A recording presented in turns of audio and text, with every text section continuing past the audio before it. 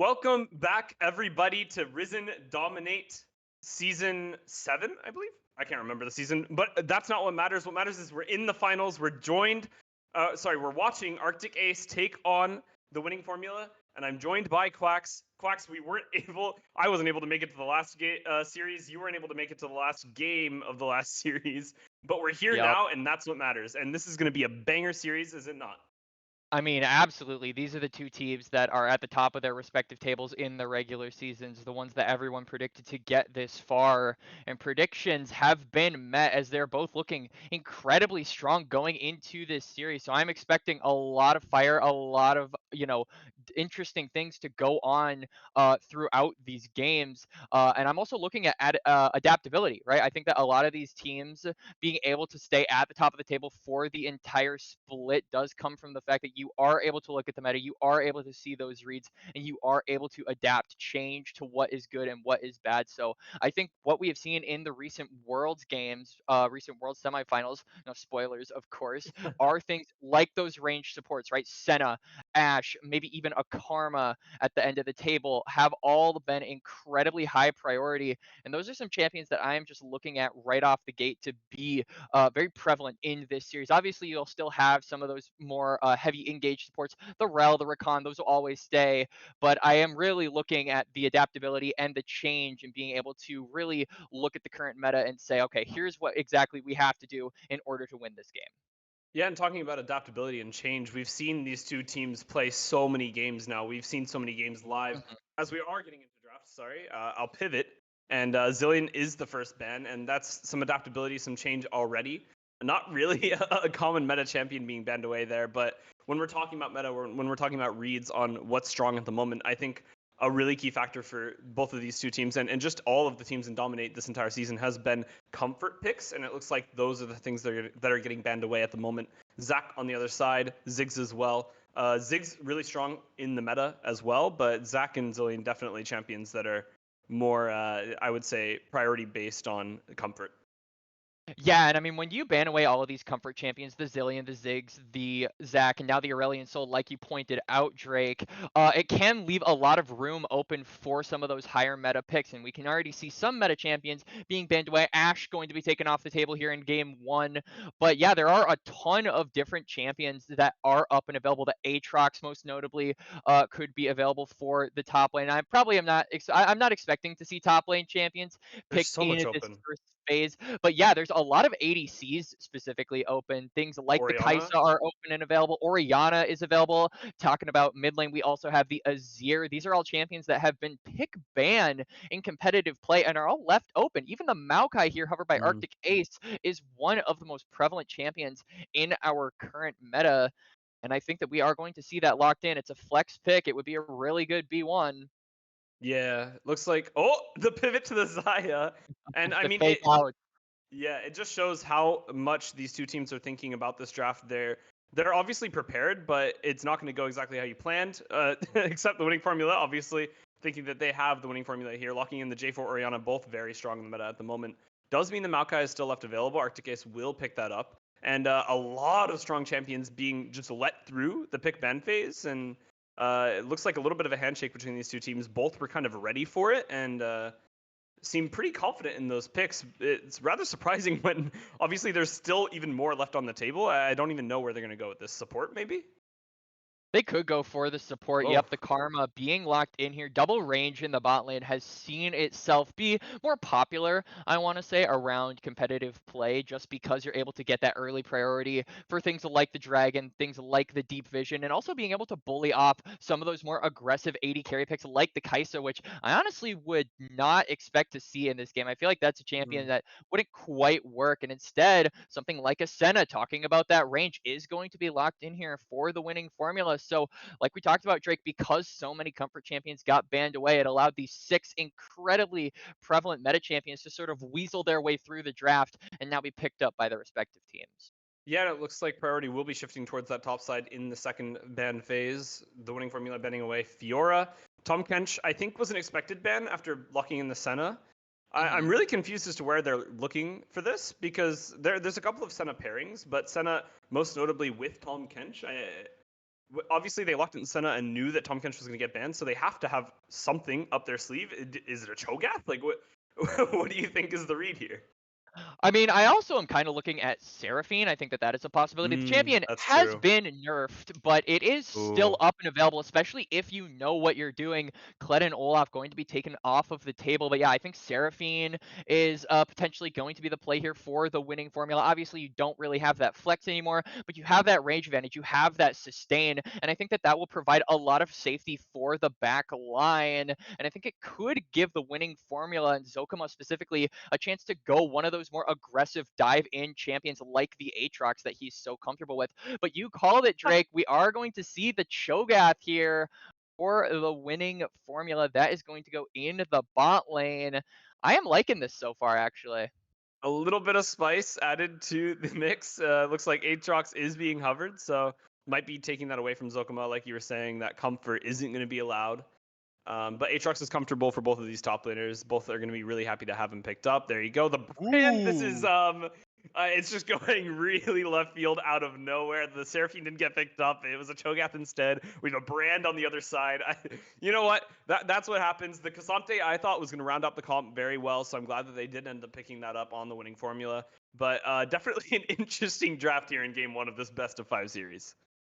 Yeah, I actually really like this brand here from Arctic Ace. This is a champion that has Really? silently been buffed in the last patch. They said, personally, Riot said that they're pivoting more toward Brand being a mid laner slash a jungler. So I am curious to see if this is going to go to 1 to 100 or if he's going to pick up that Karma instead, because I do believe that those champions are interchangeable. Obviously, I think the Brand is more likely to go in the mid lane, but the flex potential is there. But both of these teams playing very hard to their strengths. The winning formula on one hand have a very, very standard, I almost want to say easy to execute front to back comp, whereas Arctic Ace are pulling off all the stops, damage after damage with good pick potential with a brand stun, Aatrox Qs, Karma W, and Maokai as a champion is able to help you get a pick. So I think it is a question of picks versus sort of a front to back comp here in game one.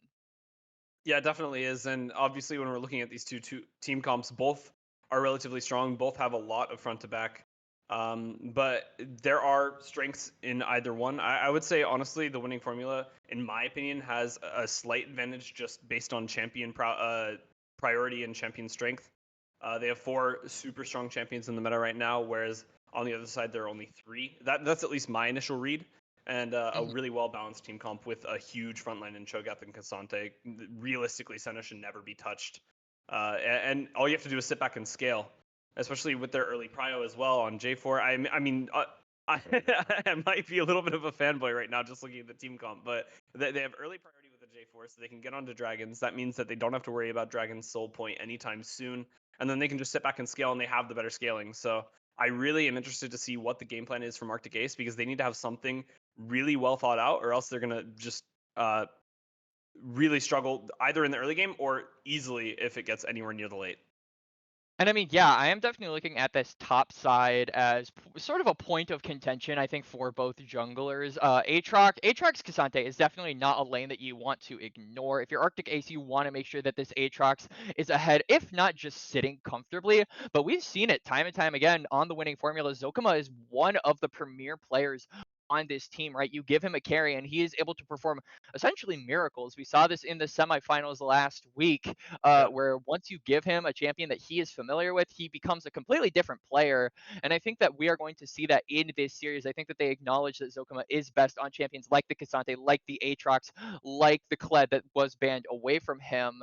And I think it is going to be up to the Q to Brat and Sir Raven on this top side for Arctic Ace to sort of shut that down and make sure that Sir Raven can be as comfortable as possible going into the late game on the Aatrox. And it really is difficult, right? Because J4 can just path towards that top side. Then it's a really hard gank to survive. Obviously, a lot of CC coming out from K'Sante and J4. And I don't even know if they win the 2v2. I would say, honestly, that J4 K'Sante wins the 2v2. So it might even be a case where we need to see a little bit of roaming coming out of the mid laners, roaming from the support in order to actually facilitate that top side. Because if Sir Raven isn't ahead, he is losing out so much in that top side. K'Sante's so tanky once he gets a couple of items under his belt. Even if he's even, he just becomes such a stronger champion once you get those 2 items on the K'Sante champion. Not only that, but he's an incredibly safe champion, right? You have someone Yeah. like a Maokai who is really good at locking down. But then you have K'Sante. He has an unstoppable. He is able to make sure that that twisted advance, that Nature's Grasp are not able to get to him like they are other champions. So it's not as effective. This pick comp that Arctic Ace have drafted for themselves is not as effective against a champion like K'Sante, who can just say nope and shield up and sort of dash away. And like you said, has so much armor to survive it later on in the game and just be that unbelievably tanky frontliner. But I do think that the winning formula are really looking at that Senna to be the premier backline champion. You have a lot of engage, you have a lot of frontline with the K'Sante, with the Cho'Gath, and with the Jarvan. But I think that Senna, once she gets enough souls, it's going to be incredibly difficult for Arctic Ace to get to the Senna, get through the meat shield that the winning formula have drafted for themselves. So it is going to be up to them to make sure that Senna is delayed on getting those souls, that she's bullied out. And I think that having Maokai honestly path toward the bot lane might be the wiser choice, even though you don't want this K'Sante ahead. It really is going to be interesting to see what Arctic Ace choose to do, because I think that both decisions of pathing top or pathing bot have merit. Yeah, 100%. Both options are viable, and I think there's a lot of factors in this game. Obviously, there's the other factor of if you are looking at the winning formula, if you're looking at their team comp right now, we have been saying that it has a lot of strengths. Obviously, it scales better into the later stages of the game. It has a lot of early game priority with the J4 just on his own. But I also think that there is the reality of the fact that their damage profile is somewhat lacking. They have 2 damaged champions, the rest of them are frontline, right? And Yep. as we even see the matchups here, Aatrox going to be doing tons of damage. Has that Conqueror going to be healing up a ton. Maokai actually does surprising amounts of damage for being a tank, going into that Phase Rush build as well. So he's planning to do so. Karma as well, Xayah, Brand, all of these champions do tons of damage. So it is going to be up to, in my opinion, the way that these team fights are played, the way that the mid game is played. And both teams have showed that they have a lot of prowess in that section of the game. Arguably, the winning formula lacking a little bit more. They showed that they were slightly shaky towards the middle stages, but once they get to the late game, once they get to where team fights are essential and their scaling champions are coming online, they absolutely dominate. So it is up to these team fights and when these two teams actually decide to try and put pressure on the game.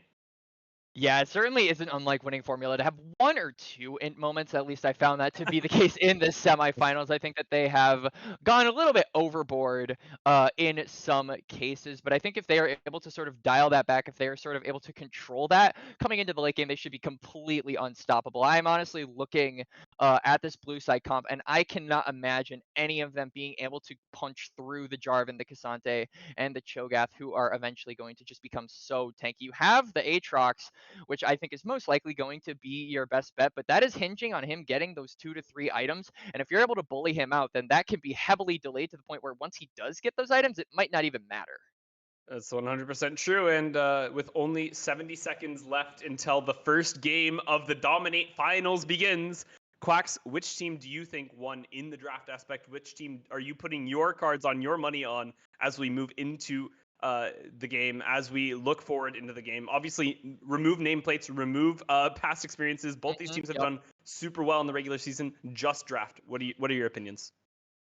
I think in this game one, I definitely agree with you, Drake. I think that the winning formula have come out on top, but I also think that Arctic Ace are kings of adaptability. We talked about them, we touched on them in that first week, right? They were our first cast of the Dominate League, and they looked incredibly strong, willing to adapt. And so I think that even if the winning formula managed to take this first game, they're going to have some retaliation with their opponents being able to just switch it up a bit. So I guess with that in mind, do you want to take us to break, Drake? I definitely do. Guys, don't go anywhere. Get your crisps. Sorry, British moment. Get your chips, get your snacks, and get your drinks. We'll be back in a very short while with all of the action. Don't you guys go anywhere.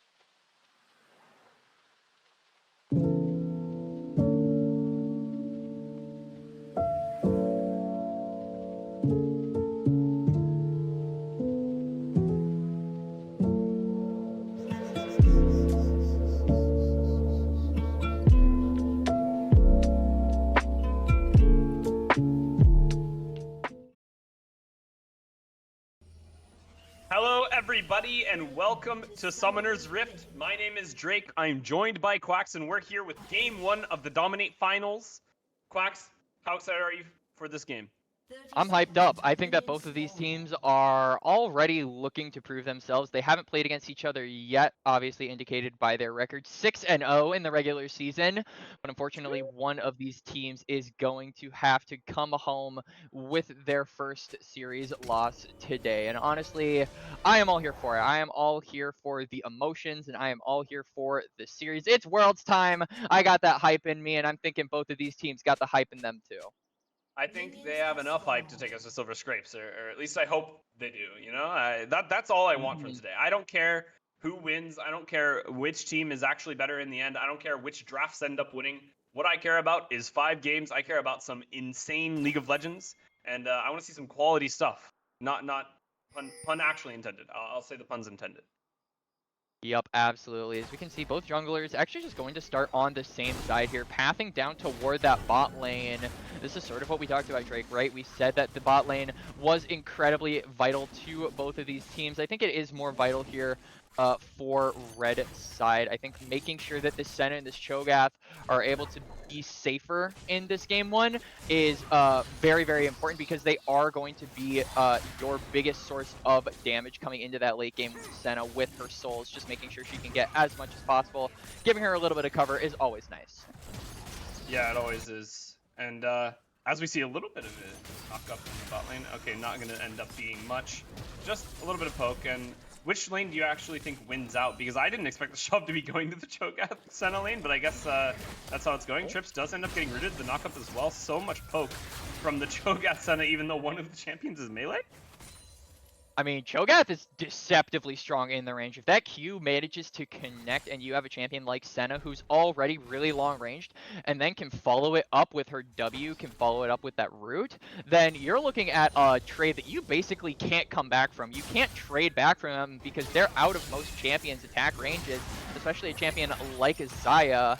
And I mean, look at the amount of damage they're managing to get off. Look at the push pressure as well with the bullying going on in that bot lane. This is exactly why you pick this lane, in order to get that early game prio for your jungle.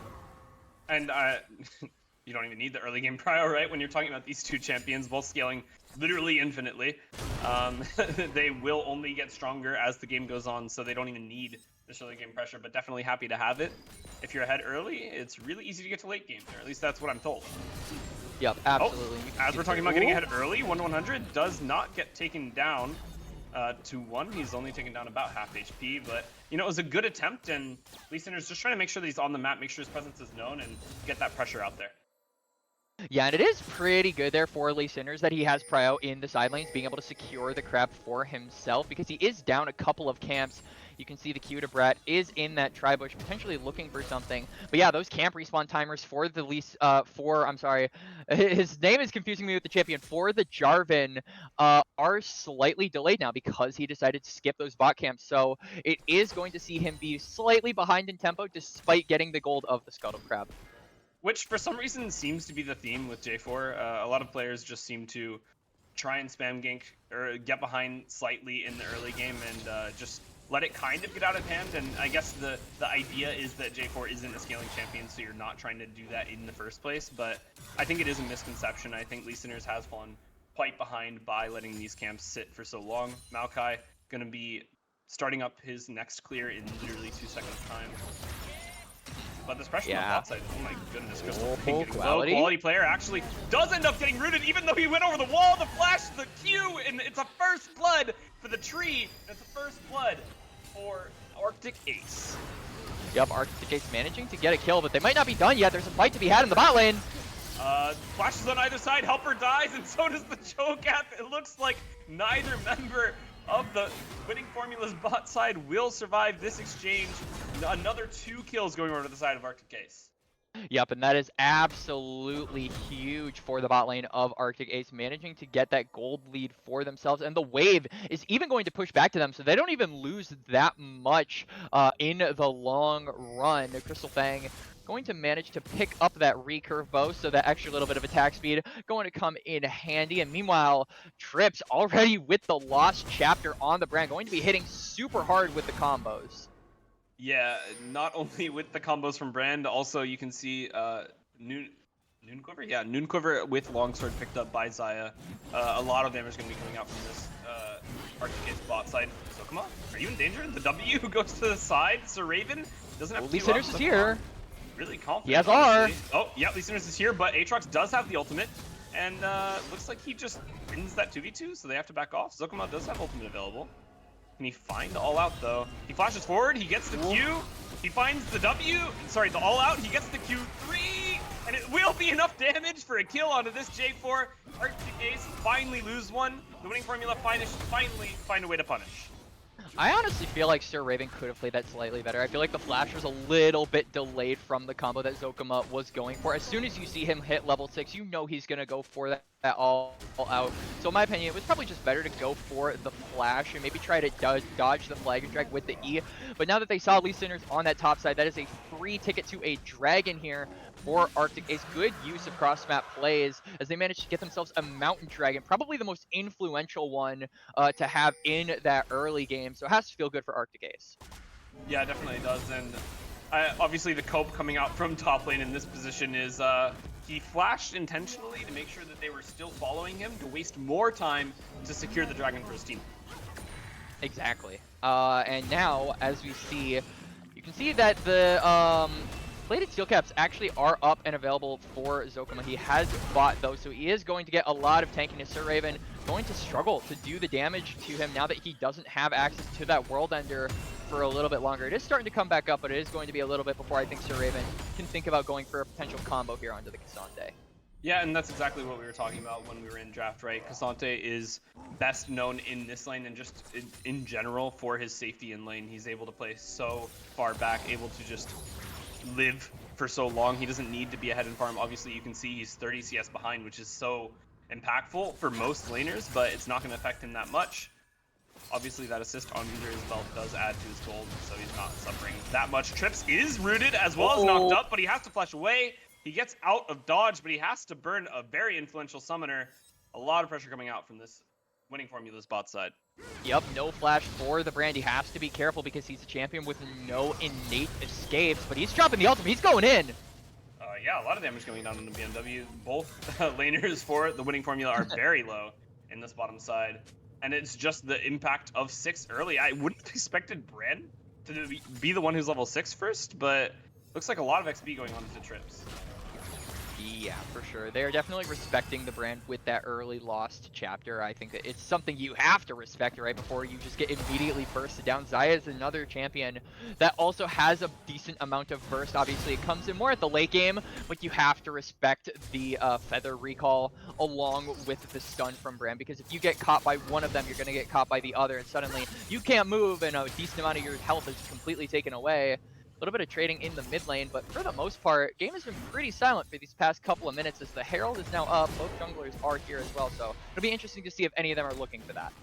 Yeah, pressure should shift towards this top side as we do see both junglers and top laners about to scuffle. Looks like Karma's moving up as well. So a lot of pressure here. J4 does get rooted. He gets Q'd as well. There's a lot of follow-up from Aatrox. It's not quite enough damage. The Q doesn't land. Zokuma finds it all out, but it's nowhere near enough. 2 kills. Over to the winning formula. Sorry, over to Arctic Ace. Yeah, I mean, Lee Sinners went for the EQ there, but I don't think he saw what was on the other side of that bush. And suddenly, you're in the middle of 2 very, very hungry enemy champions, and you cannot get out. So yeah, that is just going to be 2 kills going over to Arctic Ace and a Herald at that. Good roam there also from 1 to 100, just to be there to support their team, even though I don't even think they needed the Karma.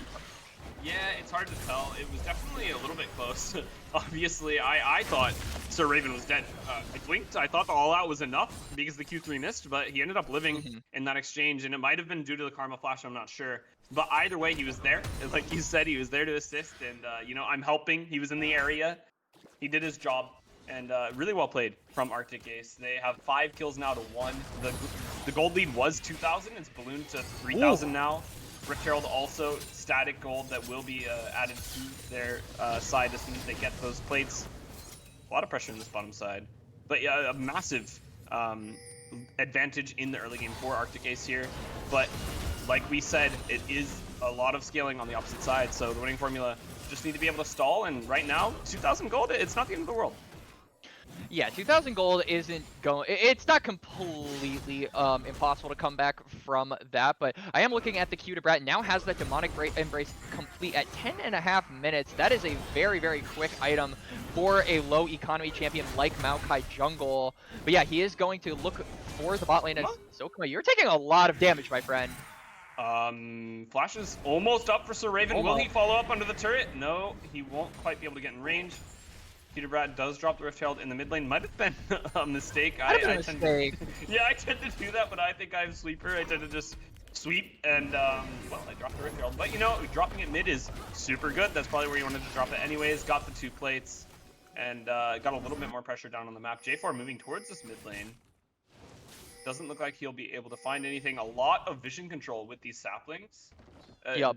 Maokai just absolutely controlling this bottom river before this dragon spawns. And this is really, really where I feel that having that demonic embrace comes in handy. Being able to use those saplings for the zone control, making it dangerous to even walk toward the pit is where Maokai shines. The burn really going to be detrimental to a team like the winning formula who wants to scale, wants to get these dragons, but has to go through hell to do it. He pops the ultimate, he has flash available, and the Cataclysm comes out from Lee Sinners. It should just be enough follow-up to find the kill, and the Aatrox will go into the ground, but so will the Chemtech Dragon. Another dragon picked up by Arctic Ace, and Soul Point is not far off of the horizon. Yep, they just need one more, and Soul Point is there and up and ready for Arctic Ace. They don't manage to get any kills, but they might be looking for some. Yeah, they can't quite find any more follow-up. The Zaya doesn't quite get enough, and a knock-up on the Crystal Fang should deter them enough. The winning formula just trying to stay safe, trying to hold the enemy team back as much as they can until they can scale, because you can definitely tell that the spikes are coming out for Arctic Ace and they're coming out strong. Yeah, I mean, Trips is looking real aggressive on this brand pick, constantly looking for trades, constantly looking to scuffle with the Zaya and just put a wrench in the scaling plans of this bot lane with the Senna and the, sorry, I almost said Tahm Kench, and the Cho'Gath.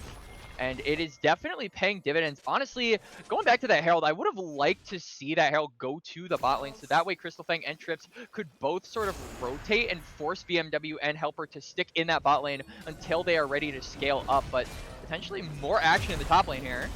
Zokuma doesn't quite find the Q3. The Lee Sinners EQ does go slightly wide. Quality Player has the Shockwave available. It does land. Sir Raven trying to find his way out, getting a lot of healing.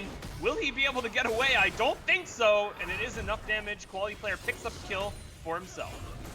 Yep, but he is forced to go back to that mid lane and TP, just trying to make sure that 1 to 100 on this Karma cannot get those 3 plates. And he already has a decent amount of plates this pick, having the Herald drop in that mid lane. So this Karma is certainly beginning to scale up, has the Imperial Mandate up and available, and is just going to continue to be more dangerous. Q Brat really challenging this push coming out from K'Sante. Not going to be able to freeze it for his top laner. Or actually for his bot lane, as it does look like there's a little bit of a lane swap on our screens. Karma moving towards that bottom side. Aatrox probably going to pick up the mid wave. I'm curious if this is just because the priority is shifting towards this Rift Herald. If there's a lot of pressure going towards that top side because of that. I'm not sure, but we'll have to see, obviously, as Arctic Ace have been moving about the map very intentionally. Wait.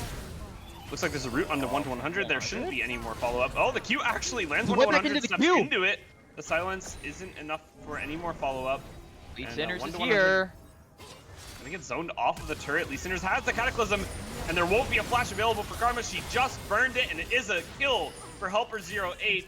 This Senna is starting to scale.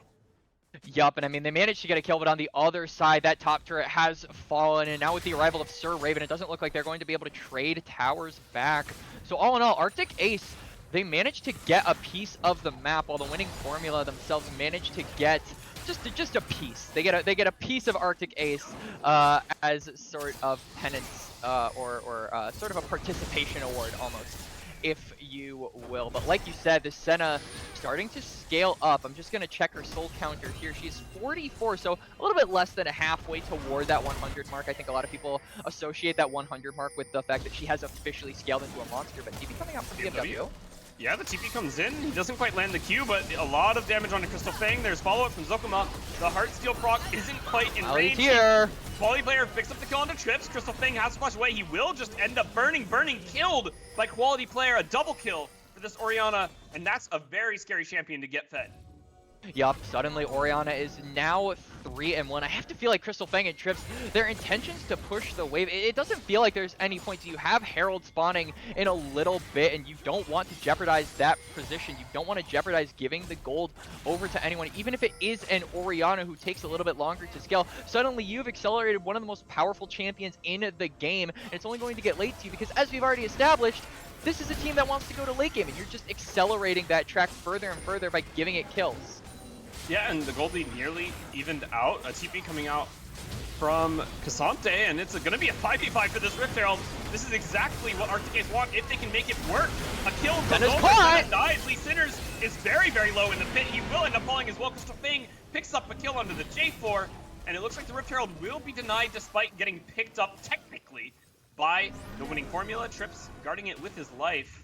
K'Sante won't be able to find his way into that one, and 2 kills for free. This is exactly what Crystal Fang wanted to be up to. Oh no, Zokuma. This is what Crystal Fang wants.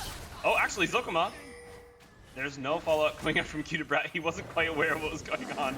I don't think he expected K'Sante in that bush.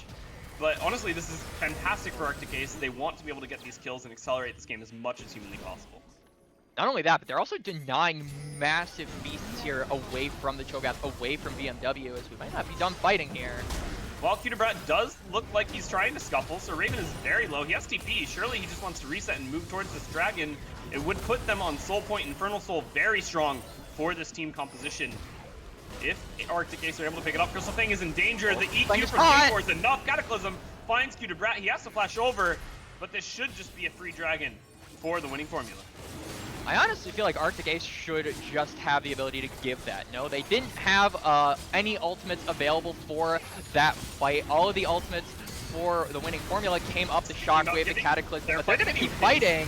Yeah, Maokai ult goes in. BMW very low, Zokuma low as well. 2 kills immediately go to Arctic Ace. They can fight, they can take this dragon. It's all theirs. Lee Sinners is here. It's a 4v3. Looks like the Karma's going to get very low. The Orianna ends up falling. Lee Sinners on the opposite side gets very low as well. No more follow-up there to be able to pick him up. Will the dragon go over to Maokai, but Senna randomly gets a kill on the opposite side. This fight is scattered, but the game looks like it's nowhere near even. Lee Sinners? Yeah, he will just take one of his turret shots. The kill goes over to Crystal Fang once more.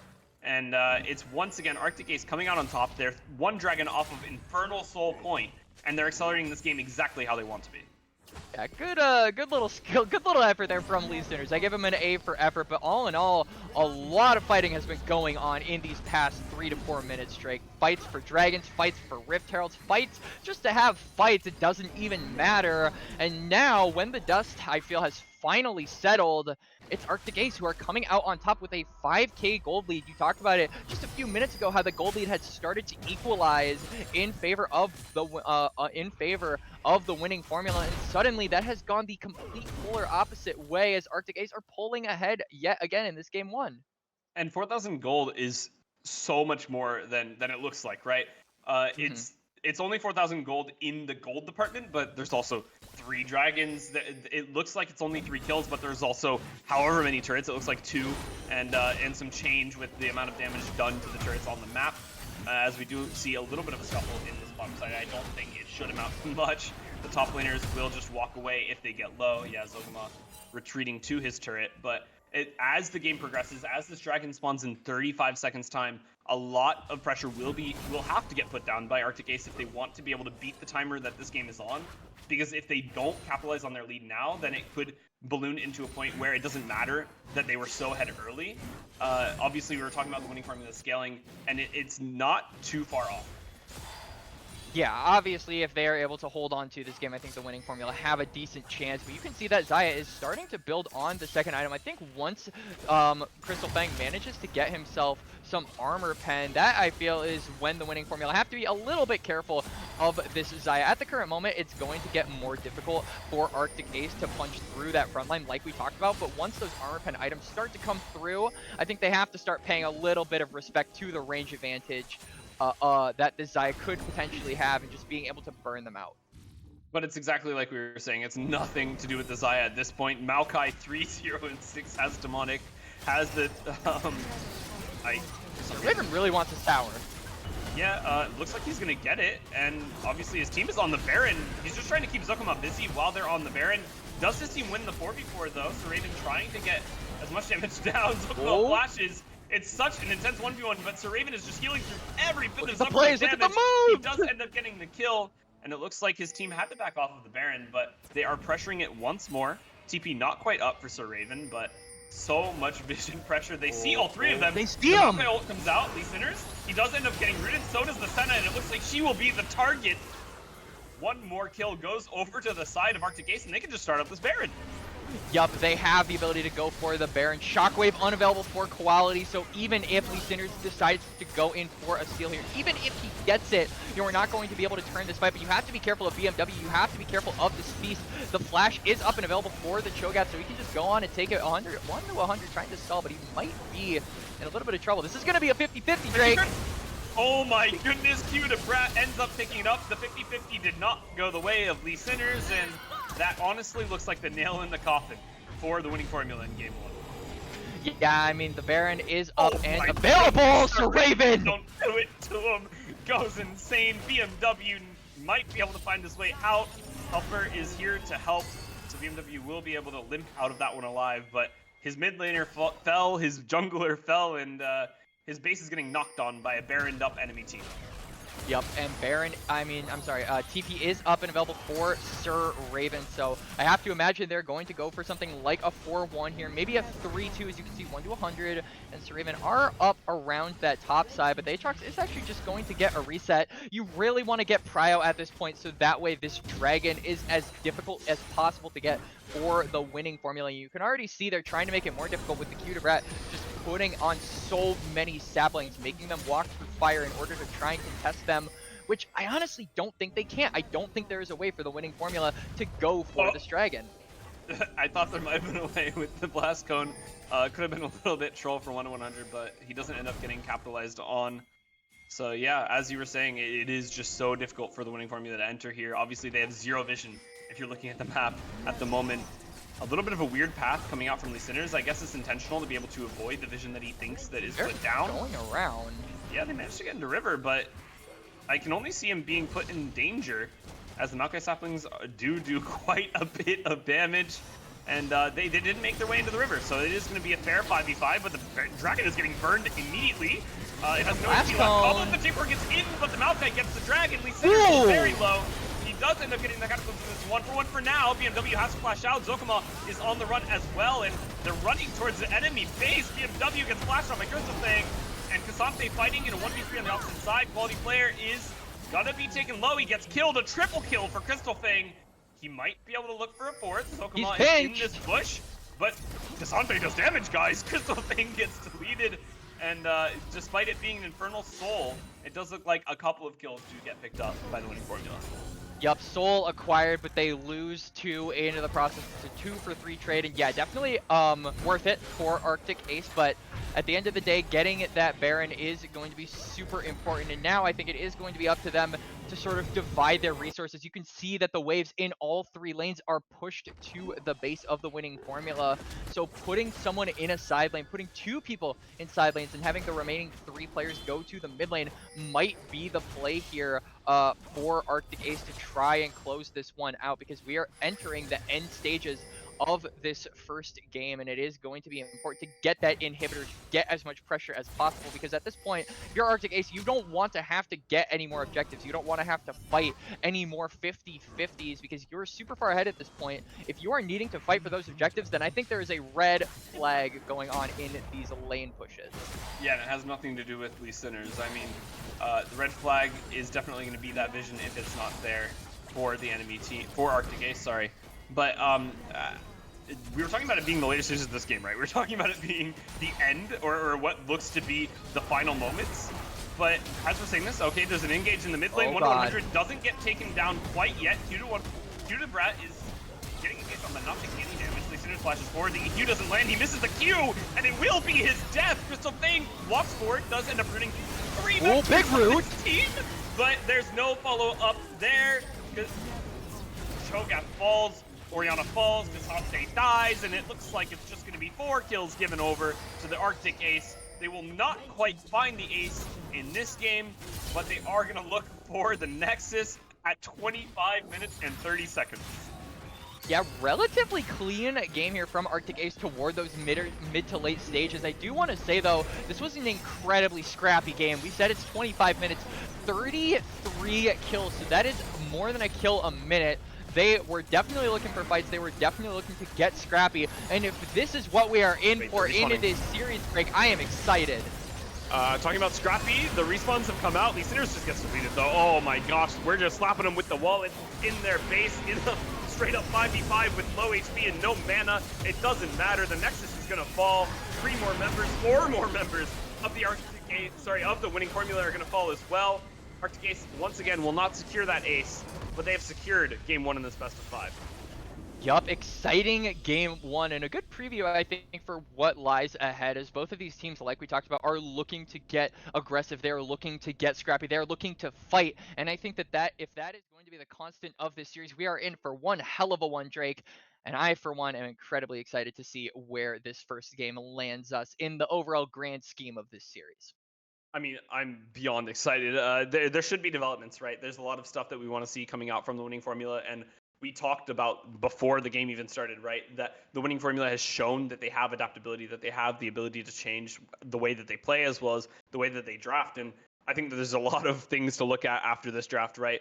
It had nothing to do with the meta that we were talking about, right? Orianna, K'Sante, J4, all of these really strong champions were picked up by the winning formula, but it was nowhere near the winning formula for them.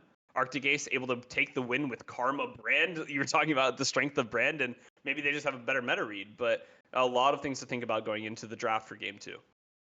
And honestly, I feel like the gold was allocated into champions that we didn't quite expect to be as strong as they were, specifically Trips and the Q to Brat on the Maokai and on the Brand were really strong. These are champions you wouldn't normally expect, roles actually you wouldn't normally expect in competitive play to have a majority of the gold, but they were incredibly threatening with it nonetheless. It felt like every single time the winning formula wanted to go for an objective, they were just denied over and over and over and over again. And that hurt the Cho'Gath most of all, never really able to get some of those big objective feasts off, denying that scaling, denying that extra bonus health away, really handicapped the winning formula from trying to get into that late game that we were hyping up so much.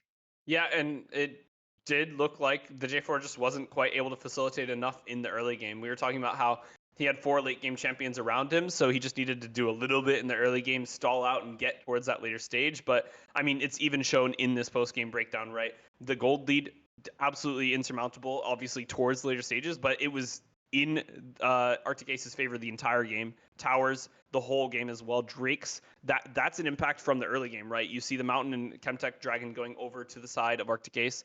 That just means that they were better on macro in the early game as well. So a lot to think about for the winning formula. A lot of, I think, objective focus needs to be shifted, and hopefully we see an entirely different game in game 2. Yeah, I absolutely agree. I feel like the lack of objective focus coming out from the winning formula was what ultimately cost them their ability to get into that late game where they could have potentially mounted a comeback. But all in all, like you said, Drake, definitely looking at that to be the change. I think that is going to be what we're looking for in game 2. And speaking of game 2, we, Drake and I, are going to take a small little break while we wait for the teams to get into draft, get ready. So we will see you all later. Don't go anywhere. We'll be right back.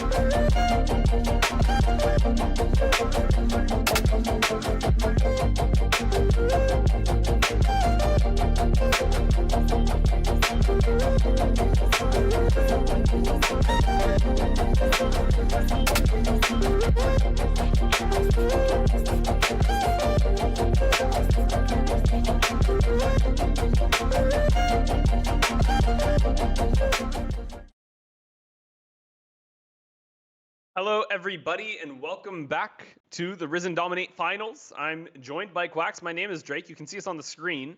It is a picture that's slightly old. But Quacks, we're back after an insane Game 1 in this Best of 5 series, and we're looking at predictions right now. These predictions were made before the games, we promise, but they're a little one-sided. They're a little biased. Yeah, I definitely am expecting some flame to come our way for saying that Arctic Ace, after Game 1, are going to be the predicted winners of the series. But truth be told, when I first saw Arctic Ace in Week 1, I definitely could tell that this was a team that was different, who played League differently, who felt more cohesive than a lot of teams that I've had the pleasure of casting. And I think that it showed in Game 1. I think that a lot of that cohesion was apparent through a lot of those team by plays, through a lot of that objective macro that seemed to pay off time and time and time and time again. And as we are going into Game 2 and bans are starting up, I'm expecting more of the same level of scrappiness, same level of team play coming out from both of these teams. Now, the winning formula, I think, like we talked about, Drake, have to have a little bit more emphasis on objectives and just being able to fight them and set up beforehand. But I think if we have that, this could very easily be a prediction upsetter, and we could easily go to 5 games with either team coming out on top. Yeah, I mean, we could definitely just see it no matter what, right? We want to see some development coming out, and it doesn't look like any has yet. Oh, actually, the Xayah is banned away by the winning formula, so that is a slight development. They don't want to see that on Arctic Ace whatsoever, and to be fair, it is a broken champion, so it makes sense. Karma as well. So a lot of developments in this draft at the moment. You also see the same 3 bans coming out from Arctic Ace. The J4 is the B1 lock, and a little bit of assessment on the strength at the moment, even though J4 wasn't the one that won the last game. Yup, and so Jarvan is going to be insta-locked. Maokai is still up and available, and I think that could be an answer here from Arctic Ace if they want to sort of run it back. And yeah, it looks like that is going to be the issue. That looks like that is going to be the pick. But a Zeri to pair with it makes me think that this might actually be a Maokai support. No As way. that is a pretty lethal bot lane duo, and it can provide a lot of pick potential for a champion like Zeri, who has been the butt of basically every single patch note since she came out, the poor girl. But the winning formula biting back with a Syndra Draven, actually maybe a Jinx, who I am actually very surprised we haven't seen any Jinx attention in this series so far with how overpowered she is. Yeah, and obviously a really good answer to Zeri, both hyperscaling champions where Jinx is considered to win out in that 1v1. Or maybe not in the direct 1v1, but at least as a champion and doing their respective jobs, Jinx is supposed to be a better, does it the job better. Xerath is an interesting pick. I would assume that that's going to go towards the support role, but if what you're saying is true, maybe we see a Xerath mid lane. Milio is the ban for Arctic Ace, and honestly, a very interesting draft at the moment. I wasn't expecting a Zeri to get locked in. I wasn't expecting a Jinx as a response, and definitely wasn't expecting this Xerath. I mean, I think that Zeri really thrives with having some of those melee supports. I think that Xerath is a champion that doesn't work as well with Zeri as a Maokai might. I think that really the only enchanters you can pair up with Zeri might be things like the Lulu, obviously, who do have things that can just really help her sort of on hit damage and movement speed, just being able to zoom around the fight. But Arctic Ace What? actually going to come out swinging with a Tahm Kench. This was banned in the last game. Now it's left open. I am wondering, Drake, will this be a Tahm Kench top lane? I don't know, but I know it was definitely a denial, right? Because I would assume the winning formula was looking for this Jinx Tom Kench lane. Thresh is another champion that keeps Jinx safe. Might end up Hmm. getting picked up here. I wouldn't be Braum. too surprised. Yeah, Braum may be better. I was gonna say Thresh isn't too prevalent in the meta. Looks like the Rel is actually going to get picked up, and I have to assume that's going towards a support role. Now they just have to pick top lane. Riven is just a troll pick. There's no way Don't do that's it. being locked in. But what do you want to see here? I think maybe a Cassante is relatively strong. They picked it Hmm. last game, and it just didn't quite find the footing that it needed to, but it definitely did look strong nonetheless. Nine I think that seconds left. Cassante. Yeah, I think that Cassante definitely has a decent amount of footing here. I also think that Aatrox is Orn? possible, but it looks like they are just going to put all of their eggs in the Jinx and Syndra basket and give the Ornn for the winning formula. Yeah, this is definitely a front to back comp if I have ever seen one. This is exactly what the winning formula drafted themselves in game one, and they're running it back in game two just with a slightly different variation in champions. I mean, the flex picks on Arctic Ace are everywhere. Tom Kench can be support, Maokai can be Hmm. support, Xerath can be support. There's so many options here. Which role will they select for? If it's the Janna, I'm relatively surprised, but it will end up getting locked in. And this is a very skill expressive champion, a lot of peel. So Rel and J4 are going to have a very difficult time getting onto this Zeri. And it's just going to kind of be the name of the game to somehow avoid getting peeled by this Janna and kill this Zeri and Xerath. I honestly am not too confident in this Arctic Ace comp. I think if this Xerath manages to fall behind you, lack a lot of damage. Sure, you have a lot of upfront tankiness with champions like Tahm Kench, who can bail out Zeri if she ever gets caught by things like a Flag and Drag or a Scatter the Weak.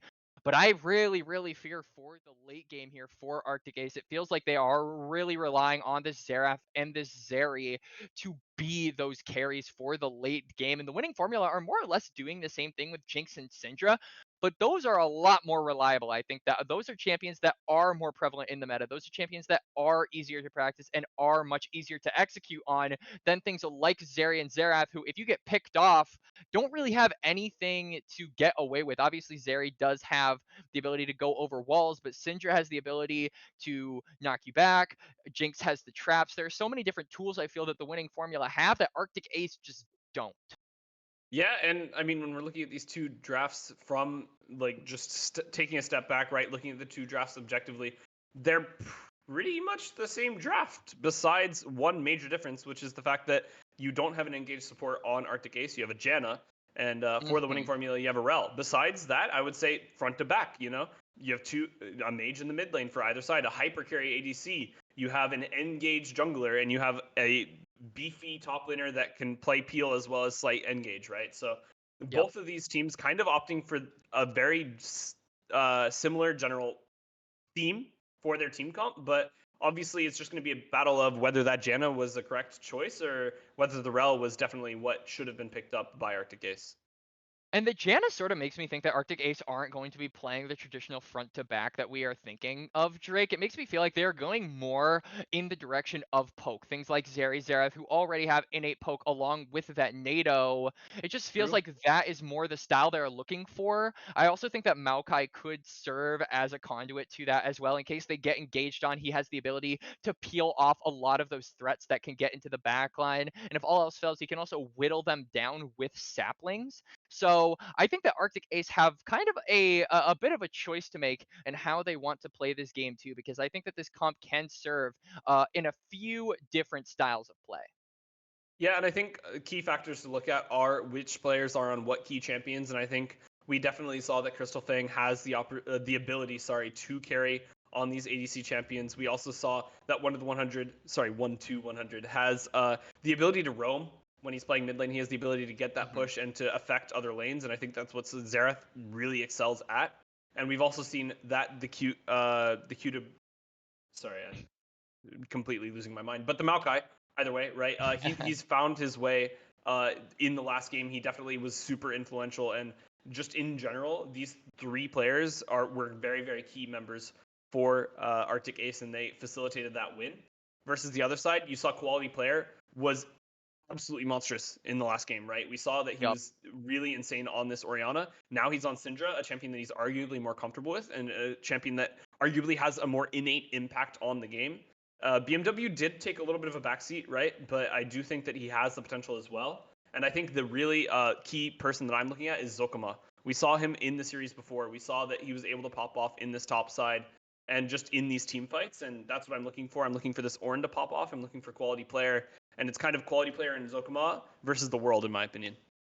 Yeah, but at the same time, I mean, we talked about it in game one, how Zokama loves to be on those carry champions, isn't quite as familiar on a tank. So I am, again, looking at Zokama to be sort of that conduit, play something outside of what we expect him to be, play sort of be something we expect him to not look as comfortable on. Like we said, we expect him to be much more comfortable on those carry top laners, and seeing him on the Ornn, I think it is going to be a test of whether or not this series is going to go the way of the winning formula, being able to flex around that top lane pool a little bit more, or if it is just Zokama really wanting to be on those carries as we are finishing up the runes. Is there anything that you're looking at in particular, Drake, for either of these teams? Either like champions to get ahead early on. What do you expect to happen in terms of early game for both of these teams? I feel like it's really difficult, right? Because you're playing on a really fine line when you are Arctic Ace in this game, because you want to accelerate yourselves. You want to get Maokai ahead. You want to get Xerath ahead. You want to be able to get Zeri towards the late game. But arguably, on the opposite side, the winning formula have champions that if they get ahead, if you mess up in one team fight and get either the Syndra or the Jinx a random free kill, they absolutely take over. So you're playing on a really fine line, and the scaling isn't necessarily in either team's basket. So it's honestly too hard to tell between these two team comps which side is going to want to be playing aggressive, which side is want to be pushing the pace of the game. And I think it does come down to just positioning. Really comes down to macro play, where you're putting your pressure on the map, and just circumstantial situations, right? If J4 goes for a gank on the top side, then Maokai is able to pick up a dragon in the bottom side, and then all of a sudden macro is advantaged for Arctic Ace. I think these are the things that are going to be really important looking in this game. Yeah, for sure. I definitely think it is Arctic Ace that have to sort of tiptoe that line in the sand that has been drawn. And so while we wait for those teams to advance, we are going to take a small little break for the spectator delay and for the players. So do not go anywhere. We will be right back for the Risen Dominate finals between Arctic Ace and the winning formula. See you soon.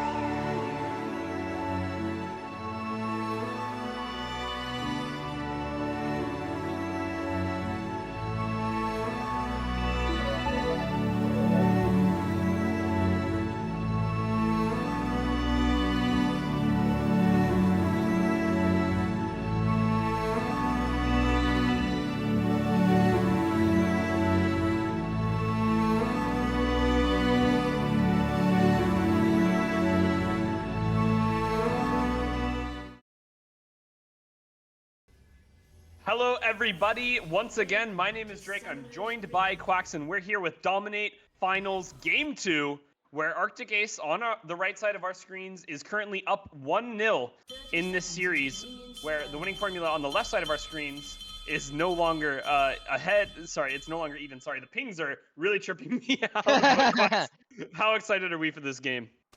Yeah, I am definitely looking at this game, and I am thinking it's going to be much more interesting than the last one. Specifically, looking at this red team, we talked about it a little bit in draft, but just looking at Arctic Ace's comp, it feels really difficult to execute. And so I think that if they are able to execute this comp, to its proper play, if they are going to be able to pull this game 2 off, it is really going to speak to their skill to pilot just about any comp and just really go through with it, because again, they are playing one of the best teams in the league. The winning formula is no slouch, right? They made it all the way to the finals. They were undefeated in the regular season, and being able to pull off some of these more unorthodox champions like the Tahm Kench top, like the Janna, I think is going to be really interesting to sort of gauge the playing field going into this remaining games of the series. Yeah, and I think it's really important this game, just in order to tell us the narrative of where the winning formula are skill-wise, right? We were talking about, like you said, Arctic Ace being, I would argue, the strongest team in the entire tournament, right?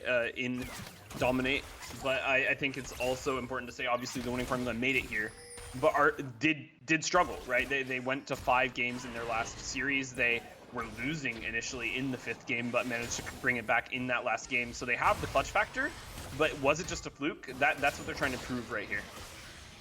Yep, absolutely. As we can see some trading in the top lane. I'm expecting a lot of trading from Sir Raven here in this early game as he hits level 2 first, goes for the knockup, but is going to miss. Yeah, this Tahm Kench I'm expecting to be an absolute bully toward Zokuma, making this Ornn's life an absolute living hell. And I expect that this hell is going to continue. As you can see, Lee Sinners is pathing toward the bot, so no help is going to come through this Ornn for quite a little bit. Yeah, this Frog is an absolute menace, and looks like the tree is also pathing towards that bottom side, slightly behind in the clear, and I'm really happy to see that Lee Sinners has adapted his play.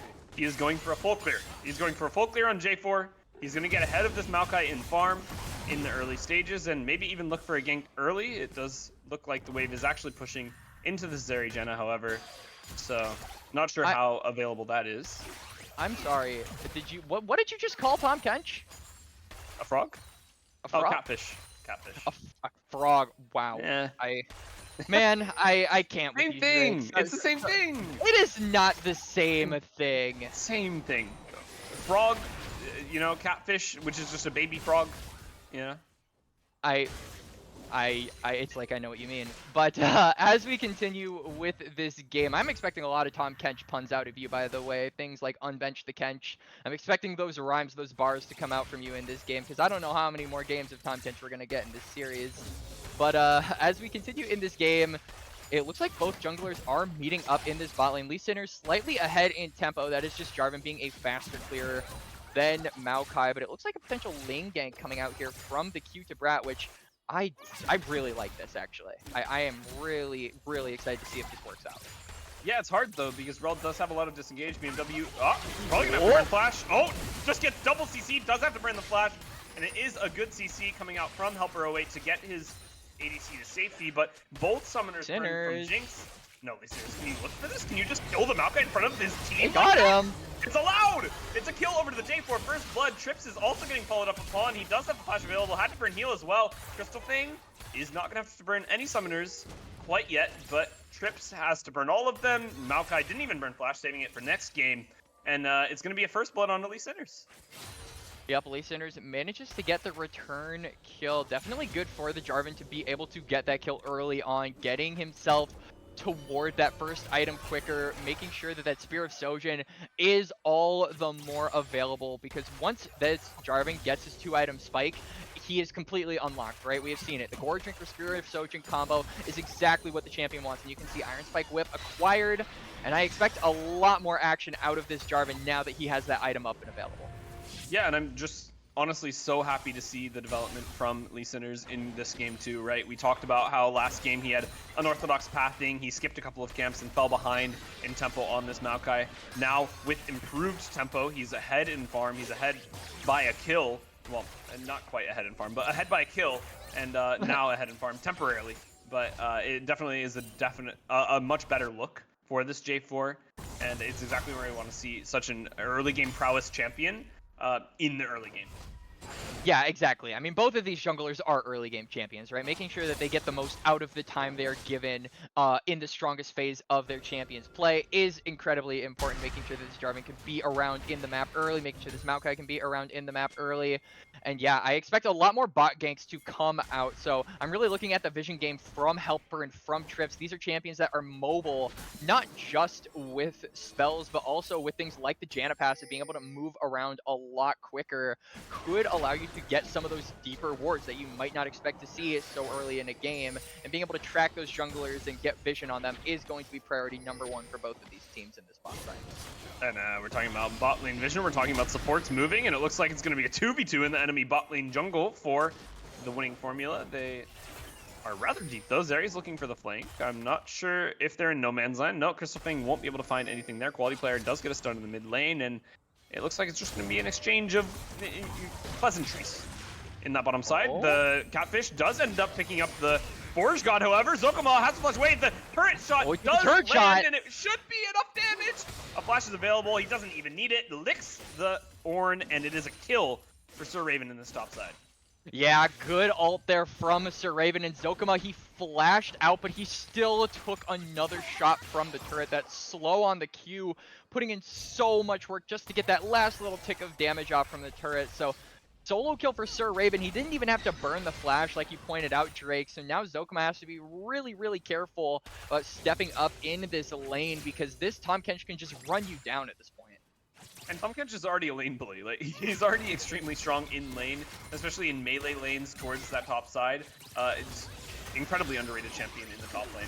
And as we're seeing right now, he has so much farm in advantage towards him. He has a kill, like we were talking about the solo kill that we just witnessed. And Ornn just, he gave up on lane in total. Like, he's just roaming mid. He does ult mid. The flash out from Xerath is there. Q2Brat just killing the mid laner while Ornn is there trying to help. Okay, it's gone from bad to worse for Zokama as his mid laner dies in front of him, and he just kind of has to walk away. Beautiful counter gank there from the Q2Brat. It forced them to look at the Maokai, but hang on, we're not done yet. This is the EQ. Helper is here, but he won't be able to help him. His jungler dies in front of his face, and it's a 1-for-1 in the mid lane. Oh my goodness. The winning formula looks busy.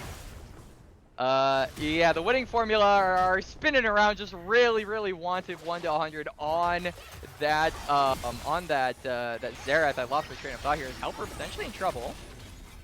I mean, not in trouble, but just took all of his HP for walking through that bush. And once again, the winning formula kind of on the back foot in this game. There are no objectives going either way just yet, but I'm sure that those are soon to follow, as Sir Raven is getting this pressure in the top side. So come on. He canceled the R. Did he? Yeah, Sir Raven used ultimate, but it wasn't able to devour him because he was using the E. So that's ultimate burned from the Tahm Kench, and now the Herald is started up by Lee Sinners. A first and move. Now, yeah, Tahm Kench might not be able to join this fight. He's taken decently low, doesn't have ult either. Oh, they spot Maokai, and J4 elects to just back away. Doesn't want to start up that Rift Herald anymore, or continue to do it anymore. It does get reset, and Q2Brat just being in the right place at the right time does mean that he doesn't quite have to fight it. He stalls it out for a little bit longer and gets his reset in. But looking at gold on the map right now, Tahm Kench 20 CS ahead. Helper, you can't look for this, surely.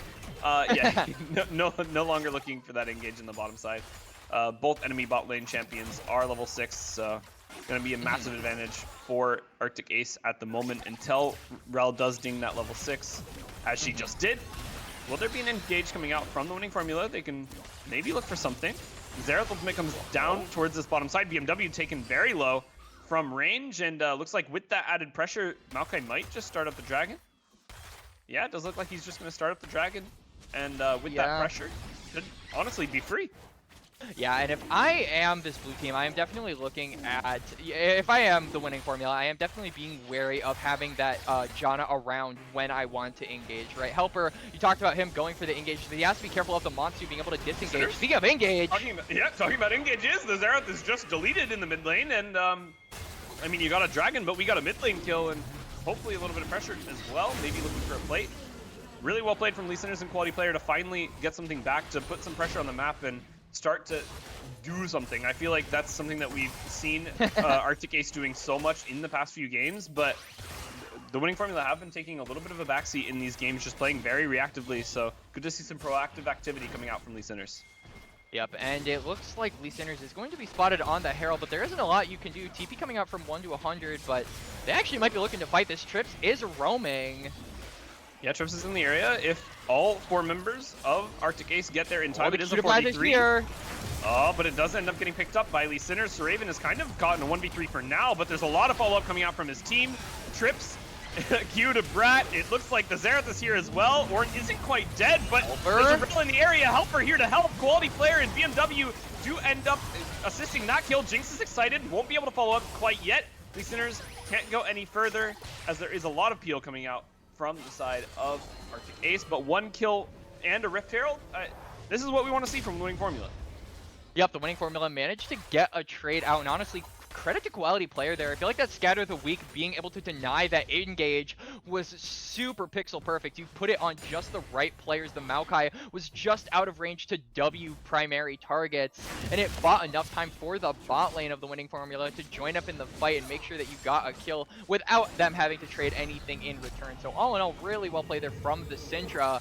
And they get a decent amount of rewards with it. Herald now in tow, a kill along with it, and a 3-1 Jarvan.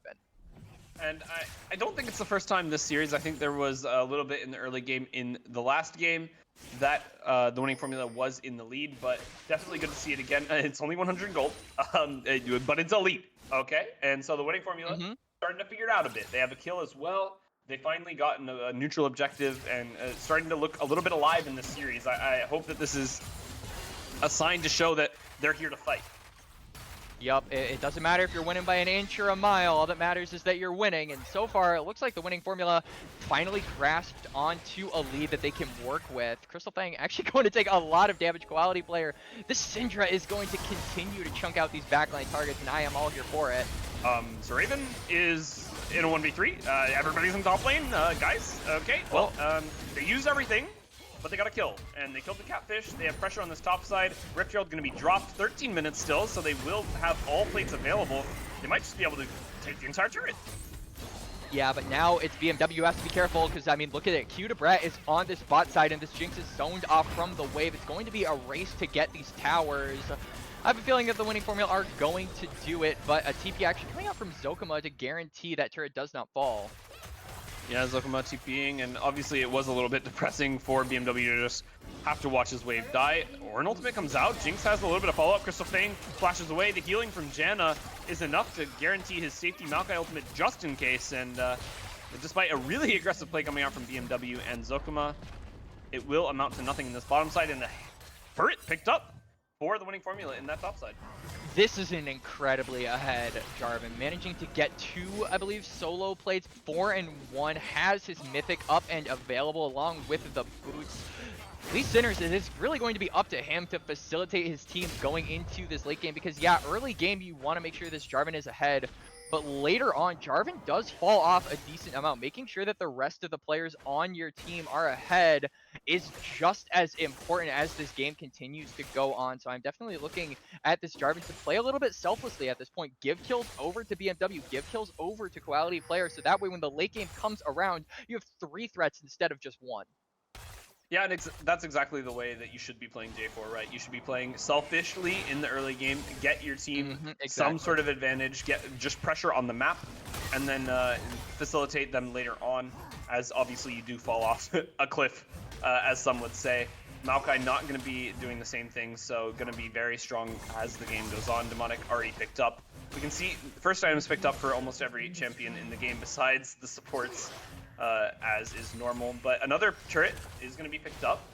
Arctic Ace finally pick up their first one in this bottom side, and it looks like they're moving into enemy jungle, getting a lot of vision down, and as this dragon spawns in what seems to be 20 seconds time, I'm not sure. Oh, okay. Looks like J4's looking for something, does get the EQ onto Trips, and the Cataclysm catches too. Q to Brat isn't able to flash out of the Cataclysm, but he does just survive. Call the ambulance, but not for me. Helper 08 finally able to find something onto this Maokai. CC is enough, but very moment, he gets a triple kill, and Crystal Fang absolutely popping off in this game. Yup, Crystal Fang managing to take it back, running it back for the team. It felt like Arctic Ace was struggling, but they managed to get a teamfight win for themselves, and a dragon at that. It looks like this is not going to be contestable by the side of the winning formula, as the only remaining member that didn't just respawn is stuck in the mid lane, as 1-100 is just poking him out. But yeah, this is 2 dragons now going the way of Arctic Ace. And this is exactly what we saw in game 1. They got 2 dragons, and they took the game, they grabbed it by the throat, and they never let go. So I am definitely looking at the winning formula to look for plays to prevent that from happening again. And once again, it's Crystal Fang with a massive gold lead, in making massive plays in this game. He did it on the Xayah, he's doing it here on the Zeri. And gold leads be damned. It looks like it's been flipped entirely.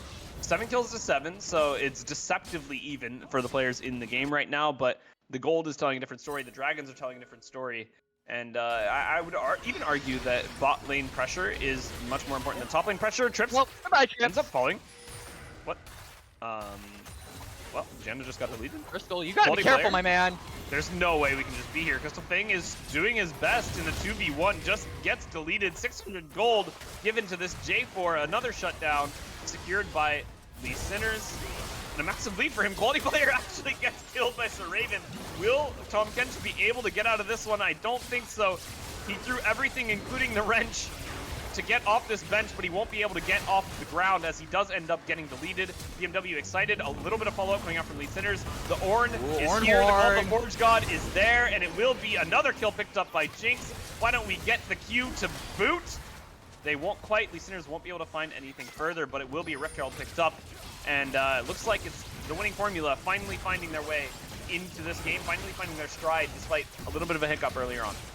And just as soon as Arctic Ace gained an advantage, they lose it. It has to feel really bad for Arctic Ace. They had a really promising game ahead of them, and they just threw it with so much uncoordinated engage. They went in 1 by 1 instead of a team getting picked off 1 by 1. Sure, they managed to trade back a kill, but that's nothing compared to what the winning formula just got. They got a ton of gold for themselves and more damage onto that mid turret, which both teams are seeking after. Trips is just gonna get executed again! Trips, what are you doing? Quality player is an absolute monster. Don't go near that guy. He gets deleted after 1 scout of the week. There's enough follow-up with the Q, W, and R. It's just insta-killed. Yeah, I mean, Trips has to be careful on this, John. That is the 2nd time in a row he has gotten picked off by the scout of the week coming out from quality player. And suddenly, 2K Gold League coming out from the winning formula, but it just feels like it was off the back of Arctic Ace making repeat errors over and over, and it's going to be up to them to try and find something in this game. But you're, like we talked about in draft, you're up against a Jinx and a Syndra. These are 2 champions that you have got to be careful of. Tiptoeing that line is going to be incredibly difficult, and it's going to be more difficult as the game goes on with how strong these champions are. And the team comp in general, it's really hard to play around a Jinx Syndra when you're playing around a Rell as well, when you're playing around an Ornn Engage, when you're playing around J4 who just locks you in a Cataclysm. It's going to be so difficult for Arctic Ace to play these team fights, but if they're able to play the way they did in game 1, they might be able to pull it off. Obviously, Arctic Ace making a couple of mistakes in this game, and I think it's just due to overconfidence. Obviously, they won the first game, they got a little bit of a lead back in this game as Zeri got 3 kills, and just 1 misstep does mean, like you said, that this Jinx Syndra are absolute monsters, and it's so hard to play this game. Yep, and now with Spirit Extortion complete from Lee Sinners, I have to fear for 1-100, who is just going to get continuously bullied in this game. And a mobile mage against a champion like Jarvan never feels good when he has an item that reduces all of his spells. You really have to be aware of your positioning at this point if you are this Xerath. And not just the Xerath, but also Crystal Fang, as BMW gonna throw out that Super Mega Death Rocket and actually not going to kill Trips, but, you know, a good effort, I will say. So much rage coming up from BMW with the stacked you? lethal tempo, but Rel does take the Maokai ultimate, but it looks like the Jinx will be taking the Maokai W. He ends up falling. Zeri won't be able to find anything else in this game fight. Gonna end up no, actually, Xerath gets the Rel. Zeri ends up falling. Syndra gets a kill on Jenna off the back of that fight, and it is just gonna be a 2 for 2. A flash over and John 2. The Xerath does mean it is a 2 for 3 now, as the winning formula looks to get some more. So Raven does get to eat. It's a 2v2 now as the Syndra falls. Tanks versus tanks. Beefy boys slapping each other around. Zokamon takes him to the bouncy castle. It will be Lee Sinners and Ornn versus this Tahm Kench. He will be benched, and it should be a dragon given over to the winning formula. Yup, they finally managed to win the fight after what felt like 5,000 years of just hitting a helpless catfish, but first dragon going over to the winning formula, denying the soul point away from Arctic Ace has to feel nice, but again, just so much pick potential coming out from this Jarvan, and immediately 1 to 100 on the Xerath, who's just found the moment he wasn't around his teammates. It got capitalized on, and this is the strength of the pick comp. This is the strength of having the Flag and Drag, scatter the weak, the Rel, being able to get champions that are put out of position. Really feels like that is what the winning formula's plan is at this point, just making sure that the vision is set up and that they can pick people off before objective starts, denying the team fight really away from the Arctic Ace, who are trying so hard to get picks of their own, but just failing all the time. They managed to get 1 or 2, but it is the team fight win coming over for winning formula. I mean, it's absolutely tragic to think that Jinx, the main damage dealer for the winning formula, was the first person to die in that team fight, and they still lost. I mean, Arctic Ace are in such a rough position. Crystal Fang needs to be able to get some gold infused into him. Xerath, we were talking about this earlier, but does struggle to deal nearly as much damage as Syndra in these team fights. We'll be able to find, like you said, that pick potential, but in a full-fledged 5v5, it is so difficult for Arctic Ace to play. Yeah, absolutely. And I also do want to mention Zokama is level 13. He is approaching the point where he can upgrade his team's ornaments. So that's another thing that you have to be wary of, right? And it's another advantage that the winning formula are soon going to unlock. And it just feels like Arctic Ace are slowly getting choked out of this game. It felt like they had it, but they just threw away the lead as soon as they got it. And they're paying the ultimate price now in this game. They definitely are, as it looks like the Baron has spawned, and Arctic Ace very clearly slightly scared of the winning formula, putting pressure towards that top side. Jenna getting as many wards down as she can, has to take a reset to get more. And this is where the focus is. If Baron does end up getting picked up by the winning formula, if it's not a flat 50-50, if they get these objectives, all of a sudden the game becomes even worse. BMW takes a lot of damage from these Xerath ultimates. Oh my god. Only 3 hit her, and Jinx almost died. This is an absurd champion, but honestly, that's the most he can do, so at least there's pressure there. Oh, Maokai does end up getting engaged upon. Cue to Brat taken into the air. Helper await has to full engage. Does get the ultimate onto 4. The Ornn finds a call of the Forge God onto 4 as well, but he is going to get CC'd. Rel just gets deleted, and now it's an Ornn versus the world. Whoa, he got him! Tossing the Ornn into his team fight. Into his team. Cue to Brat is the one who gets caught in the middle of the battle. However, Lee Sinners finds the EQ out, and so Raven is now going to be the target of the winning formula. He's trying to peel as much as he can. Lee Sinners and Zokama doing their best as well. BMW free hitting, so Raven doesn't quite get caught by the EQ. The Flag and Drag goes slightly wide. BMW can't find any more damage. Quality player, if you walk into that brush, you're probably going to die, lad. He has to back away, and it will just be a 1 kill for none, going the way of Arctic Ace. Yeah, honestly a little bit anticlimactic. They were poking each other over and over and over again, but this is just proof that the frontliners of both of these teams are so incredibly tanky, so difficult to take down. And I think that without these armor pen items from either team, it is going to continue to be like that. But I think as we approach 3 to 4 items for our carries, our 80 carries in particular, we are going to see those frontliners become less and less relevant, especially with the Syndra also approaching that 100 stacks. Actually just got over 100 Splinters of Wrath, so that execute is going to be available for quality player, which is going to be very useful to use against champions like Tahm Kench and Maokai. And we were talking about this game potentially going long. Obviously, oh, never mind. There's an engage on the Sir Raven. The Xerath ultimate is coming down as well. Lots of damage on the quality player. He nearly gets deleted and has to reset.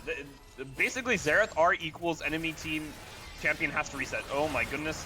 Quality player almost gets caught by that Zeri W as well. And a lot of pressure coming out from Arctic Ace. Before this Dragon spawns in a minute's time, they want to be able to get the enemy team off the map. They want to be able to find this vision in the bottom side and maybe threaten pushing themselves towards this soul point. Sir Raven caught in the middle of 3 members, but he's actually doing quite a bit of damage. Does end up he got him out with like a drag. And Zeri ultimate comes out. A huge engage from Rel. Lee Sinners goes back in. The Cataclysm catches the Zeri in the middle of it. Unibrat is Body plays on the back. 3 members. Jinx can't quite find the excitement. She does finally get it. And she gets another kill as well. Maokai falls. BMW caught. However, as he does end up falling, every character in this fight, 1-100 is very low. Lee Sinners finds another engage, does end up finding the assist onto the Xerath. Zokuma, so much healing from that core drinker as well. And quality player over the wall finding a little bit of assistance for Zokuma. It should just be an ace picked up for the winning formula. They don't want to chase the catfish any longer. That healing is insane. Oh my god. He's going back in! Dragon Fit, it's a 1v3, he doesn't care. The Raven is here to fight, he's here to play. The Dragon is not his target, however, as he does end up falling. A fish dies in the river where he belongs. And it looks like it's just going to be a Dragon picked up by the winning formula.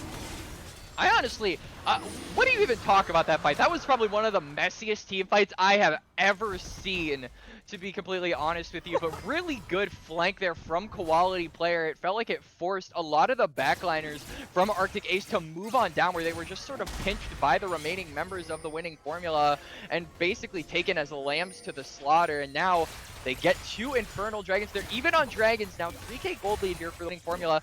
I am really surprised, though, that neither mid-turret has fallen. Both of these teams have been trying to pinch away at the health of those tier 1s, but haven't quite managed to take them down. And I feel like it's denying both teams a lot of vision, a lot of priority to be able to go deeper into the other team's struggle. Yeah, and I think it's part of the reason why this game has gone on so much longer than the game beforehand, right? We're at 27 minutes. This is already longer than the first one, but we are in for a doozy. We're in for a lot longer of a game as no one's near soul point. Baron would probably convert to maybe a turret and a half in the mid lane. There's just so much contention between these two teams. Each team fight is so close. And with, like you said, all of these objectives still being up, it's so hard to crack the base of either team.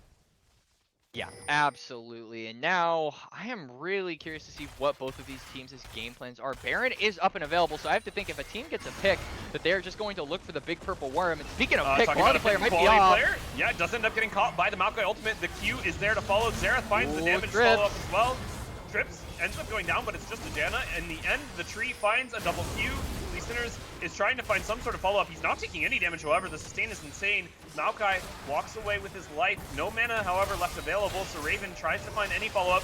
But once again, there's a turret still. There's tier 1 still. Can you dive it? So Raven not taking any damage, it seems. BMW is in the corner. Sort of follow-up. CC is there. But you're hitting a tank with eggs. BMW is doing no damage to this Tahm Kench, and it will just be a turret conceded for quality player's death. Yep, quality player falls, and they manage to get a turret. So small little advantages, I would say, for Arctic Ace. Not going to be able to find the Baron, which I think was the ultimate prize and intention of looking for that fight. So a little bit unfortunate for Arctic Ace. Very fortunate for the winning formula, as Lee Sinners might not be done looking for something. My god, he is 2 levels up on this Maokai. There is a 2-level difference between the junglers. Yeah, it is quite an XP gap, and honestly a gold gap. You can see that this J4 is nearing his 4th item completed, and that's not what you normally see in these games. It looks like 1-100 will be taken down to 0, and Lee Sinners finds a huge engage. Another follow-up onto Crystal Fang. The Skin of the Week is there. Jinx gets the shutdown, and it will be another kill going over to the side of the winning formula. This should be a conversion into either Baron or a tier 1 turret, whichever they choose for themselves. Jinx gets to be excited off of this turret as well, and it should be, like you said, a possibility for both. It does end up being a 50-50. Oh, with Maokai, you're just engaging into 5 What are you doing, Q? Q?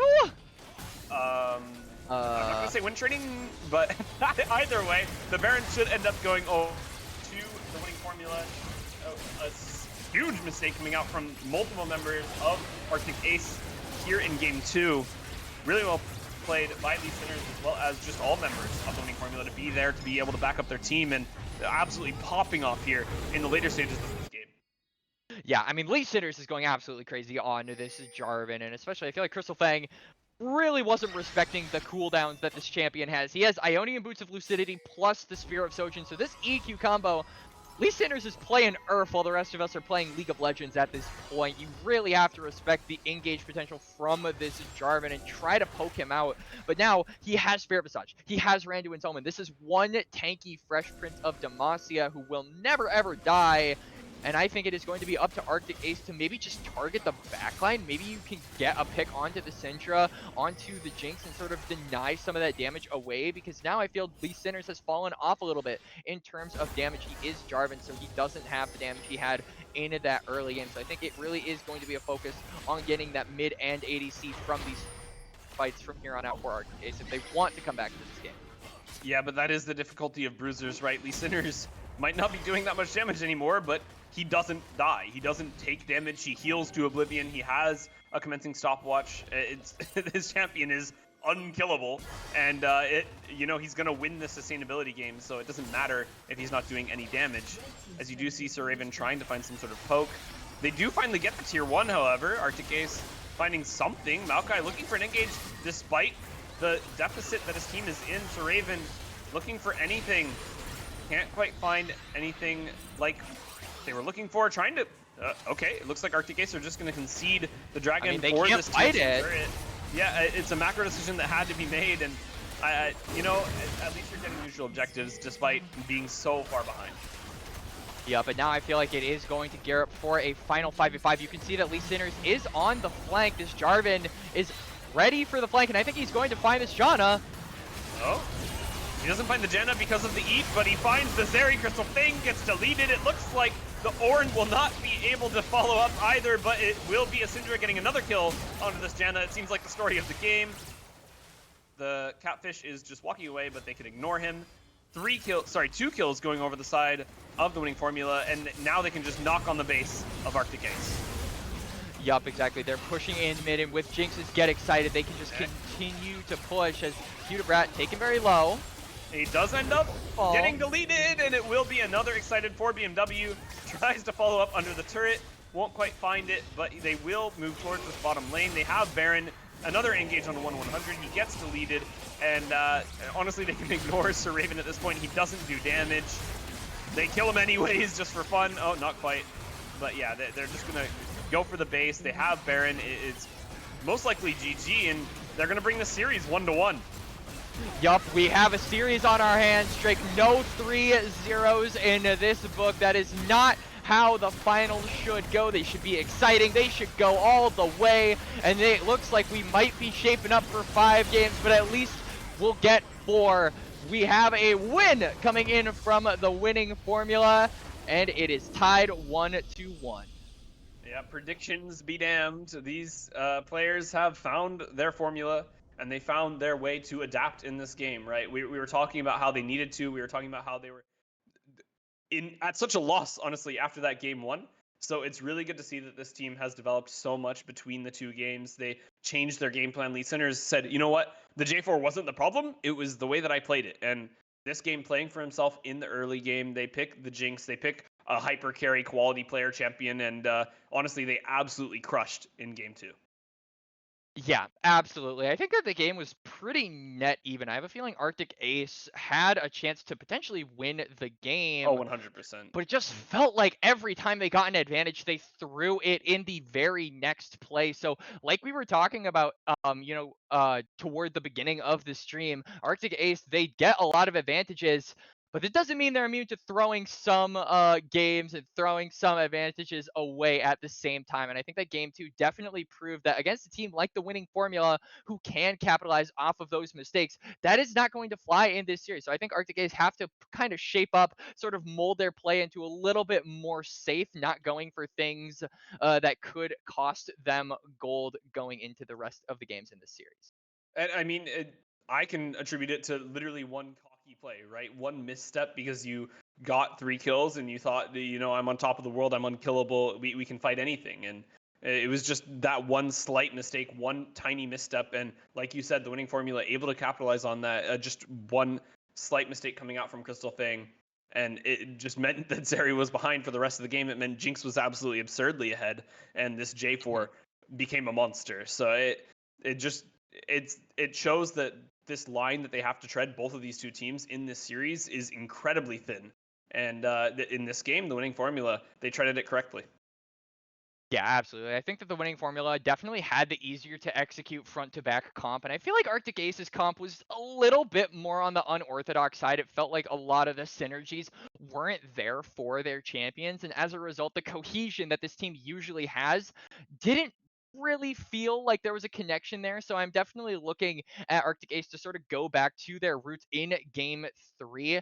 But before we hop into a break, I am just going to remind everyone in the audience that this stream is going to be moved to Risen 2, as the Champions League will be taking over for Risen 1 in the meantime. So with that in mind, we are going to move to a small little break, Drake and I. So don't go anywhere. We'll be right back for game 3 between Arctic Ace and the winning formula.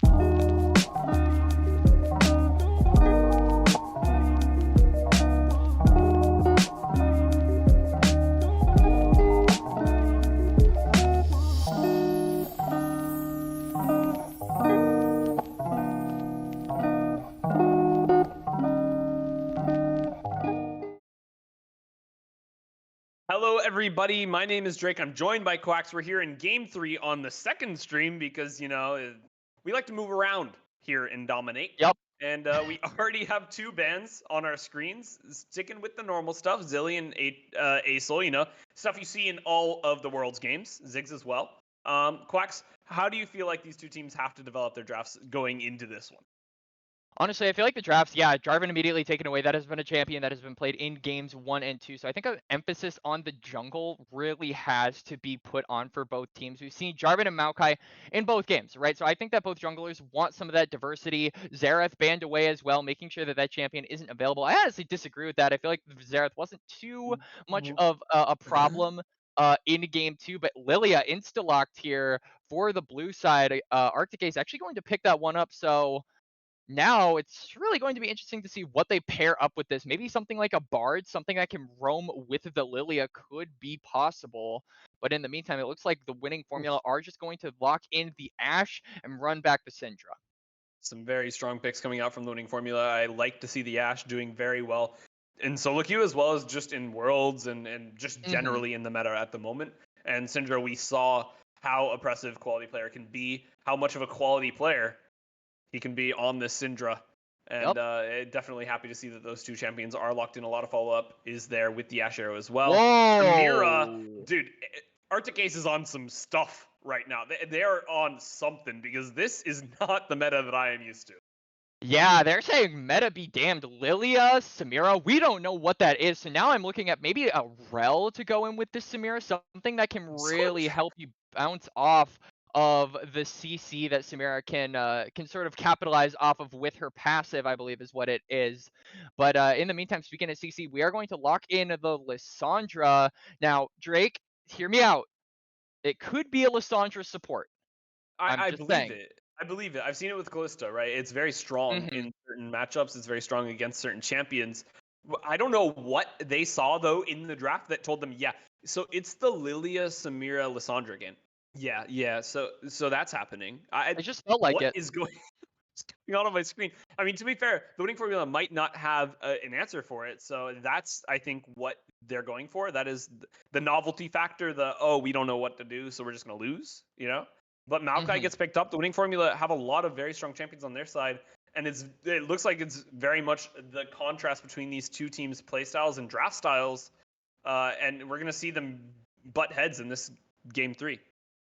Yup, and so we can see that the bans are coming in for the second phase. Fiora taken off of the table here in game 3, making sure that Sir Raven cannot get access to his famous carry champion. I believe that has been banned away in all 3 games so far, and I expect similar reciprocal for the support role, as it is not guaranteed that is going to be a Maokai support. Rel taken off the table, Olaf taken off the table, again just hammering away Sir Raven's top lane champ pool.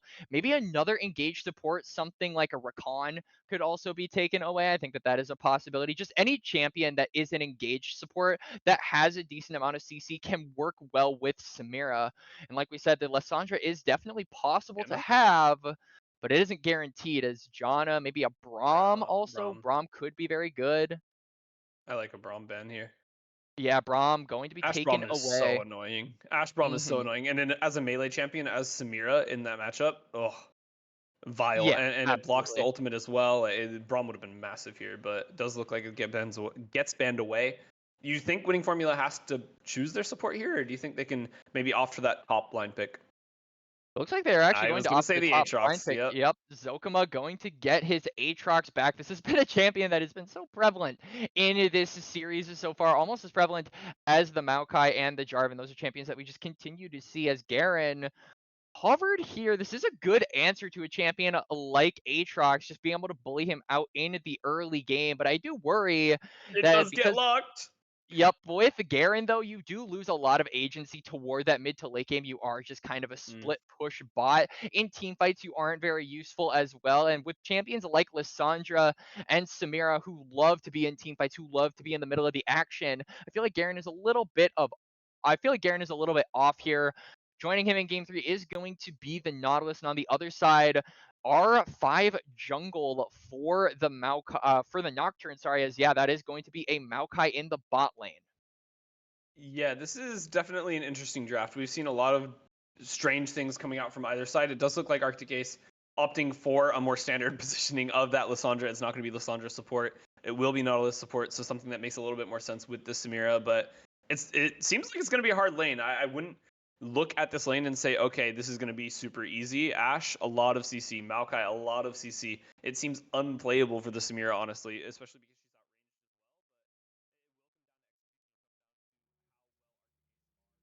What's going on, everybody? Welcome to tonight's broadcast of the Risen Champions League Grand Finals. My name is Gordo. I'm joined by Slayer and Bonfire here for the desk. They're going to be covering the games today, and we're going to have Dabimon joining us on the desk before too long. But for pre-match number 1, it's just going to be the 3 of us, boys. Are you guys hyped up for the CCG Civil War that we've got breaking out to close things out for the split?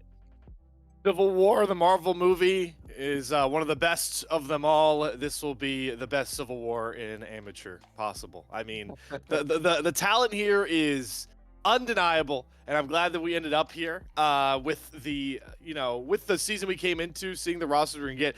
Yes, we didn't get any of the same 5. Actually, I think only Rallick is the mainstay from the original CCG Futures roster. But hey, they got upgrades everywhere else. Breezy, Music, Quacker, all these dudes were playing NACL before they got down here. So great way to match up against a squad of NACL hopeful headliners on that CCG main roster. Yeah, it's hard not to look at this squad, both squads really, and be excited. And I think the thing is, you look at pretty much any amateur league right now that's hosting something like this, and you've got some combination of these players in it.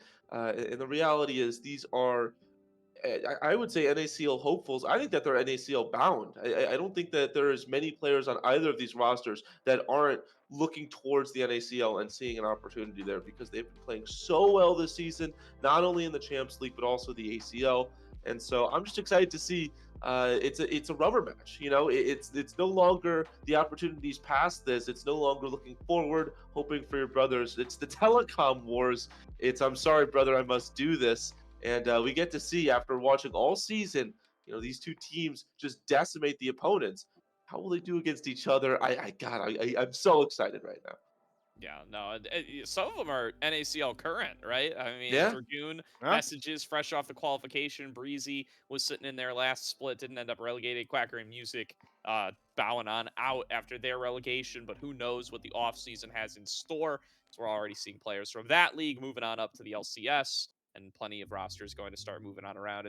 Those are the last dominoes to fall. Once we start to know everybody in the major leagues, that's when we'll start finding out of the minor leagues. So this is their chance to show on out and to really try to make a case for themselves for once that kind of portion of the offseason starts off coming on later into the season. So they've got, a couple of weeks left until decisions are going to be made around that. And so this is really where you got to be on the lookout to see who's going to be showing up, who's going to really make a strong case for themselves in the end of the 2023 season as we start to come into the 2024 season. And of course, a Risen Champions League title and the lion's share of that prize money does not hurt either. So gonna be a lot to be played for here. I want to start off talking about CCG Futures, as I think they've had a little bit of an up and down season, right? They've had a huge amount of roster turnover, like Slayer was talking about earlier. Then they've also really had some struggling matchups on their way up here. They lost 2-1 to CCG in the upper brackets, and then we're really taking the distance here by Samikin Fanboys in our lower finals just last week, going the full distance to Game 5, really looking like they struggled to put it together when they didn't have Quacker on the Cassante. What are you guys on the lookout for here to see how they're going to be able to restabilize and how they're going to look to really level up coming in against their sister team today? Yeah, I think for CCG Futures, it is trying to find some success not playing solely for Quacker. Because I think that's been their strategy all season long. They've been playing topside towards Quacker, and that's going to get you the job done most of the time up against everybody else we're seeing in the league. I don't think you can play that same strategy when you're having to deal with messages in the mid lane. You've got Fnatic running around the jungle, and now you've got a message up against Lunar and Just, who are, a very skilled bottom lane. Obviously, the headliners are Dragoon and Messages, but more so for me, they're guys that have been playing together forever, especially under CCG. They've had that synergy, I think, multiple seasons. I believe they were running this bottom lane together for ACL last split. They've got that synergy going as well. So for CCG Futures, you've got Breezy. Yeah, you've got Music, obviously, who loves to play towards Quacker, but I think if you want any shot against this main roster, you're going to have to find some sort of way to play for mid, play for bottom lane as the game goes on, because Quacker just can't do it alone against this squad. Yeah, I think actually you look at this squad and I have a similar idea, but a different execution, which is I think you could start using Quacker as a decoy. I don't think you have to fully go away from that Quacker strategy. One of the best top laners in this league, one of the best top laners in North America right now, I think, just point blank, period. And so I don't think you need to, fully give up on that strategy. But what you can start doing is using him as a decoy. Start picking him carry tops, and then going bot instead, or using Quacker as a tank and still ganking top and getting a very fed Quacker on a tank pick. Because the reality is, I do think, you're talking about the Cassante, you can get Quacker on anything and still be pretty happy about it. But I think you are right, and it's kind of the same conclusion we're both reaching, which is Quacker can't do it all. Top lane is still top lane. And I think, the state that the game is in right now, AD carry needs to be strong to be able to win the game. And so they need to place trust in BAZB. I don't think that's a bad place to be in. I do think BAZB is very good, but I do think it is an uncomfortable place because they just haven't really done that a lot. And so they're going to have to get creative using Quacker, whether that's using him as a decoy, whether that's, just kind of ignoring him in the top side. They do need to place more trust in BAZB and their mid lane if they are going to get the win in this series. Yeah, totally agree there. And really, for me, I'm looking towards these teams and their shot callers on what they're going to be able to do to really end up being able to come together in the macro game in particular on the side of CCG Futures. CCG, they have the benefit of someone who's almost a two-way player coach, and Fnatic has been coaching this CCG roster prior to joining it in this kind of off-season ACL RCL split. And I definitely brings a lot of that knowledge and a lot of that experience from leading players outside of the Rift onto the Rift now, playing in the jungle for them. CCG Futures, I think they've got that guy as well. They've got that veterancy in Breezy, but he's so new to the roster. They've only gotten to play with him for a couple of weeks so far, even coming into this grand final. I think his first series with them was the last one before the playoffs. So they really have not gotten to be together too long, but I feel like we're any day now, they're just going to have something click, have that team come together and really become a major threat, to win this whole thing. And if they could do it today, might see them walk away here with RCL title. Let's see what most folks are predicting here, though. We do have our predictions graphic from the full squad here, seeing who's coming away with which predictions. And we do have a couple of CCG Futures fans in here, Slayer. Whoa, yeah, what?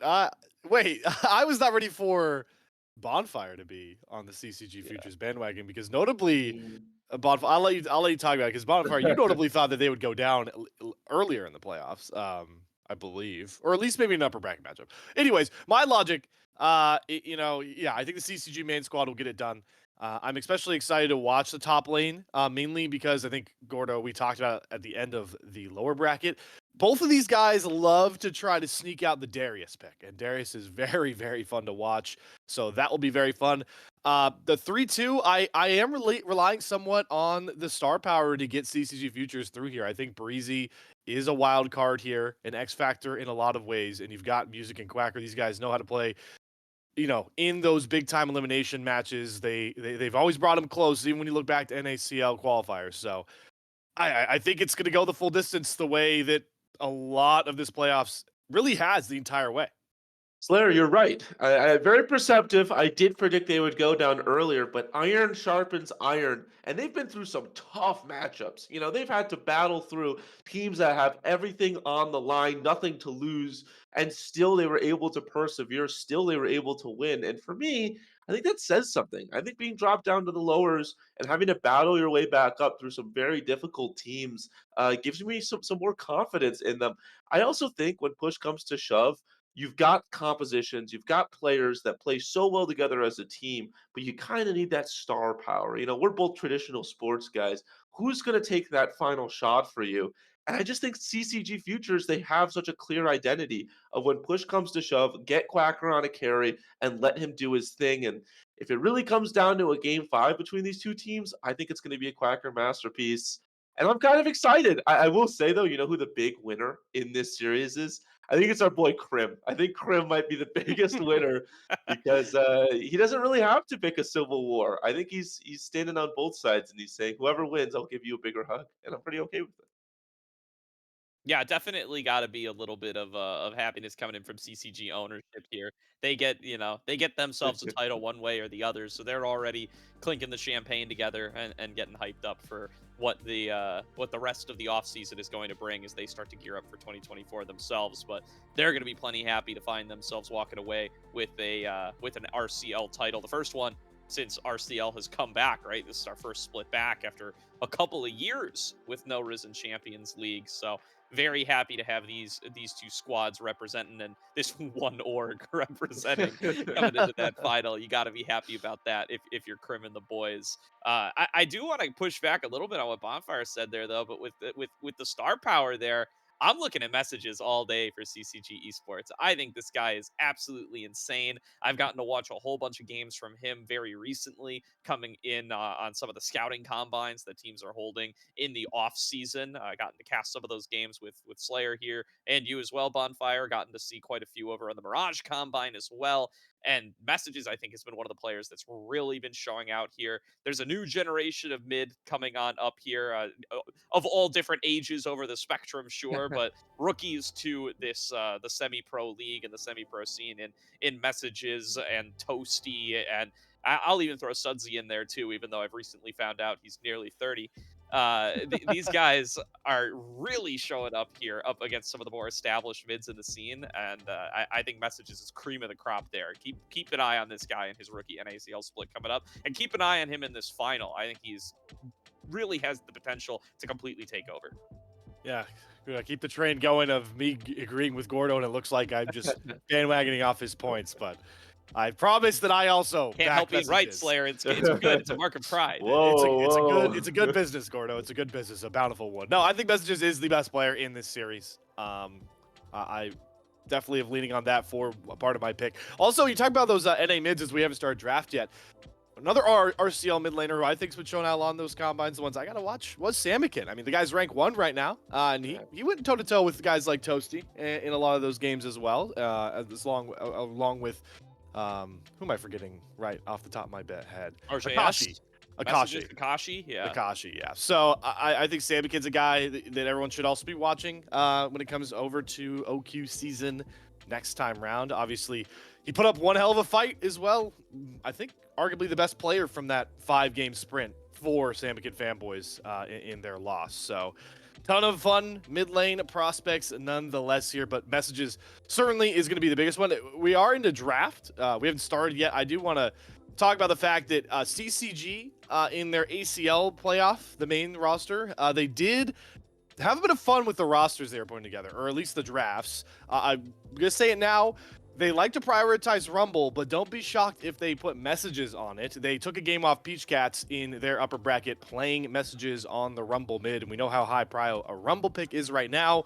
So that's some flexibility that they could throw into the CCG Futures roster. But it's also, you got to think these two teams have scrimmed a ton. So I feel like we may get some crazy stuff just because they're trying to catch each other off guard. Well, and you got to think about the way that the meta has adapted as well with this World season. I think if you are a pro player, it's hard not to be watching Worlds and the adaptations that this current patch brings. And I know there have been some nerfs and buffs since I think the Worlds patch that hasn't gone into effect at Worlds, but we're starting to see the re-emergence of the ranged support.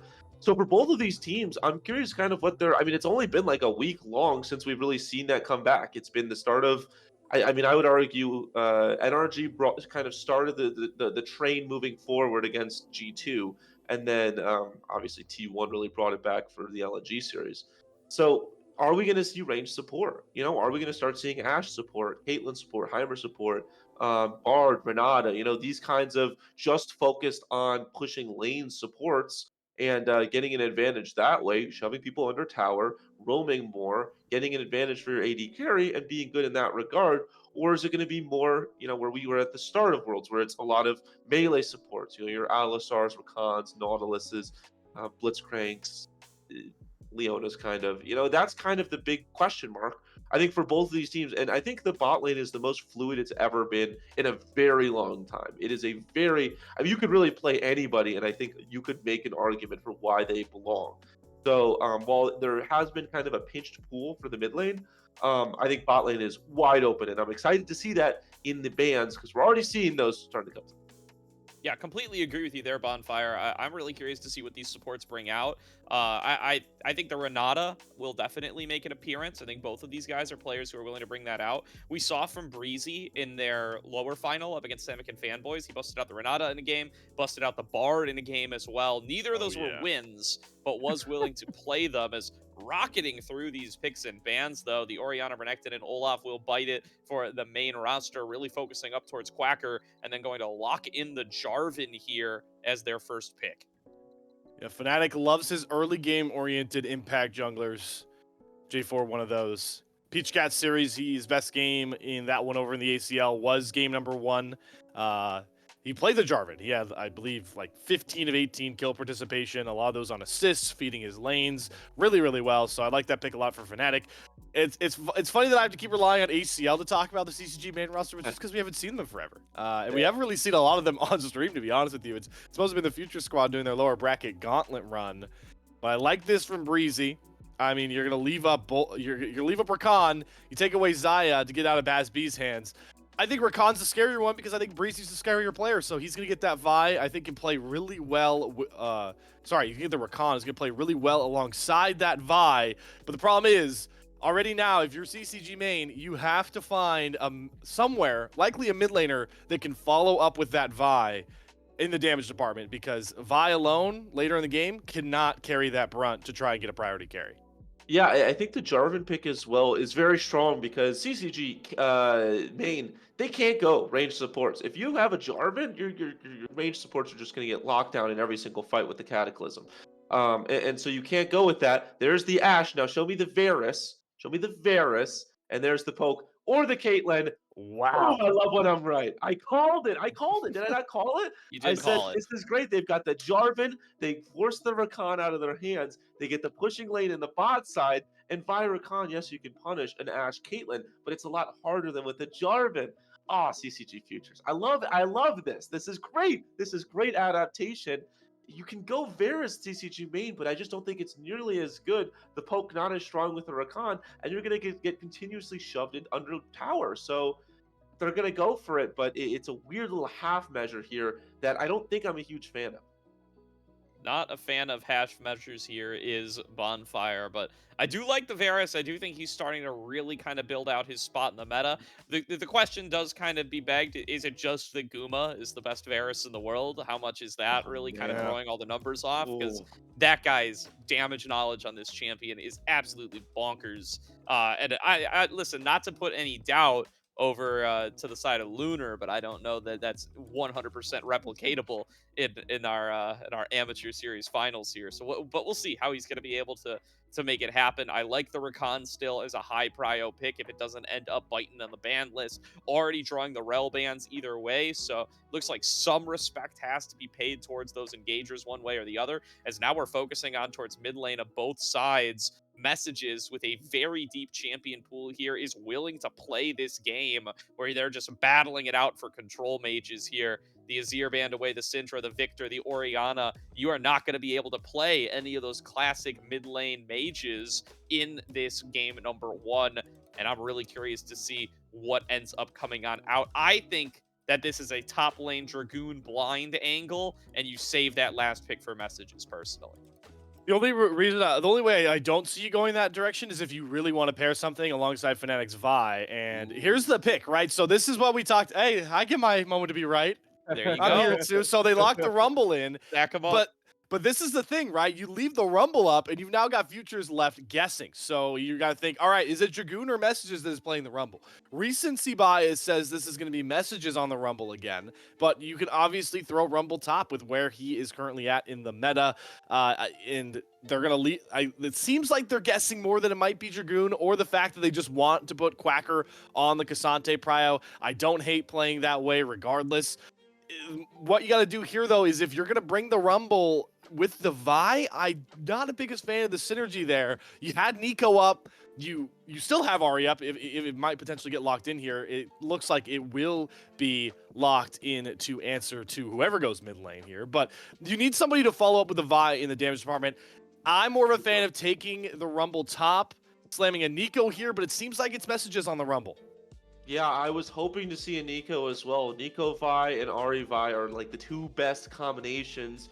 I also think Nico alongside a Rumble, very, very strong team fighting, locking people into the equalizer. Instead, it does look like they're going to bring the Rumble mid, but I'm glad you brought that up. That is some anti-synergy in the mid lane, you know, between your jungler and your mid laner. And I think that when you've got such a strong mid duo that you do for CCG main, I don't really understand that. I know Rumble's kind of their pocket pick in the mid lane. I don't think it really, is so strong against R. You have to slam it. It could also just come down to personal preference. You know, I think that Gwen into Cassante is very favorable, obviously, for that Gwen, and is going to have great side laning throughout this game. But I gotta say, when it comes down to just a composition-wise, I like this CCG Future squad. I mean, this is a fantastic poke composition. It feels like they outrange CCG main, and I think this Varus is really, really going to struggle because dodging Ashe arrows, Jarvan engage, Cassante all out, Ahri charm is a nightmare, and it's going to be so hard to get through all of that in order to deal damage. And in terms of consistent damage, CCG main, it's really all on the Varus. Yes, Rumble and Gwen can do great damage if you're in their face, but the Cassante is probably fine with just kind of keeping them, away from the rest of the main carries, and they just get outraged. So I really like the CCG Future squad. I completely agree with you there, Bonfire. Before I get into it, reminder everybody, predictions are live. Go ahead and gamble away your Travy bucks to your heart's content.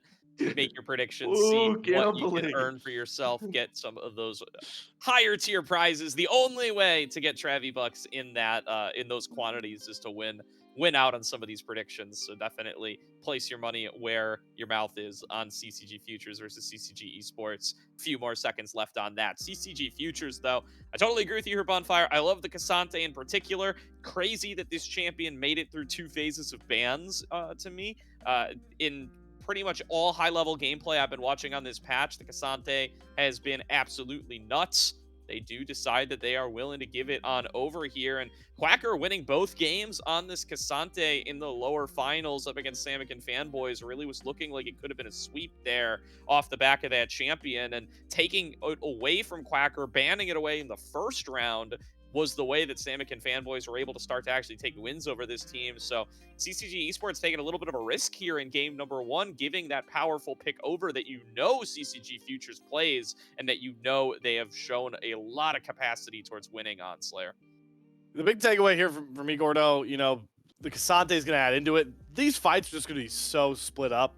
It's really like a race to see who blows up the opposing backline first, because you've got people diving every direction regardless. You're gonna have a J4 diving backline on the main squad. You're gonna have Fanatics Vi diving backline as well. You've got, a Gwen coming across. Rakan's going forward to get these charms and knockups. So everybody's gonna be kind of like crossing paths. There's not gonna be a lot of front to backing. This is not a 5v5 sort of team fighting game. This is skirmish heavy, pick oriented for both squads, and both squads have the CC and the damage to try and do so. So when we do get together and see these 5v5s, boy, they're going to be wacky. Yeah, it's going to be very, very exciting. I also kind of want to mention, talk about that early game, because I was mentioning it with the ranged matchup. This is why ranged support is so good right now, because it's all about getting the push in the bot side, being able to continuously push in your opponent, make sure they get less minions, less XP, chunk them out with your damage, and then being able to roam over and get your jungler camps, get prio on dragons. It's just very, very strong to get pushed. I mean, whoever gets pushed in these games, that's why you always say you always need at least one pushing lane, because if you have 0 pushing lanes, you can't play anywhere across the map without sacking waves. And so this is why the bot push is so strong. The fact that you're going 80 carry in the support role just so you can get that push is just, that just shows how strong it is. The thing is with the pushing lane, or with the range support, you can't really go into a Jarvan or a Wukong, somebody that can easily CC you in these team fights. It can make your life very difficult to play because you're just going to die, and that's very difficult. Vi is hard to play for range supports, but it's single target, so if you get Vi ulted and you die, at least your ADC is not getting Vi ulted, so it's not the end of the world. And that's why I think it's so strong right here, and that's why I feel like the CCG main squad is going to have struggles with it, because they get outranged. They don't have enough consistent CC to lock down both of them or to deal with both of them while being poked out like a Wukong or a Jarvan can. A Rumble Equalizer is just going to chunk a little bit, but there's no CC to layer on top of it. There's no Nico ult. And so I just think that this Ashe and this Caitlyn are just going to be able to free hit this entire time. And, you've got Rollick being able to charm up somebody as well, get their chunk off on that. I think that we're going to see BazB and Breezy have a huge impact in this game. Yeah, something else to note here about these bot lanes, right, is the balance team always kind of stuck a little bit behind what's happening in real time, as is expected to naturally occur. So the nerfs that end up coming through last week are towards like Senna, Tahm Kench, and duos like that. Meanwhile, Pro Play is zipped right past that and is getting onto these back onto the Ashe supports, back into the Varus bot lane territory. And that means that, these champions, they're still just as powerful as they were on the Worlds patch. There's not been a chance for any nerf hammers to come on dropping. Meanwhile, stuff like the Senna, Tahm Kench that were pretty critical to CCG futures in their previous wins, maybe are going to be a little bit lower priority, right? The damage taken down both on Senna Q and on Tahm Kench passive, that's going to be a tough aspect for them to really try to navigate past. Very slight nerf to the K'Sante as well. You now need more max health to get the cast time reduction on Q. So definitely some of their favorites have been tapped down just a teeny tiny bit. We're going to have to see how that matters coming on into this series. But I completely agree with the points you make there. I really do come away favoring the CCG futures composition quite a bit. But CCG main, again, messages on that Rumble, the strong duo and the strong lockdown that they bring alongside that Vi, that Varus, all the other champions that have come on through, like the Rakan, can really keep people in that equalizer for a very long period of time. If they execute these team fights well, they can definitely turn some of these mid-game fights into their favor. And you were talking about some of those champions that haven't really been touched. They've been the same level. I'm pretty sure Varus got buffed. I think that's partly why he is a little bit higher prio.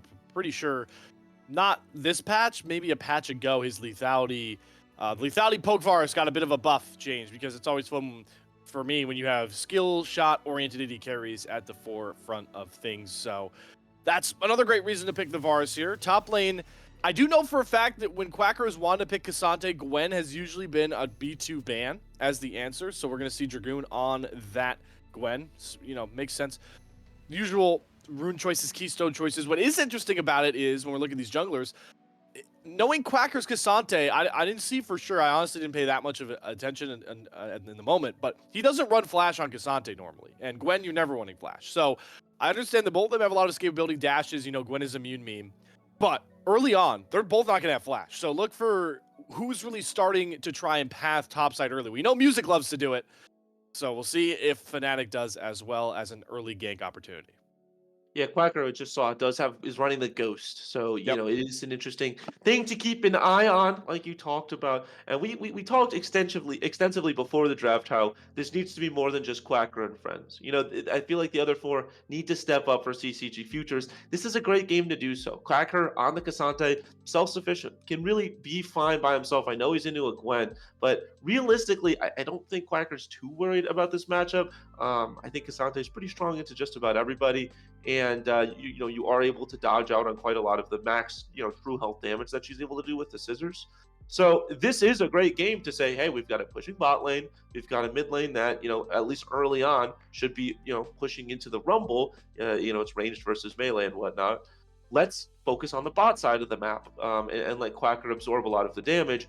Whether that will happen, I think, will be very, very telling in this series, because if Quacker's not able to hold his own, or if he is able to hold his own, but they don't know what to do when he's able to hold his own, if that makes any sense, in game one, I don't know what this says about the rest of the series. So I really think it's like uber important that Quacker is either weak-sided or gets a gank or two, but not that important of the pressure, because they really need to focus on other lanes and set the tone for the series. Say, we're more than just Quacker and friends. We can get it done, yada, yada, yada. So I think this is a very important game to set the tone.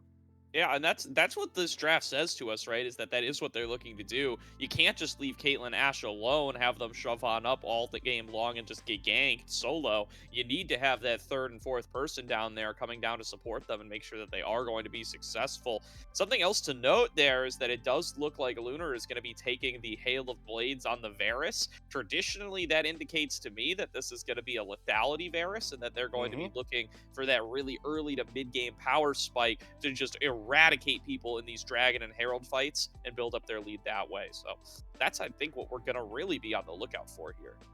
Yeah, I like that answer, because who are you going against bottom lane?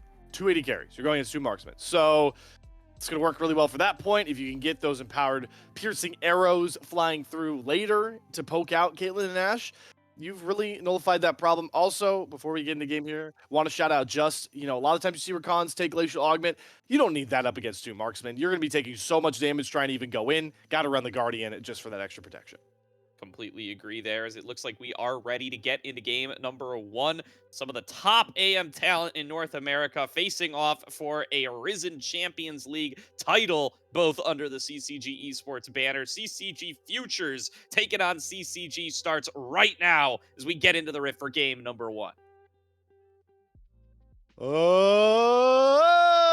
I was trying to be the crowd in Seoul, Korea. Isn't that what they do in? I thought you were trying to do the let's get ready to rumble. No. I've never tried that. That'd be fun. On a We'll cast. do that for maybe a game 5. You can give that a shot. Yeah, like game 4 or 5 potentially here. Well, we already got some wards and some death brushes being set up. Oh, Have a tough update for CG Plus Futures. 1. Oh, they figured it out. Yep. Okay, so now this is worth. I'd like to change my prediction, Caddy. CG Futures will be winning. Breezy just got 10 gold off of a ward level 1. Stash is accelerated, baby. Yeah, 10 gold closer to the Umbral Glaive, which means even more wards being destroyed. So obviously they are way ahead. Just has to. This is a late invade angle right here. They have the Ahri. They really want to just push the advantage of the double marksman, but I think they recognize there's not a lot to have here. The question is, do they really slam this to go for the red? Because keep an eye, Dragoon's here. This Gwen is here to help out. I think he's gonna decide against it, and it does actually look like CCG Futures. They must have seen something in scrims that they like, because they are deciding to go for this.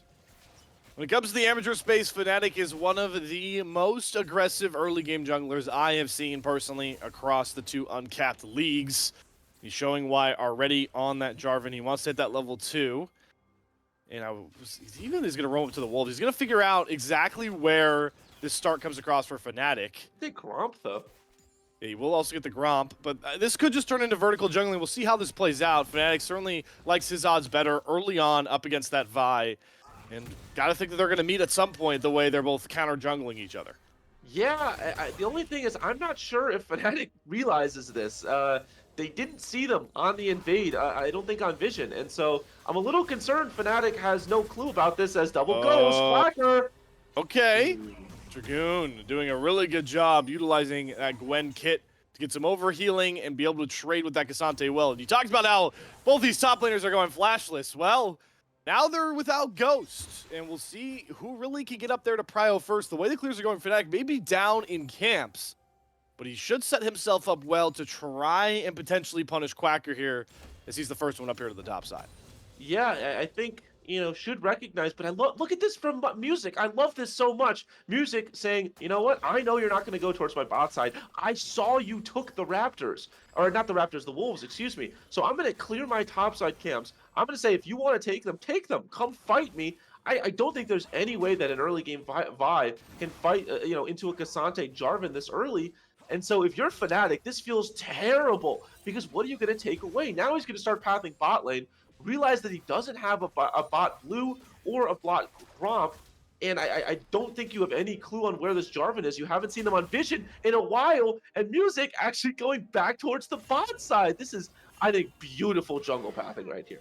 And this has a twofold work as well, because you've allowed your bottom lane to just get that shove going that you needed, because you picked the double marksman. So they're getting max real estate out of this bottom lane as well. You finally spot out Fnatic, Fnatic on his clear. He does get the scuttle, but like you mentioned, it really hurts his bot side clear. Now he's going to end up finding nothing down here. And if he tries to go for this gank, you got to think the Music just matches it and is the more powerful jungler right now in the 3v3 with the low health bars of this main bot lane.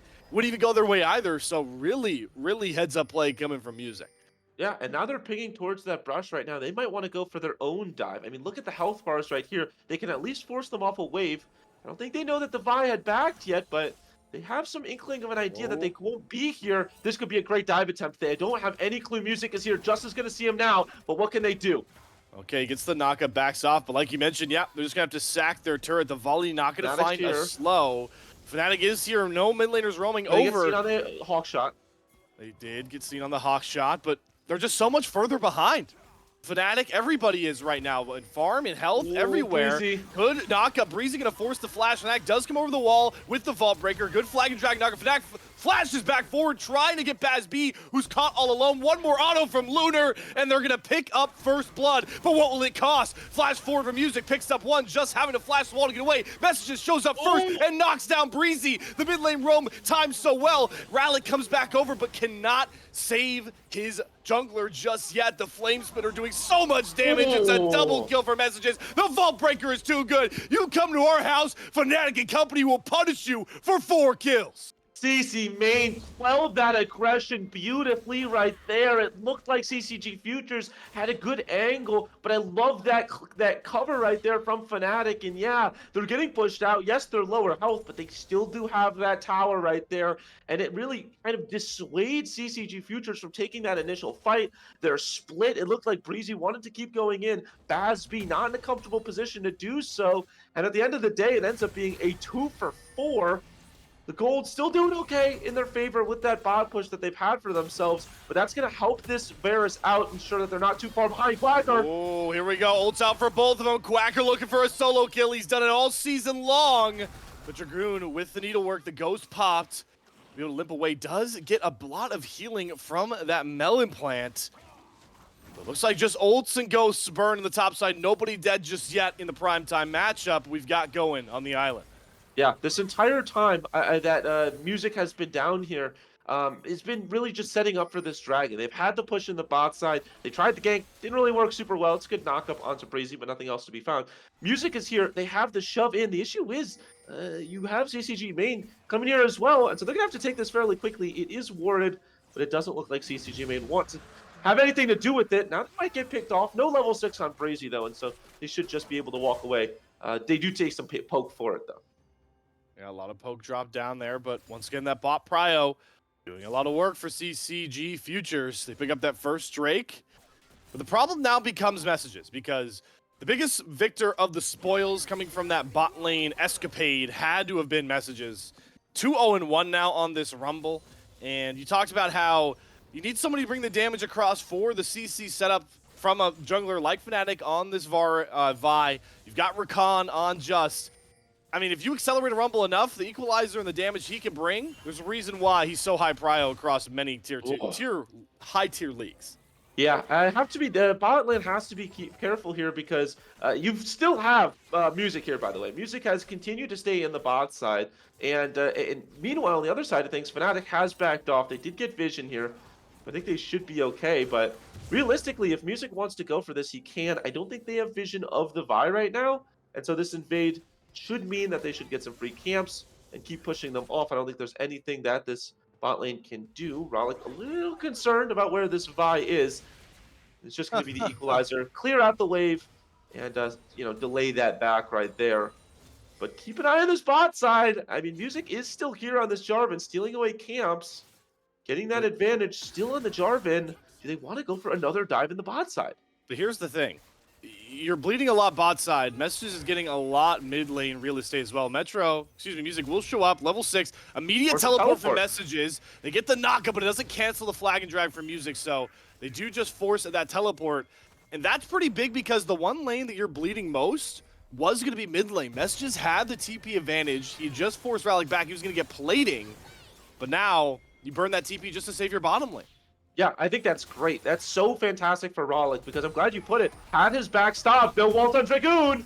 No ult for Dragoon means Quacker's going all in and picking up a solo kill. Doesn't matter who you throw top side, this guy will come out on top. Fnatic, though, is here looking for an answer.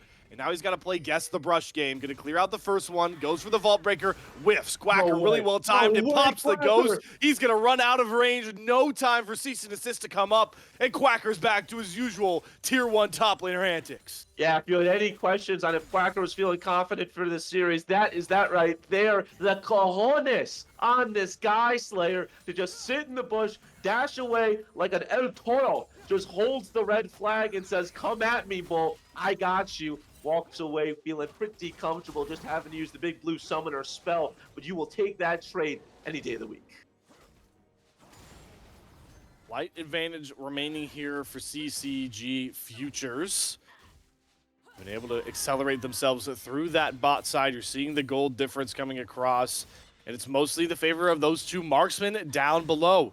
About a 1,200 gold lead between their two counterparts compared to the other for the main squad. And the question becomes, how do you carry that across? Because a lot of this relies on your ability to make picks with this Ashe, this J4, to set up BASB to be that carry-oriented champion that you drafted him to be on this Caitlyn.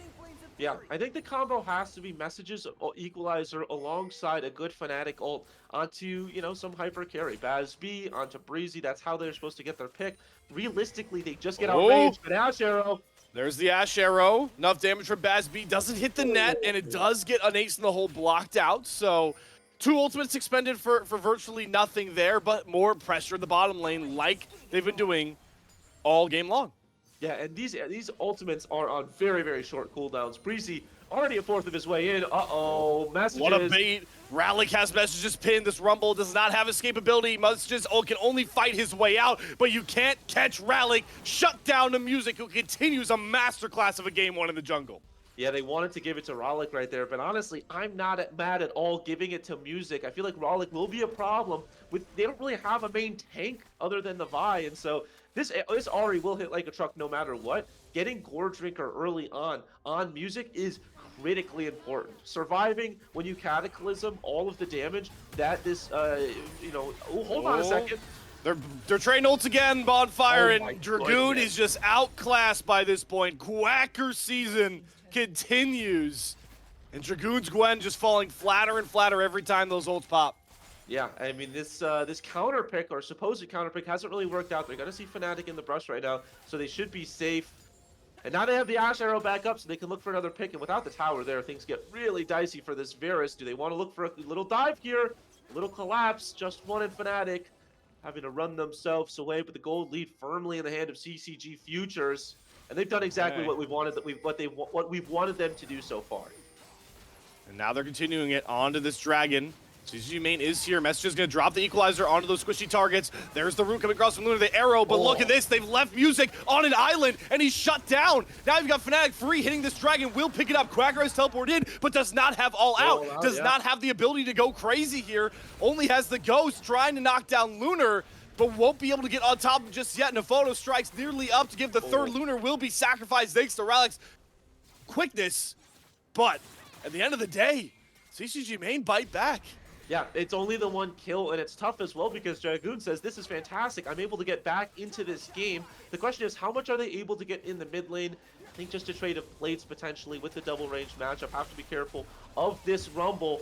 Man, that damage from Bazb is starting to hit like a truck, though. Messages has to be so careful, but it's all a bait, my friend. Fnatic's here, one Vault Breaker, a killing spree for the CCG main jungler. Bazb flashing to try and get a trade, but Messages standing tall, hits the dab, and CCG main now so much more accelerated back into this game, number one.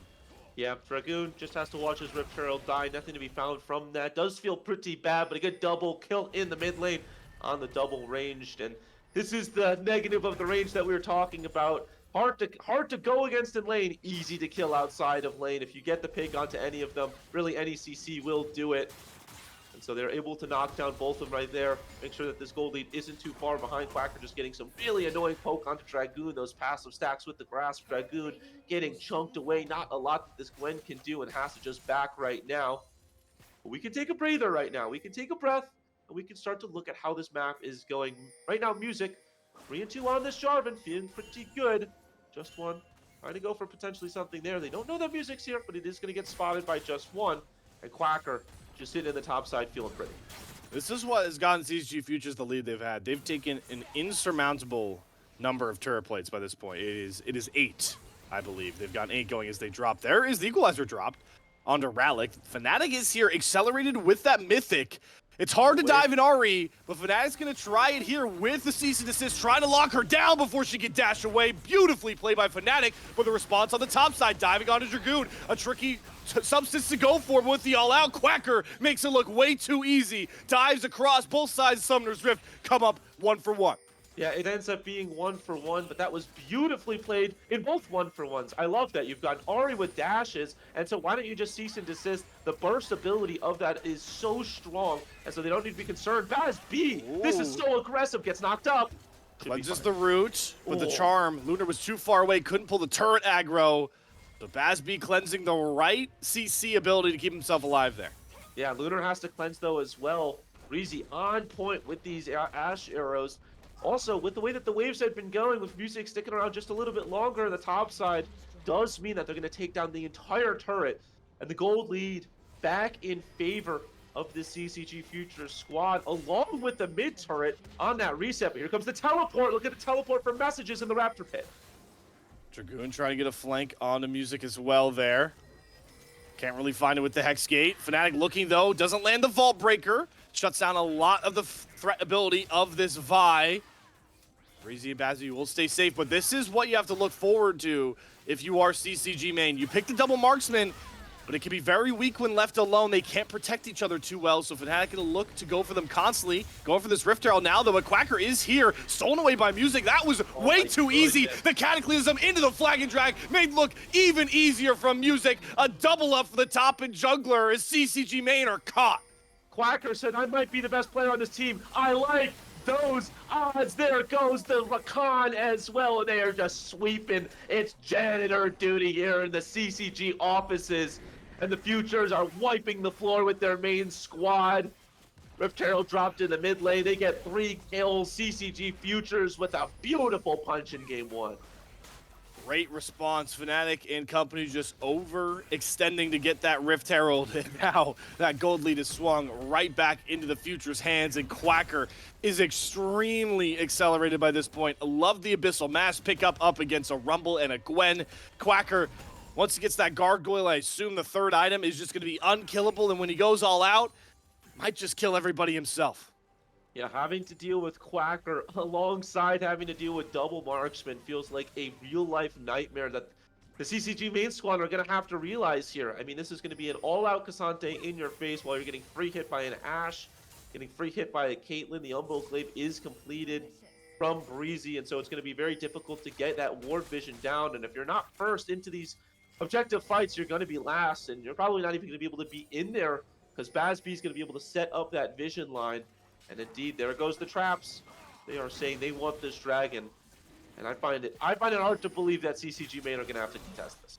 Yep, they got caught on resets. You have Fnatic over to the top side. They're just constantly looking to land the picks Breezy. they want. Breezy's going to be it. Shades of Corruption landed beautifully. Just gets the knockup, but where's the damage? Cease and desist over top. Will get the kill. Fnatic now under turret. Steps on a trap. Takes turret aggro, and BazB's going to annihilate him. What a Caitlyn play, and it's going to lead to more for CCG Futures. Beautiful charms from Ralik. Just can't escape the Quacker. You'll take our support, and we'll find 3 more to boot.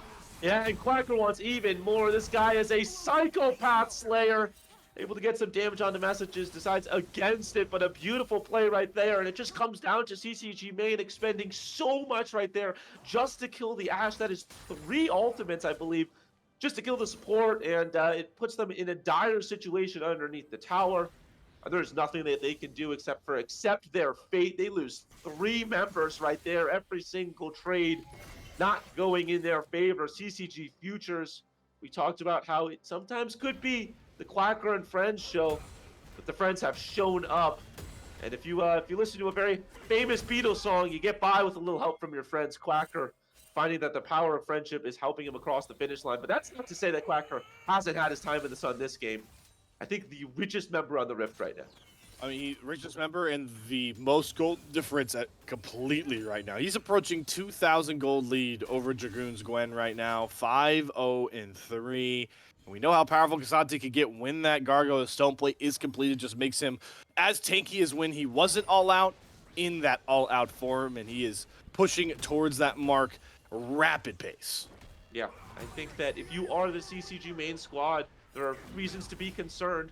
I do still think you have reasons to be excited. You know, and some saving graces, messages, doing all right for himself, does have that equalizer, which can chunk down so many members, especially if you get a big lockdown with this Rakan alongside it. It's double marksman. We've said it a million times. They do a lot of damage. They also take a lot of damage. And so if you're able to knock down this bot lane before anything really begins, that is a lot of their damage. Might have a pick on the messages. That arrow forces the flash onto the mid laner. This is the war that we talked about the game would turn into. It's just who can find the pick angle first. This is not going to be a game we're going to see big 5v5 fights unless it's Barons, unless it's Soul Secure Drakes coming alive. This is where you really start to see the high level of these likely tier 2 level players come out. The macro movements, how can we rotate correctly, set up for these picks? Is it going to be Fnatic and just leading with this Rakan and Vi? Or are these Ashe arrows going to set up CCG Futures to just expand their lead anymore? That's what you got to watch forward as this game progresses. Yeah, Quacker has been on point with the K'Sante, but I feel like Breezy has been the unsung hero this game. 1, 3, and 4 doesn't look like it if you're just a KDA watcher, but these Ashe arrows have forced out so many summoners, and that's really important because these objectives are going to be must-take very soon. You know, you're at the 20 and a half minute point. At a certain point, double marksman, you can just shred through this Baron. And when your Rumble doesn't have flash, you're really not that tanky. And so it gets so difficult to get all of your damage across. You also don't have that stopwatch. And so messages, getting that flash off of messages, very, very important. Breezy still has that arrow up. Just got it back up, and so they can look for another pick potential if they want as they set up vision around this Baron pit. There still is that one red ward in the pit that should keep them safe. Yeah, I'm Fnatic looking to potentially punish Music for going a little far forward to clear out that vision, but this is the eye for both of these squads. CCG Futures setting up the vision around this pit. But CCG main, I mean, there's really no way to contest right now. You are just itemized-wise so far behind the competition that you really can't fight at all in any phase. You can't even walk into your own jungle. You look across the board, it's a full item advantage here for Quacker over Dragoon. You got at least a half item advantage for Ralik. BazB also right about even alongside that Varus, but the Ashe has a lot more acceleration compared to, you know, a Rakan. But you just can't even fight at any point. You just got to farm up tank waves to hit item points, especially on guys like Dragoon. This Gwen needs to be a threat in the game when it's been absent. Yeah, I'm also just not sure how you are going to kill Quacker. You know, I think that you don't really have an AD carry that's going to do anything to Quacker. This is a poke Varus, and so you don't have to be concerned about the Varus. I guess the only time you die is if you get locked up by Fnatic and Dragoon and Messages get their full, brunt of their combo onto you. But I feel like you feel pretty comfortable, and I like this itemization as well. If you look at Quacker right now, if we can get like a little highlight thing, you've got great items for this as well. You've got swiftness, you've got a lead. There's no need to go full tank like you would normally, on this tank. There's no need, because you have that all out, and because you're so hyper accelerated, and so killing Quacker is going to be a dubious task, to say the least. And this Dragon, I think, is just going to go over for free as well. For CCG main, it's a stall game. That's really all they can do. They need to hit item thresholds, even have a shot at any of these fights, these picks. So if it's not for Hextech Soul, they'll sack it for free. And Music and Company will grab that one over. But now, this is the point of the game where the breaking point comes across. You really, as CCG main, can't continue sacking more of these neutral objectives. You can't give away Baron. You can't give away that next Hextech Drake that spawns in just under 5 minutes, because those are the big-time buffs that will just end this game no matter how long you're trying to stall. Yeah, right now, I love that the way they're setting up right now. CC Futures, they recognize the only neutral objective right now on the map is this Baron. And so they're going to clear out vision, and they're going to ensure that they're going to force CCG main to come into their domain. There is no need to side lane this against, you're going against a Gwen. I don't think that you want to side lane this. They're just throwing right now this K'Sante, pushing out waves on the bot side. Both K'Sante and Gwen do have that teleport, and so they will be in the fight if they need to be. But if I'm CCG Futures right now, I'm just focused solely on the vision control in the jungle, in the river, towards this Baron pit. They could also wait, though. I will say, Slayer, they don't have to go for this Baron before this Dragon comes up. There are, 4 minutes until the next Dragon? They could just clear out vision, ensure that there's no, quick startup on a reset, and then trade Baron for Soul, or, trade a Dragon for Baron. So that is really the position they're in, but here they go. Now they're clearing out the vision, and they're putting themselves in a good position. They have a lead. There's no point to dilly-dally. They can spread out to try and knock down these tier 2s. They brought Quacker to the bottom lane to try and match Dragoon, try and put pressure on that tier 2. You have Rallick and company slamming that tier 2 in the top side as well. You got to push your lead when you have a lead, and they should be looking to eye this Baron down. You definitely don't want a 50-50 it, but you win fights flat out. I mean, Quacker is at 3 items. He's got the gargoyles. He's just an absolute menace. Rallick has a stopwatch at least with his 2 itemizations, so this Ahri's even safer.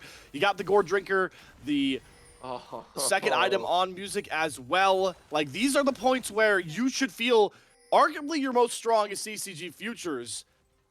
And it feels like they might just be waiting around to find a pick around this Baron. Got to give some onus to CCG main. They're not making any mistakes right now, and it's what's kind of keeping them in this game. Yeah, there really has been an opportunity to make some mistakes, but we might have spoken too soon here. Dragoon in a top position. Yep, no flash on this Gwen, has the Ghost available. There's the all-out. Music is here just as protection, but Quacker, he can do this all on his own. Not even a close contest. It's a dominating Quacker as he wants that future squad to be the RCL champions. Yeah, there's just nothing that you can do as Dragoon right there. You want to push in these waves. Rallick could be in some danger. It's Is an able Ahri. to just walk away. Exactly. Doesn't even have to expend the ultimate. They're able to get some vision with Music being down there, but it is a minor consolation prize, and it's all going to get cleared out by Bazby and Breezy right now. That Umbral Glaive doing so much work. That is a vision score of, yes, 92. And they said, we don't care about the Baron, because we can just knock down towers, by ourselves. There's no need for a Baron buff. And at this point, they bought their time. There's no concerns. This Asher is going to hit Lunar. Again, just stopping the backs, forcing Lunar to consistently be on bad back timers. My Music going to continue to steal away camps. I mean, I like this as well, because I realize, they do have the advantage. Baron is the next logical step.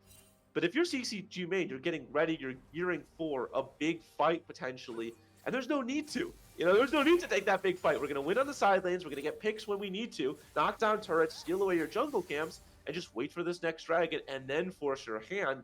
And I like this because, yes, I recognize you're giving CCG main an opportunity to scale up, but you're also not giving them their opportunity to get back into this game.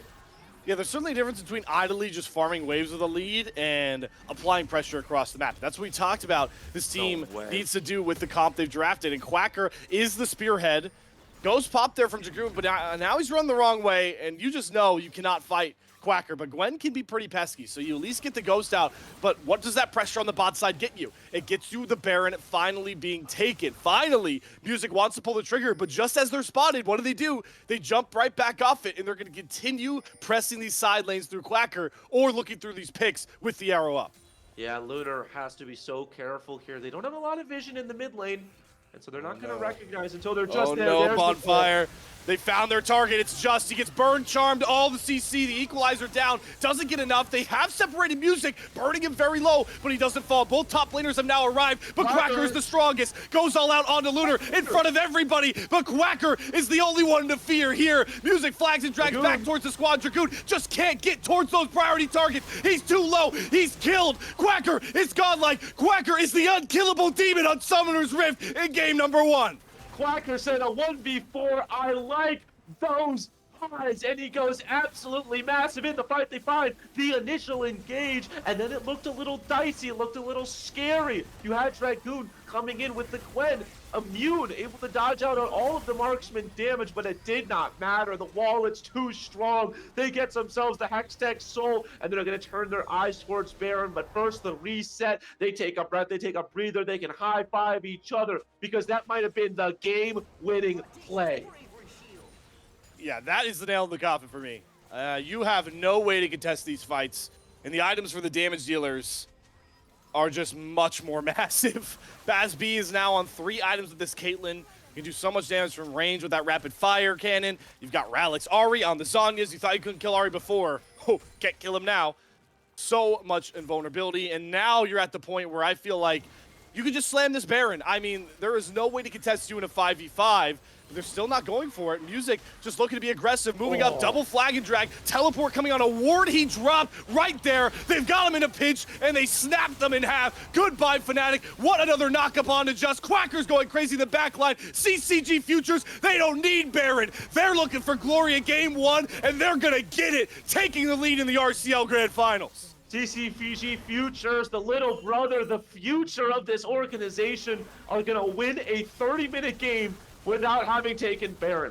How crazy is that, Slayer? But they don't care about the big purple worm because they just like to pick and prod their way around vision, cause uncertainty and doubt in their big brother's eyes, in their minds, pardon me, and then they slam them down and they slam them into the ground in this game 1. CCG Futures take the lead, get themselves the advantage, and they are hungry for this finals to grab the inaugural ACL trophy, or excuse me, RCL trophy.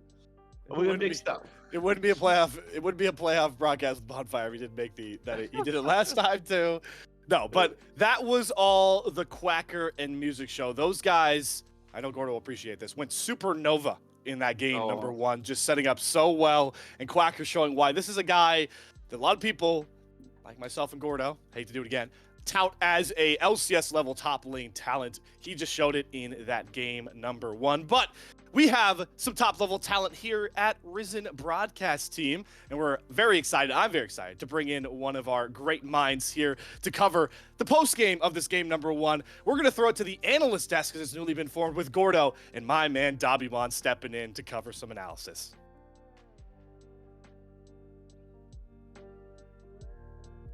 I promised you guys that we'd get Davimon on here, but actually we got a blank screen with Gofarino's name on it. Davi, are you there? Do you copy? I am here. All right.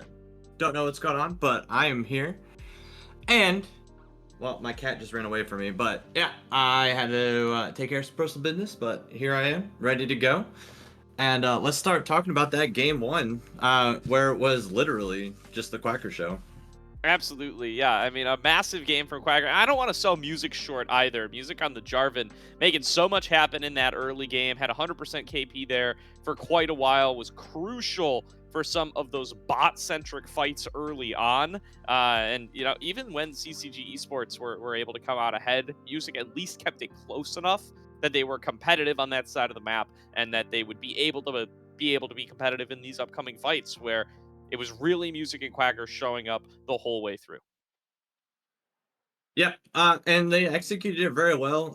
They felt very confident on Music just to go for that Jarvan, like lock it in blue 1. I'm actually really concerned about the sister team there, leaving Cassante open, and just letting Quacker do whatever he wants. That Gwen, while a counterpick, was not the answer to what they were doing up there in the top lane. And I completely agree there. I mhm. just cannot overstate how insignificant the Cassante nerfs are, by the way. Like the reduced cast time only at 1600 health instead of 1200 health or whatever it is. It's like it's just so insignificant.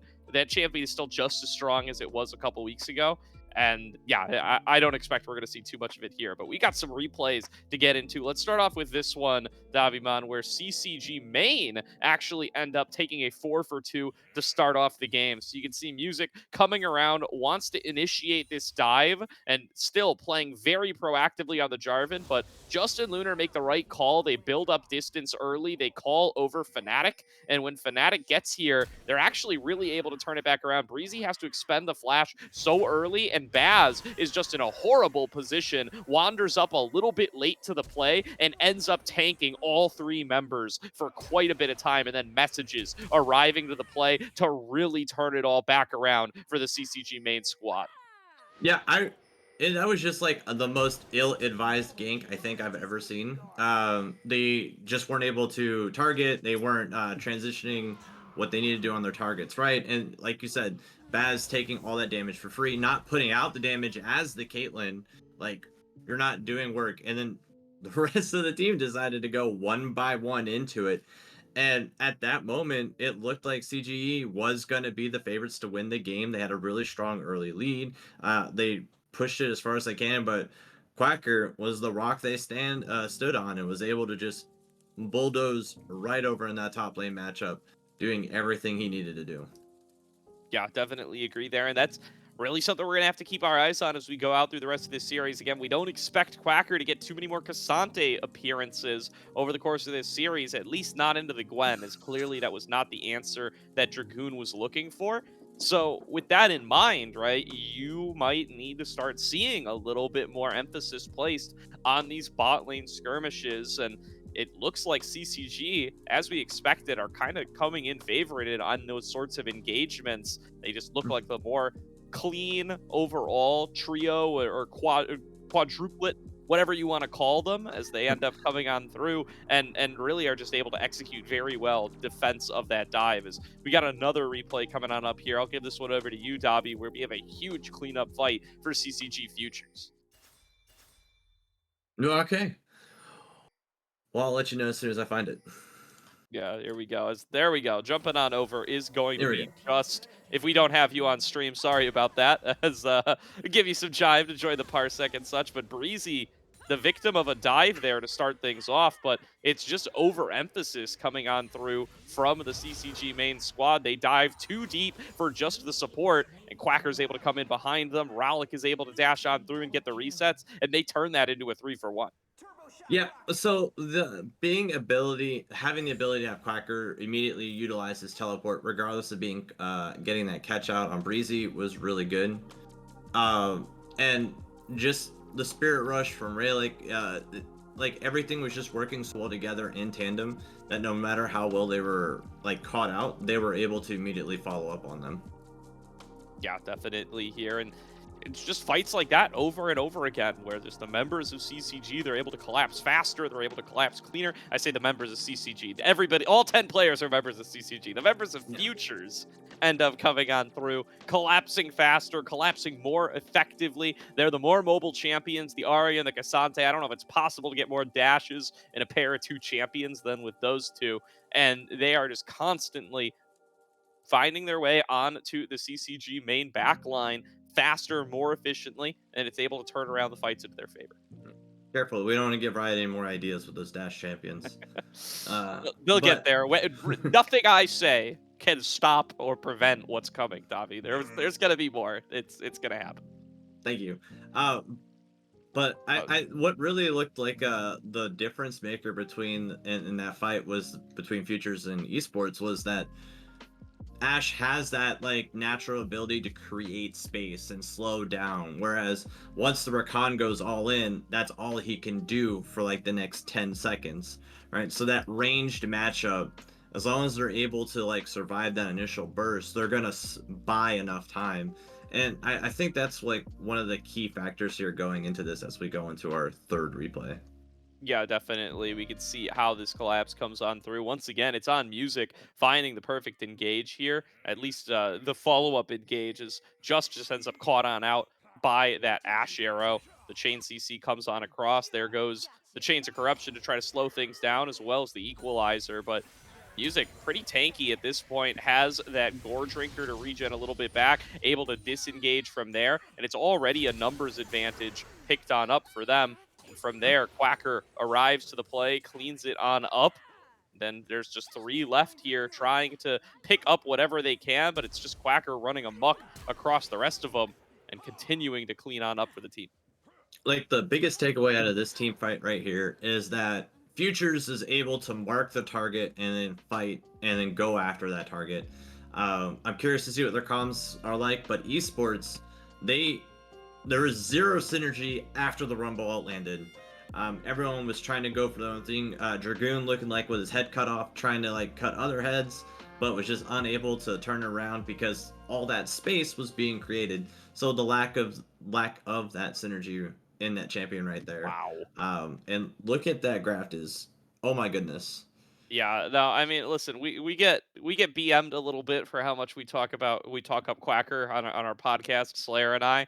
But look at this guy, man. He is just absolutely nuts on his champs when he gets his matchups and his champs. And I mean, you can argue this isn't even his matchup, right? He blinded the Cassante. Dragoon opted into the Gwen, but still, just I think 3+ solo kills for him this game. I lost track there at some point, but Quacker is just completely able to execute and dominate up against some of the other best top laners at this level in North America. Yeah. But what's really interesting about that, like you're talking about how Quacker's on a bad matchup, right? But realistically, like you give the guy a bulldozer, he's going to bulldoze no matter if one of the tires is flat, he's still going to keep moving, right? Yo, yeah. Uh, the fact that they were trying to do anything with the Gwen was admirable, but the rest of the team just wasn't able to synergize with it. There's no consistent damage in order to let Gwen build up the snip snaps to do what they need to do, and then the Futures team, it would, like all this space, all this ability to get away, those dashes we were talking about, but as long as they're able to survive that initial burst coming out of esports, they're able to just let Quacker come in and clean up the everything. And we saw that there in the final fight. It was really, really well executed. Definitely here. Now, in the game number 1 draft, a lot of focus played towards Rallick's champion pool. A lot of mid lane bans coming out from the CCG roster. Maybe going to look to see them dedicate a few more of those towards Quacker coming into game number 2. But we're going to have to see the draft to find out. We're going to throw it to a quick break here while we get everything set up for game number 2. But we are going to be back in just a couple of moments. Oh, actually, maybe we aren't. Never mind, we're not going for any breaks. We've got game number 2 draft coming out up in just a couple of seconds. We've restructured with Davi now joining the desk. And you know what? I can talk about that game for longer if we're going to change up the schedule of the stream. Well, it just looks like they wanted. I wasn't here for the beginning part, and they just really wanted me to talk as much as I possibly can. There you go. All right. Well, it looks like draft's already ready, so it's a good thing we didn't break there, Davi. So good stuff. We'll be back before too long to break down the draft, but for the draft proper, it's going back to Slayer and Bonfire. Take it away, guys. We'll be back with the draft after this quick break. Oh, just kidding. We're live with draft. Hey, guys. Yeah, I forgot to Welcome close my back. door. Hey, yeah. Bonfire's not ready. He's only good for 1 win like his Bears. Whoa. Do you guys have 2 wins Whoa. now? I don't know. 3. I'm so proud of you. I'm so proud Thank of you. you. If you're a CCG Future fan, you're very proud of Quacker. And yeah. now the conversation becomes, what does the answer look like for Quacker? Well, CCG main, they actually selected Red Side game number 1. They were the higher seeded team coming from the upper bracket. So now they want to switch up. They're going over to blue side. And that always starts the conversation. What are you looking to prio? Who are you looking to put in an advantageous position for game number 2? Well, the thing is, and it's gonna go back to the same conversation we were having in game 1 for me, which is You pick blue side if you feel like you want to go engage supports because there's stronger engage support AD carry combos. Zaya Rakan, you can go Jace Maokai. There's just a lot better of combinations and higher potential picks. You go red side if you want to go range support because you get the counter pick, and also you can pick them in tandem, and so you can just get your bot lane sorted. The thing is, if you're CCG Futures, here's what I'm thinking, right? I'm thinking great draft, are pushing bot lane, didn't have a ton of impact later in the game, but that is what unleashed Quacker to just never get ganked. It was a Quacker solo lane that entire time. Quacker's pretty good, so he was able to, kind of capitalize on those odds. And they did get their advantages in dragon stacking. We saw they were able to get sold. They got their advantages in taking the first bot tower early on, which got them a gold influx. So the range support really did work for them. The question is, when you're on red side, you have to ban out quite a lot of priority picks that can really punish that. So I want to see if they want to go that way. You need to see a Jarvan ban. You probably need to see a Wukong ban. You really need to ban quite a bit out to ensure that you don't get punished super hard in the team fights. With the meta changing recently, and we saw this for the ACL playoff games when it comes to CCG, it feels like a bottom lane has actually been prioritized a lot more towards the second phase of bans. We saw a lot of times them getting selected later. So I'm curious to see if your logic prevails or if we see that come around. We're about to figure out because we're into the draft. We saw some Ashe hover bans coming across from CCG main, like they want to just get that out of the way. And it looks like that's what they're going to end up sticking with. There's still a lot of good B1s here. You could put Dragoon and Messages on a plethora of champions. If the Orianna gets left up, I wouldn't mind slamming that B1 for Messages. There's a ton of top lanes. You could put Dragoon on the Cassante. Like, listen, as much as we hype Quacker up, Dragoon bested him in the NACL qualifiers. Like, this guy got lit esports. In a lot of ways, him and Messages were the focal points of that lit esports roster to beat guys like Quacker and Music. So, as fun as that is for our storylines here with Revenge on the mind for Quacker and Music, we can't sell the pedigree short of guys like Dragoon and Messages. I just am hoping in this draft that we finally get one of them playing Darius, because my God, these two guys are the two best Darius players in Tier 2 and Tier 3. You can quote me on Twitter all you want with discussion. We'd be very blessed to see that. I agree. As we take a look at bans right now, I think these bans are both fantastic. You ban the Ashe because of the Ashe Varus, the Varus, Ashe Heimer, that kind of thing. You ban the Caitlyn because of Caitlyn Lux and Caitlyn Morgana. These are pushing very annoying lanes to go against. Olaf, just because it's a pick that you constantly have to go into. It's a pocket pick for Quacker. I think that's great as well. On the other side of things, CCG Futures also great bans. Orianna B1 very strong, Maokai B1 very strong, and Zaya B1 very strong. What did they leave up, Slayer? What did they leave up? They left up the Jarvan. So they cannot go. I just don't think there's any way they can go range support here because they will get absolutely slammed. The only range support that I will hear is a Bard, because you can stun Bard. You can stun Bard into his own Cataclysm if he ever goes in. But realistically, or you can ult yourself and keep yourself alive, or keep your AD carry alive, yada yada yada. Other than that, you can't go Heimer. You're just gonna get locked up. You can't really go Renata because you're just gonna get absolutely slaughtered. And so I think it kind of puts you in a weird position because, as you see, they banned a lot of the strong B1s, but that also means that they have to give up the Jarvan, which is difficult. They do pick up the Vi though, which is interesting. Yeah, it is interesting. We're swapping sides. Yeah, I mean, if this is, what did they pick alongside Vi last game? I think a Rakan. I believe they have the Rakan. So they're just trading drafts. That would be fun. I'm glad that you brought up the Bard, because I want to tell everybody, the whole world actually, the 8th wonder of the world. Everyone's been looking for it for so many years. It's like centuries by this point. The 8th wonder of the world is carry a Bard. Yeah. So I love watching Bard. Ooh. Super high level. This is an interesting talking point because we are on a patch where this bottom lane has been nerfed. Now, we're going to figure out how badly the nerfs look in this level of play, because Tahm Kench and Senna are locked together. You've got it with the Jarvan. Kind of sets up the Abyssal Dive well for the Tahm Kench, but you're kind of screaming exactly how you want to play the game through 3 picks already if you're a CCG main. They are actually, so they're going to stick with this range support. I think this is not terrible. The issue is, so Melio really finds it difficult to lane against high poke double marksman compositions because you just get poked out. You can't really block anybody with your kickball.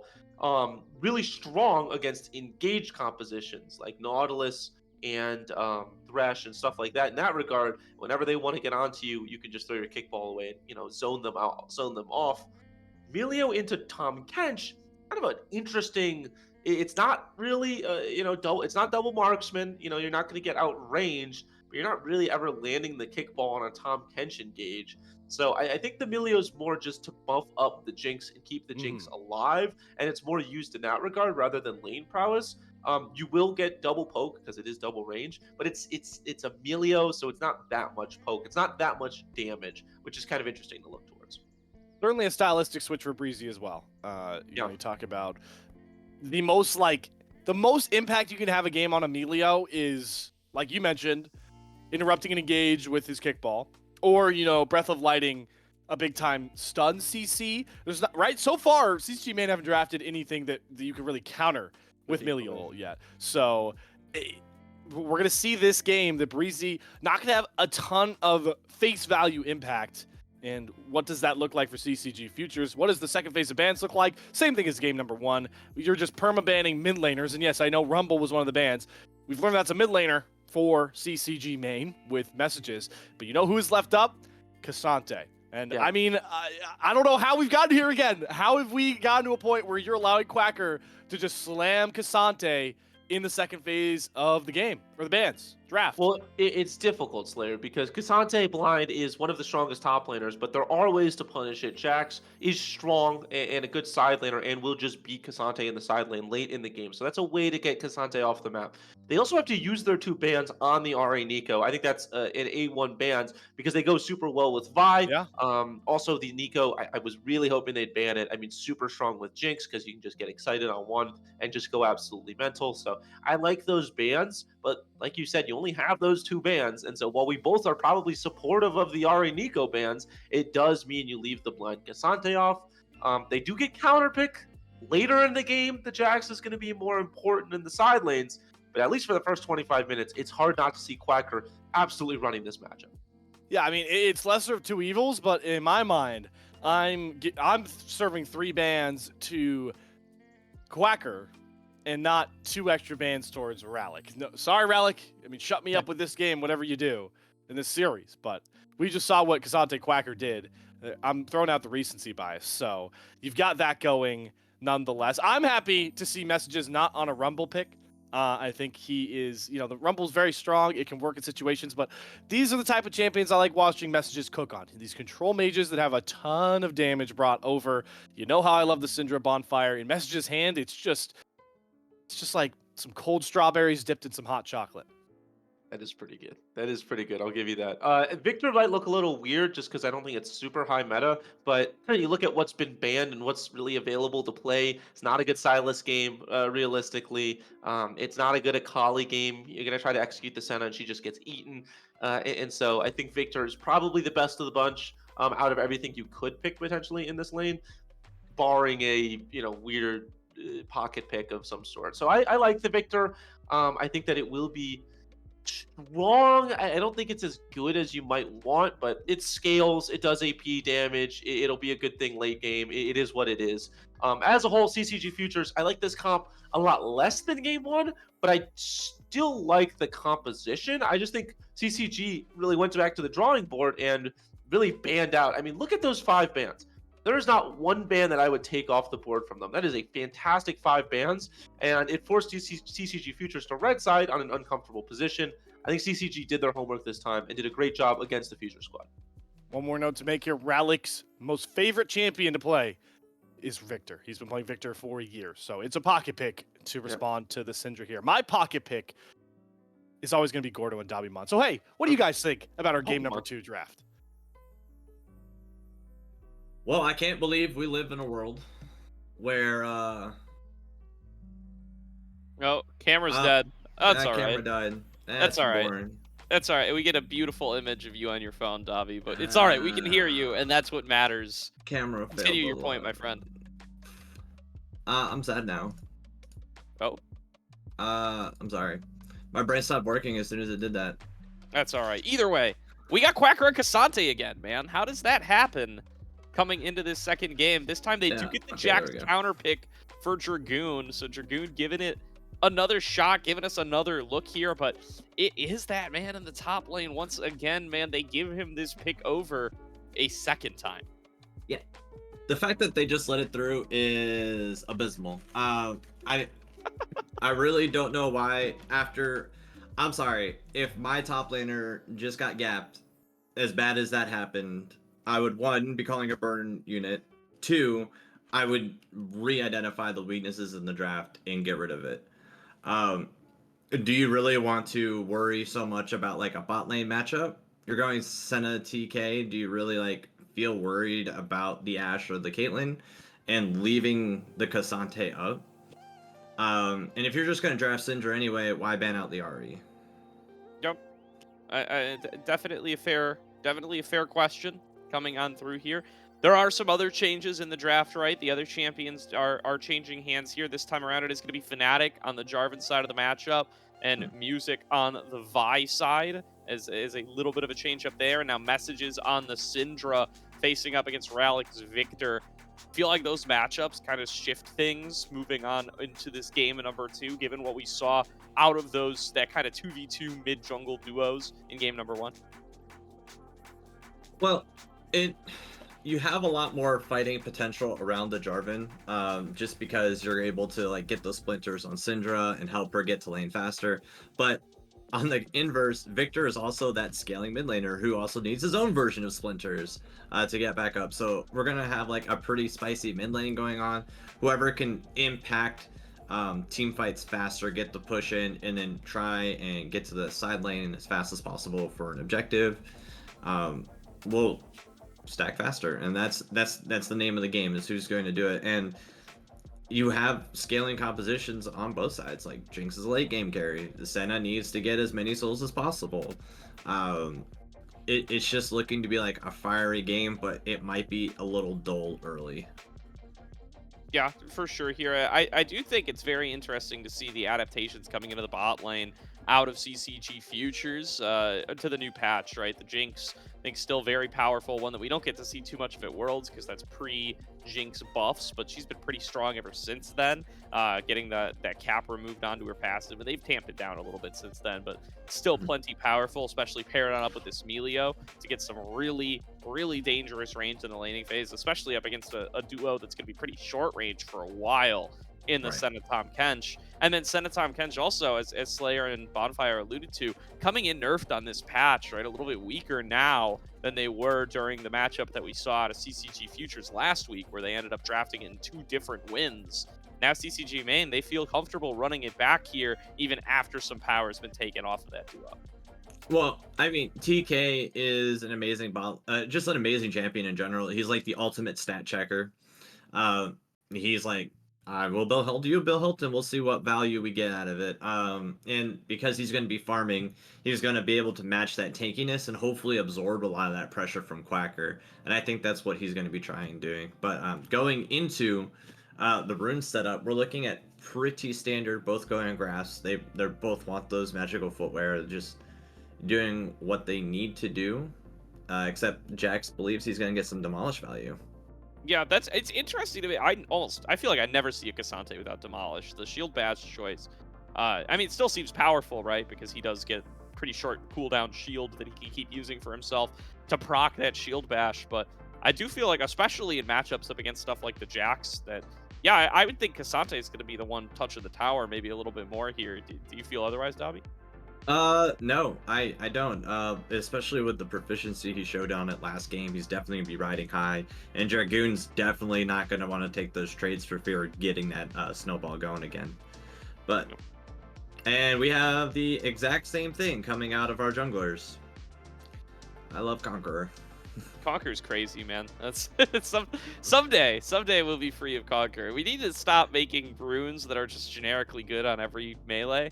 And some ranged. That might be a little bit of an issue coming into future seasons, or maybe it's not. Maybe they just keep it in there as, you know, you got to have something for you. There at least needs to be something equally generically good for like champions that aren't looking to deal damage. Yeah, they did, and then they had to nerf it because Glacial was strong, Aftershock was strong. True. Thank you, but they're both these champions, Vi and Jarvan, are doing the exact same thing. They're just trying to annoy the front line and get to the back line as hard and fast as possible. Yeah, fair enough there, as we do end up seeing. Hey, it's the double Airy. It's another identical I setup. think they're messing here. with us. Maybe just a little bit, yeah. You know, maybe the tool's bugging out. You know, maybe it's just Right. copying it twice. It's always possible. Both going Scorch, both looking for a little bit of early trading power. No phase rush Syndra this time around. I think that makes a lot of sense, as you're never gonna outrun stuff like Vi or Cassante. They're gonna be on top of you with their millions of dashes anyway. So definitely feels like an airy angle there. You can go something like Electrocute or whatever in some matchups, I suppose, but feels like airy is usually best slot here. Yeah, I'm actually a little weirded out that there's not the first strike Syndra, because you want to burst this monster of a Jinx as fast as possible, and just getting that extra damage, especially when your splinters are up there and you can execute. That first strike might just be that little bit of damage you need to keep her from living. But Senna going the fleet footwork, just trying to stay and sustain, name of the game, which is what you're going to see out of it. In the Lethal Temple Jinx, that's what Jinx does, get jinxed. Indeed. As rounding things out, we got the Melio, we got the Tom Kench, the Guardian for the old Tom down there, and a second Airy. Love to have that one on the Melio. This guy's going Gathering Storm, so he's going to be the exception to the Scorch rule, as he's going to look to maybe get just a little bit extra AP in the tank later on. You think it would be opposite between the Victor and the Milio? Yeah, you would. You would want to see your late game AP carry grow Gathering Storm. So maybe a rune misplay from Rallick, but he is a Victor connoisseur, so maybe he knows something we don't. Yeah, maybe just looking for that early trading power. Feels like, hey, we're going to be the stronger late game comp one way or the other. Although you do wonder, you know, Melio's already got Scorch on his passive a little bit there. Maybe would be a reason to opt for it. Although, I guess that's the question. Does Scorch proc off of Melio passive damage? I'm not actually 100% sure. I would think it would. Double Scorch. Yeah, I would hope that it does, but I guess there's always the chance that it doesn't, in which case it does really push you towards Gathering Storm. Yeah, I think the last argument for it is that like Scorch might just proc the second wind on TK, and instead of just healing him constantly, he just wants to try and like get more AP value later as the game goes on for those heals. Yeah, that's a fair point. But it looks like we are ready to get onto the Rift for game number 2. So enough talking about runes. Let's get into talking about gameplay. And we've got Slayer and Bonfire here to carry you guys through that. So Slayer and Bonfire, you guys take it away as we get into game number 2 in the CCG Civil War. Love you, Slayer. I had a whole planned bit I was gonna do, and then Dobby just said that, and now I was gonna rhyme and everything. I had a rhyme prepared. All right, I want to hear it still, though. No, now I have to save it for next game. I have to save it. All It's right. too I late. feel like maybe you didn't have a rhyme then, and you're I just did. using this as an excuse. All right. No, I did. We'll save it for now. Okay, wait. What can I swear on that you know me swearing on means I'm not lying? I swear on Raising Cane's. I had a rhyme prepared. Oh, that's a big one. I was gonna say swear it on the gym. Okay, that I swear on. Actually, I'm even Swear on too scared to Ezreal. swear on that. Swear on Ezreal. Okay, so I swear on Ezreal that I Alright. had a rhyme prepared. On Ezreal, that's a big one. All right, I believe you. Well, here at next game, there is going to be a next game, but that might be the last game if CCG Futures ends up winning this. How about that? You like that? I feel like that was pretty good. How do you like them apples? You like that? Kirk Cousins heal up soon, man. Anyways. Well, I just got whiplash from that reference. You went from Matt David to Kirk Cousins. Wow. You like that is Kirk Cousins. What are you talking about? I know, but you said how about you like them apples? I got like Oh, right. those Yeah. references you gave me. How many references can I bottle into one little phrase? How much damage can you get out of the Senna TK? That's going to be the question for CCG main. We highlighted how both of them have had slight nerf tweaks. We saw how the formerly slightly nerfed Cassante still performs. How can the Tom Kench and Senna do? Does it look nerfed to you, Slayer? It looks pretty strong to me. Holy moly. Yeah, that is the strength of the Senna TK. Don't let the TK get on you, because those slows along with the Q slows on the Senna make your life very difficult. Quacker did not get level 2, so that is going to be a good trade on the top side. But yeah, this is the strength of the Senna Tom Kench. if you are not aware, now you know, and Jinx does not do well into it because those Jinx autos don't really start hurting the Tahm Kench for a while. And so you can just watch this Tahm Kench eat 3, 4, 5 rockets, and I would actually argue that's probably favorable for the Tahm Kench because that mana cannot be used on your support then. Yeah, Jinx has got to be one of the weakest AD carries early game right now, and that's always how she's been, right? And you can see what you were talking about, Bonfire, the mana for BASB already solo, that Zap going to take it even lower. I'm surprised with the state of Jinx early game that this wasn't a cold start from BASB, to be honest with you. Yeah, I actually, now that you mentioned it, kind of surprised as well. I think normally you do see the call on the Jinx, and I think you were being very nice by saying one of. I think Jinx is the, by far, weakest AD carries early on. And so, I mean, the only saving grace is if you can get excited, but that's a pretty big if right there. So we'll have to see. At the same time, probably one of the best scaling AD carries in the game in team fights. It's between her or the Aphelios, as Rollick is just getting poked down under his own tower. I'm so happy Messages is on a control mage, man. I mean, this guy's just nasty on those control mages like Syndra. Fnatic on the J4, also a staple champion for him, is going to grab that first scuttle and spot out Music. So both have an idea that they have gone for full clears. Yeah, so the question is as well, and we were having this discussion, a little bit of lore into me and Slater's personal lives. We play League together sometimes.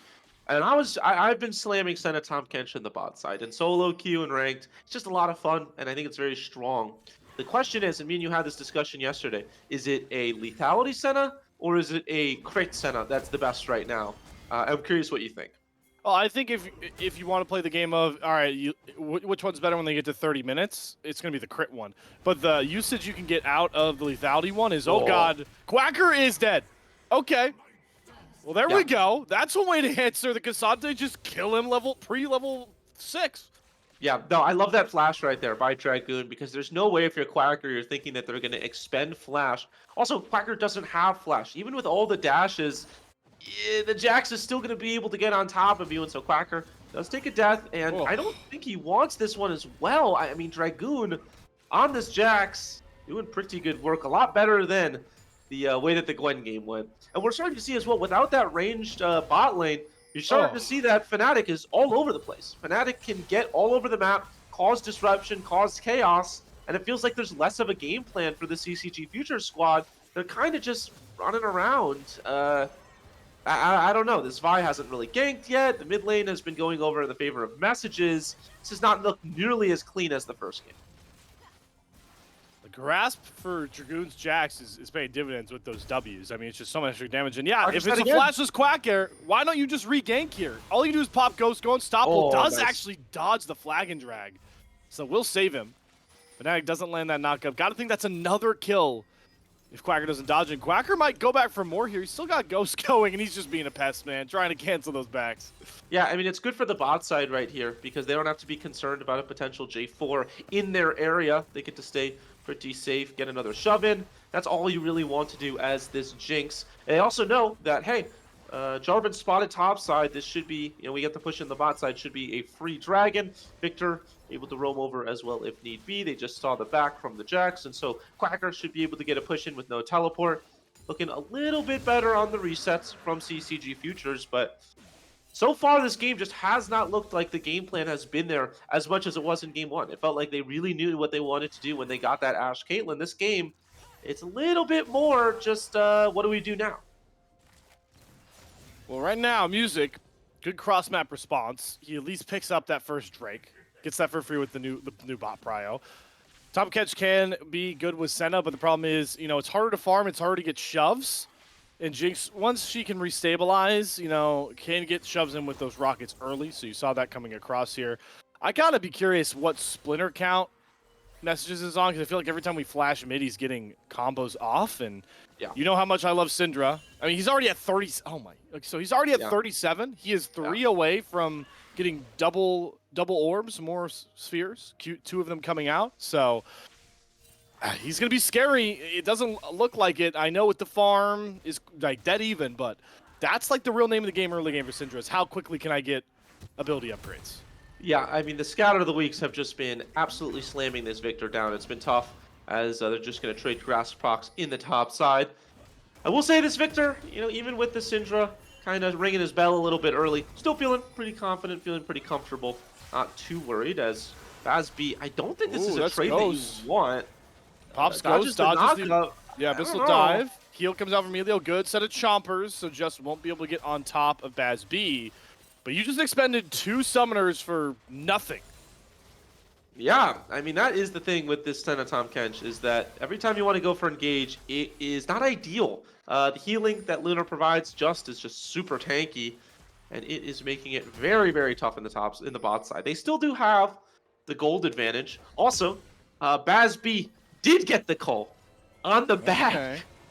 Uh-oh. Ooh, they caught Breezy. He has flash if he needs it and has to flash the root from Lunar. So good spotting there. Whoa. Top side, hello. All out goes Quacker. Wants to smoke with Dragoon. Both junglers are here as well. Who goes first? It's Music. Cease and desist on top. Into the double knockup from Quacker. The Neforo strikes doing work, and Quacker is right back into the action. You can only knock him down for so long.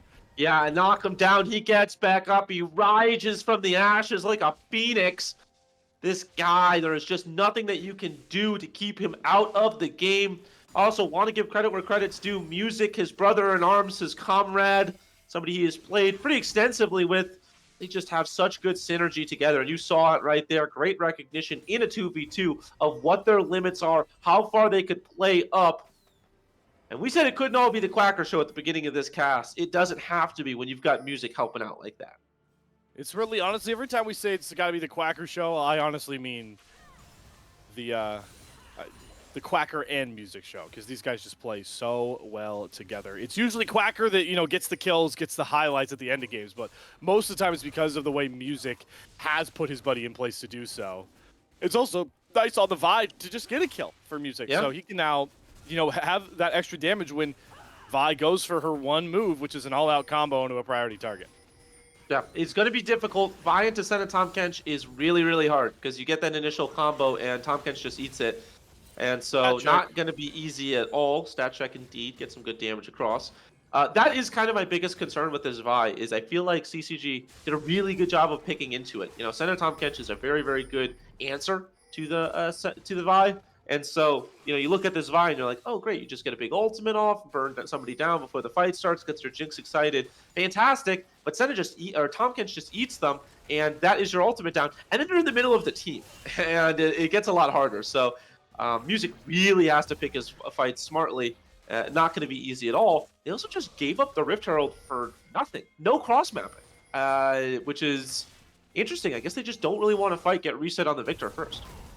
They do get some counter jungling for Music, so he's at least going to get some farm. But yeah, I mean, that's a small spoil. And you do, knowing that Rift Herald's going down, it allows Breezy and BazB to continue to shove in these waves. They've now gotten 3 turret plates for the second game in a row early on. And that's got to feel nice on a Jinx Melio, right? Obviously, you pick Caitlyn Ashe because you need to get these shoves. You were expected to find these platings. On Jinx, these are just an extra luxury. Yeah, no, this Jinx is starting to get a little scary, starting to get a little dangerous if they goes unchecked. The issue with Senna Tahm Kench is you really cannot punish those scaling 80 carries. Other than the early Senna poke, it just gets very difficult. And so, starting to see that now. Yeah, Senna's going to be big, but so will this Jinx, and Quacker just able to dodge away from Dragoon's combo in the top side. I will say, even with that kill, this Jax still kind of doing pretty well in the farm department, up about 20 CS. Yep. Still definitely has the lead there. Teleport immediately back from Quacker onto a minion. I think he's going to teleport right into a stun, I assume. No, Dragoon doesn't want it. So we're going to see no top lane skirmishes. Immediate rush there for the Sunfire coming out from Quacker this time round. Obviously up against a much different champion than the Gwen. So I like the itemization adaptation there. Dragon taken by Fnatic under the guise of everybody. They have the mid and bot push, so this one's just as easy. And yeah, I mean, these are the simple macro moves that get you those neutral objectives. These aren't macro moves. This is the battle. All out. Dragoon already popped Grandmaster's might, but when K'Sante goes all out, it's a whole different battle. And despite having the health advantage, Dragoon doesn't want any more of the smoke. Yeah, it's a trade of ultimates right there, but critically, Quacker had just used his teleport, so has to walk back in. Music, can he stop the back? Oh, no, he cannot. Gets spotted on Vision, and now they know where Music is, and so BazB and Breezy my friend, you have to back off, and they have a Rift Herald as well, and so you'd have to imagine this first turret is soon to fall. Yeah, they're going to try and burn it down. Turrets obviously have those added resistances from patch 13.20, so it's hard to really get them completely killed off once you get a couple plates off them, so they won't get that, but they've at least gotten a huge gold injection in the plating department. Another great response there from Fnatic. These two junglers know where they can't really make up any gold and where they can get it back on the other side of the map. Yeah, at this point, they're just kind of choking them out, right? They've just gotten advantages through the CSing, they've gotten advantages through the pushes, and I've been very impressed with Fnatic after a fairly lackluster game 1 on the Vi that I don't think we're going to be writing home about. Has looked very strong on this Jarvan so far, down a little bit of CS, but has made up for it. It really felt like it's been all over the map.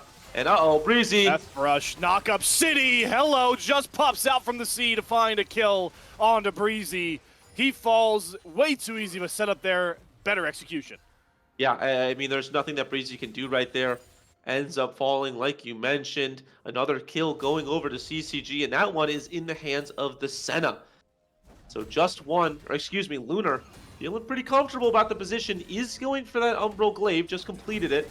So it is going to be that lethality Senna, which honestly, I know that the crit is better late game with the damage, but I actually prefer the Umbral Glaive just because of the utility that it gives you in terms of clearing out waves, and you still do a lot of damage. The problem with going the full crit is that you are very, very weak for much longer on the Senna. You're cashing it out to be super strong late, right? But you have the warding, obviously, you talked about, and just going lethality is always going to give you mid-game damage stat power spikes. So, yeah, I mean, at this level, it makes a ton of sense here for Lunar to go that route. Is the gold lead now not as far ahead as you would think for CCG with how many turret plates they've taken, and it's because they've been able to amass farm leads in the jungle by a bit. You've got this Jinx who obviously can farm better than Tahm Kench. We've got ourselves a pretty even keel game as platings drop. Yeah, both teams ready to scale. I think that both teams feel pretty confident with their team fighting as well.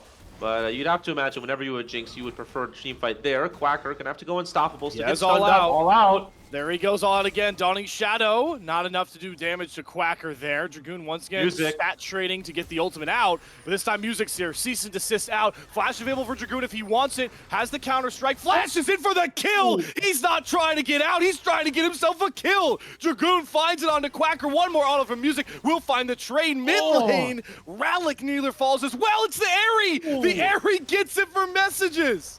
Ralik dies, and out of the bot side, Bazby and Breezy have to disengage, have to get out. They will be able to do so, but at the expense of their turret. CCG main strikes back, return to the Jedi, return of the main, whatever you want to call it. They are back with a vengeance, my friend, and across the map, they're making music happen. What an explosion for CCG main there. I love the aggression from Dragoon to flash. Not a way to live, but to get a kill. That is a Chad top lane moment if I've ever seen in the messages. You know, the Rumble had its moments, but this is what we get messages for. These types of plays just has always been flawless with these stuns, the chain damage. Rally just too far behind, and here's the part that's little airy. Oh! It is tough, my friend, because Ralik just wanted to go for a good trade there, ensure that he didn't have to back for nothing, but ended up just barely losing his life, and that's going to feel bad because you're giving more splinters over towards that Syndra, giving more gold over to that Syndra. We can look towards the stats right now, Caddy. Curious how many splinters this Syndra is holding on to. 72. Wow, 72. That is getting scary. So that is 808 from the third upgrade of Skyr of the Week that brings over the big slow, even if you don't hit the stun. So Messages is really accelerated. Also opting to kind of be more of a all-around damage dealer. Obviously, Syndra is very bursty, but you can optimize her to do more just general damage. You know, you heard Dobby talk about not going first strike for the burst ability, the Airy on the Syndra, but also the Liamdries. So Messages is eyeing to front to back a lot more than rely on potentially just bursting and blowing up a Bazby. It is going to be a trade of the Dragon for the Rift Herald, but I think that's going to mean that their mid tower is going to fall as well. And how much can they get on the back end of it? There's nobody covering mid. They're going to get the mid tower before it even crashes. I mean, I'm starting to get concerned on how much they're going to lose. Here's the fight. Well, keep an eye on Quacker, who's coming down. The teleport coming through for Dragoon, but they've already blown up Music. He went far too forward by himself. Cataclysm needs to be flashed away by BazB. Expends the ghost to get away as well. So right when you thought the wrap was coming across, it's turned on by CCG Main. Another great stun for Messages. He kills Relic off once more. Quacker going in, trying to find a trade desperately. All out on the Messages. Goes golden at the perfect time, and Quacker is popped. Messages does not want to go down 0-2. He's taking over this one. Yeah, this one looked so difficult now because how the hell are you going to get back into this game? It's a 3-0 Syndra, a 1-0 Senna, and you saw in that fight how strong that Senna Tahm Kench combo was. My Music going in on that Senna, trying to get the stun off, and just misses it, and then immediately gets burst down. Even if he gets that knock up onto the Senna, the Vault Breaker hits, you'd have to imagine that Tahm Kench Devour would keep the Senna alive, and then they're just able to burn it down. Music, make it a 4v5. Even some heroics from Quacker couldn't save them. CCG Futures, the composition that I think everybody was saying, it's okay, is starting to see why. It is coming up into a brick wall right now, and Just One and Lunar are carrying that wall forward. I'm starting to see why CCG Main let the K'Sante get through this time. It's because, you know, you talked about how Senna Tahm Kench, mostly just Tahm Kench, is the answer to Music on the Vi. It's in a lot of ways the answer to Quacker as well, because what Quacker and K'Sante wants to do late in a fight is jump in, pull one of those, you know, carries in and all out. But you have Tahm Kench as a safety. Right now, Relic has no safety away from Fnatic. Cataclysm down. Relic is flashless. Lunar is coming on the wayside. Easy pick set up. Fnatic also looking back to his normal way. Yeah, beautiful play right there. The question is, are they going to lose anything in the mid turret?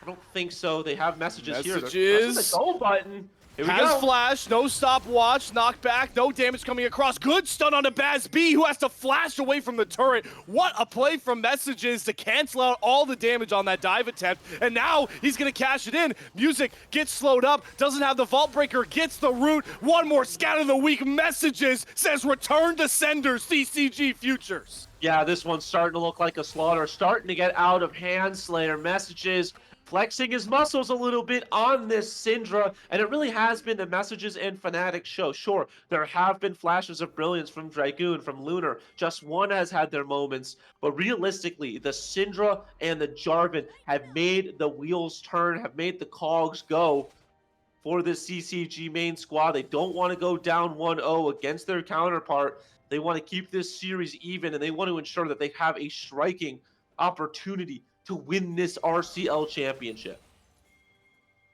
We're looking at the head-to-head for this matchup. Obviously, the most hyped matchup is going to be Quacker versus Dragoon. Those, you know, star power-wise, those are the two, you know, ones you want to look for. The one that I think was the biggest gap, the hardest to overcome for CCG Futures, was going to be Messages' advantage over Relic. And boy, have we seen it in game number 2. Yeah, I think after this draft, you have to start asking, is it crazy to say throw Relic on a support mid laner? You know, I know it's obviously not the best meta, but a Galio, a Malzahar, a Lissandra, something that does really great engage, because I feel like that's where Relic probably does their best work. I've seen Relic's Nico very, very strong. And that last game, Relic was a problem, but realistically, it was the Quacker show, and it was other reasons why they won that game. And so, you know, I don't want to call them out yet, but an 0-3 Victor hasn't really worked out for them. There might be other opportunities for Relic to still have an important impact, because I'm glad you put that up. Messages is absolutely slamming right now. Or 0-1 has the Zhonya's completed as well. Love that second itemization. You usually see the Shadow Flame, but up against a Vi, a K'Sante, who are both going to be diving for your head constantly. And you've got the Tahm Kench, who's likely trying to protect the Senna. You got to protect yourself. Messages now has an interrupt for an all-out, for a cease and desist when it comes along. And with Baron up, you know, this next Drake coming up as well, you're going to need it for those fights, because the fights are going to happen one way or another. Yeah, I will say the item spikes greatly favor the CCG Esports squad. Not only are they sitting on components, there's 2 items on every single member other than the Tahm Kench. Both Dragoon and Music, or excuse me, and Fnatic were able to get it before this fight. And so CCG Futures, they're sitting on 1 and then some, a little bit of change, but that is not going to change the outcome of a fight if it comes down to it.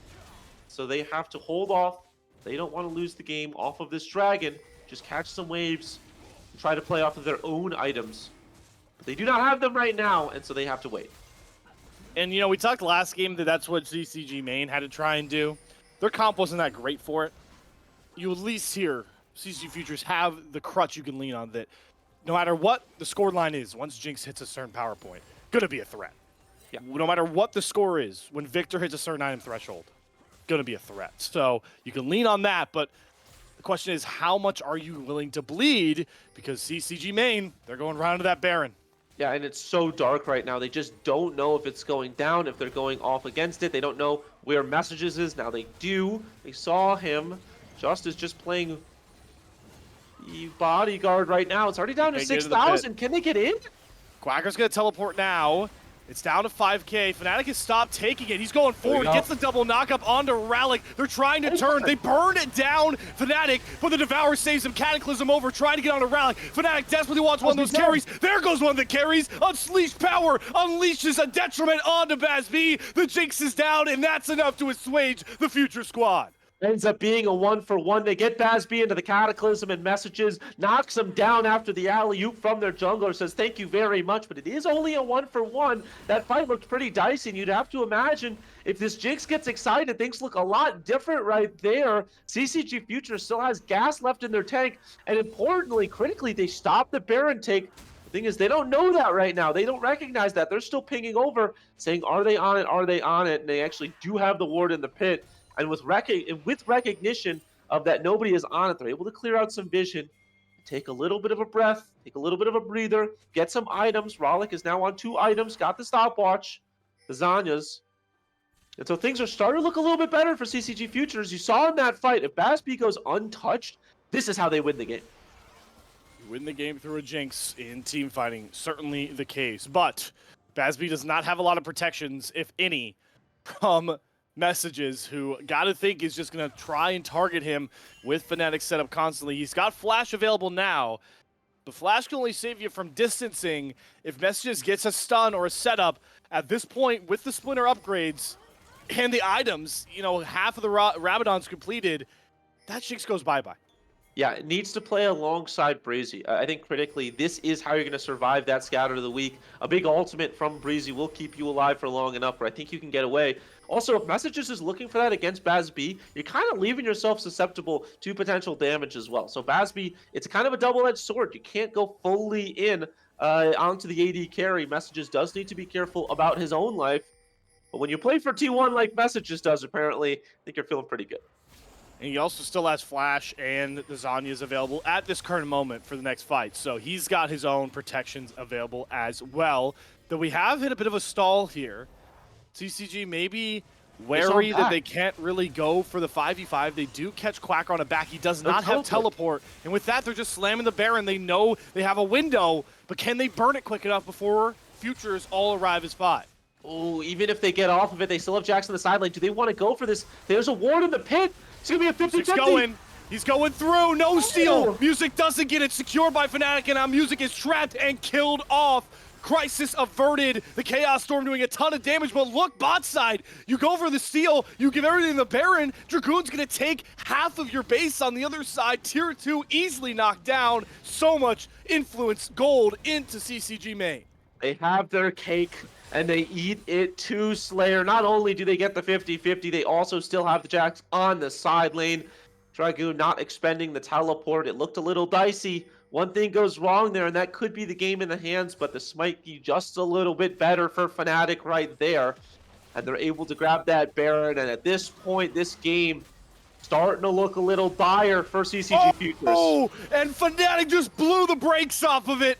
One beautiful Cataclysm. Goodbye, Futures bottom lane. Fnatic's going forward even more. Every flag and drag is pure perfection. This game, near pure perfection for CCG main. Quacker jumping in a little too late, gets gobbled up and spit back out by Just, only to find a gray screen. This is going to be it. CCG main respawn in droves, and even the grand finals up at 1 apiece. A dominant victory right there. We haven't really seen a close game yet, Slayer. These CCG squads, 2 heavyweights, trading punches, shading blows, but neither have fallen yet. The 10 count for both of them, but they're still standing. and they are ready to make their glorious comeback. CCG Esports get the better of this one. It is 1-1 in the series, and we go to a best of 3.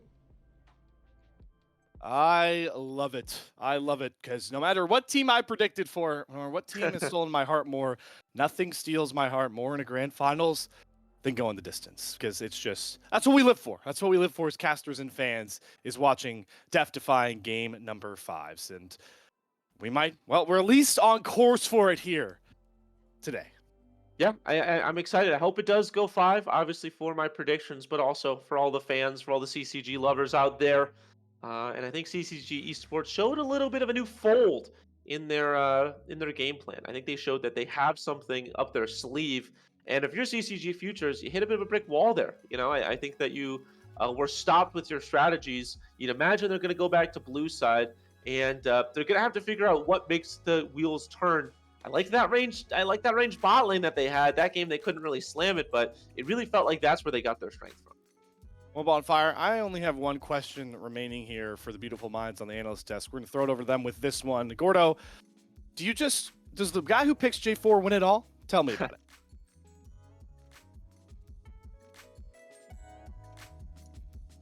Might be maybe, Slayer. I mean, the Jarvan now going to be undefeated in this series coming into game number 3, Dabiman, and what a close series we appear to have on our hands. Game number 2 not really close, game number 1 not really close, neither in isolation, but combined together we have got ourselves a competitive series between these two teams, and it seems like depending on who some of these early to mid game fights favor, they're just able to snowball away with it.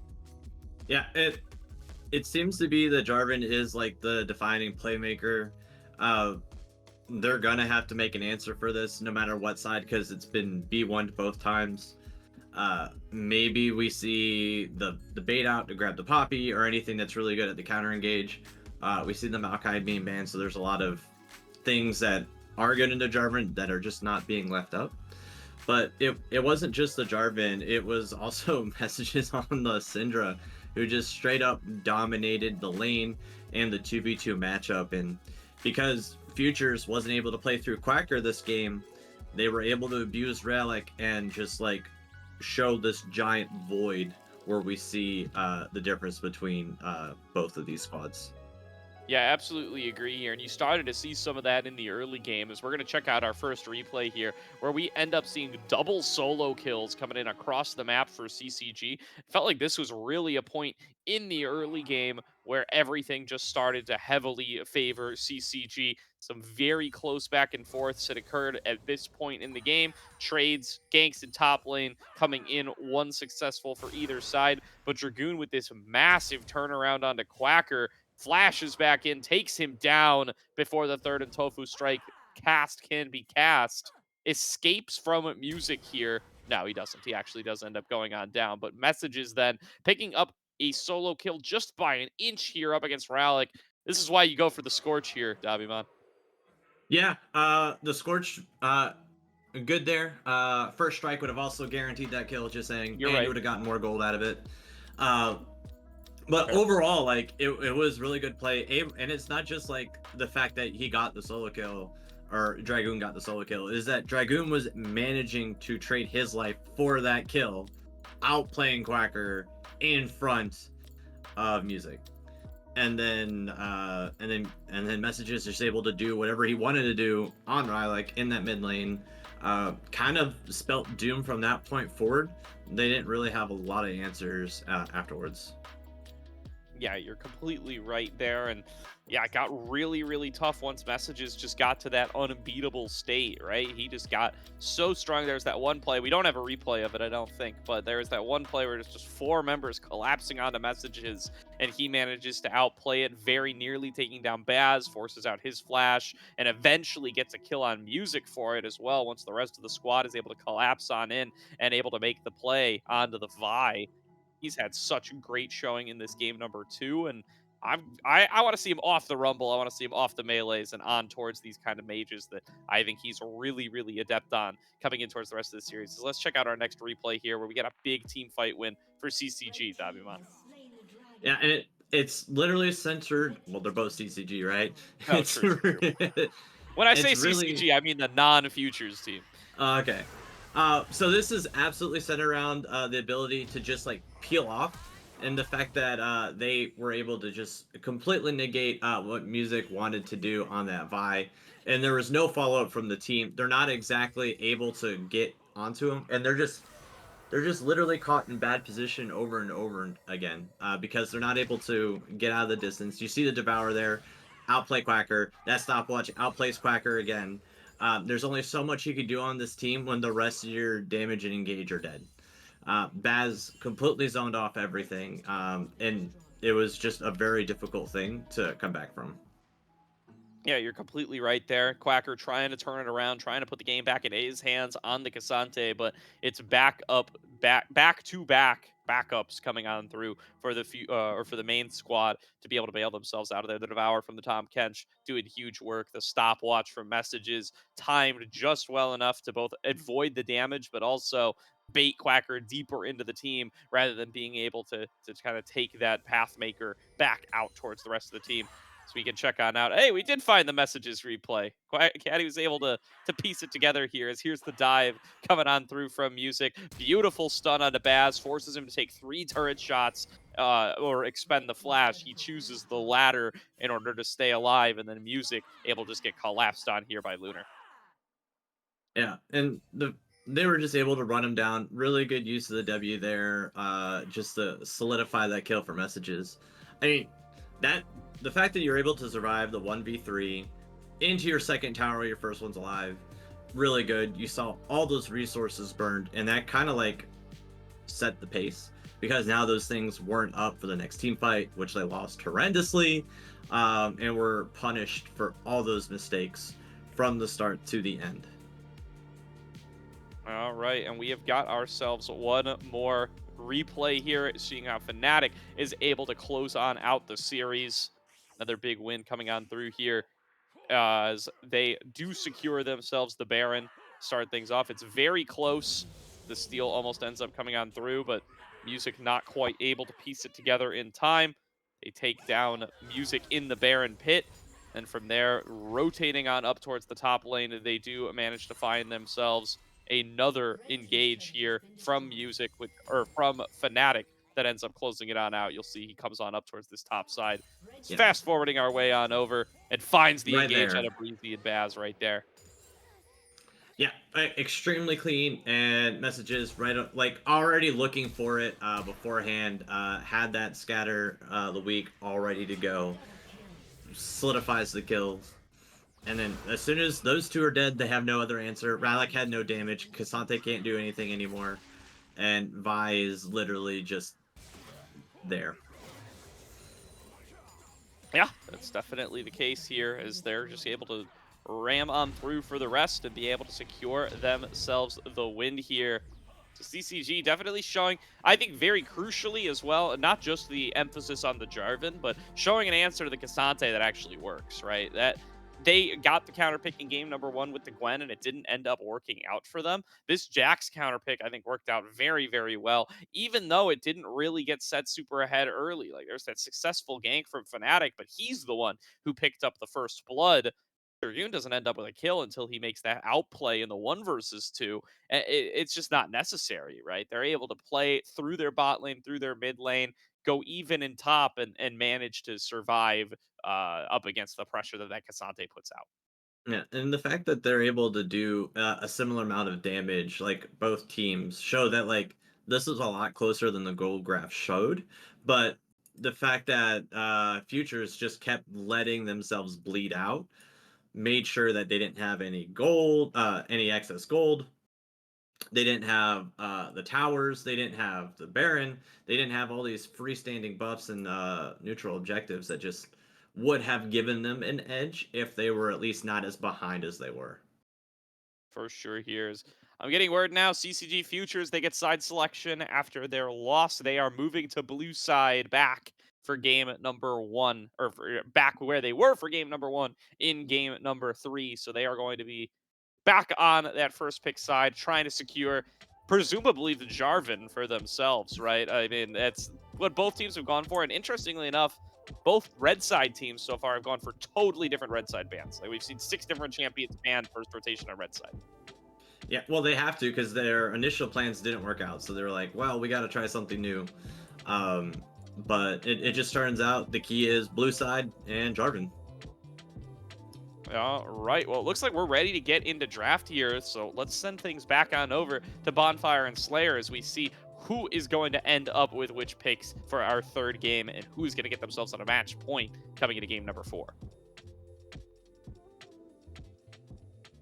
The pivotal game 3, the turn pick. I don't know the statistic on it, but whoever wins a game number 3, you are much, much more likely to become the victor of whatever series you're talking about, whatever best of 5 you're talking about. And for us, we're talking about the Risen Champions League Grand Finals.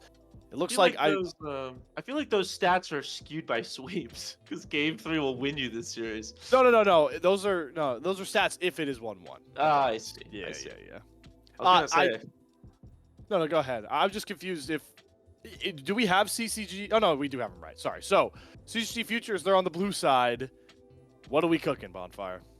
Yeah, I mean, I think what worked out really good for them last time they were on the blue side was that double range. They're going to have to ban out. If they want to go for that, they're going to have to ban out again, do their homework, ban out the Jarvan, ban out the Wukong, especially the Jarvan, and, ensure that you can't get punished that way. If they want to go a different angle, B1 is still very strong, and you saw it last game. You get either the Maokai, the Orianna, the Jarvan, the Rumble. There's just so many good B1 picks that you can grab for yourself, and so I do feel like blue is very strong in that regard. Red gives you counter pick in the bot side, but it just didn't really help them that game, right? Like they got the counter pick, they got a lane that looked okay, but they had so much banned out against them, and they just didn't look comfortable with whatever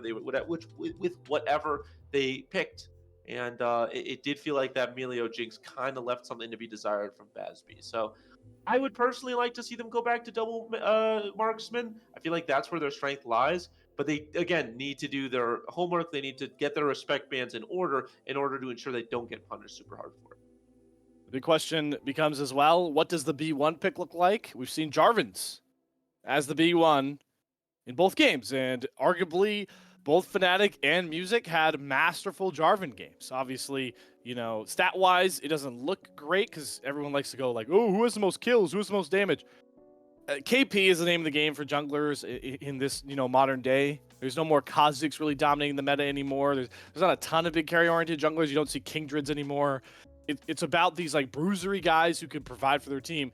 And Fnatic and Music did such a good job in game 1 and game number 2 respectively. So I'm curious to see if Jarvan is even let through in game number 3. We're finally into the picks and bans here in the Rel, the first one off the board.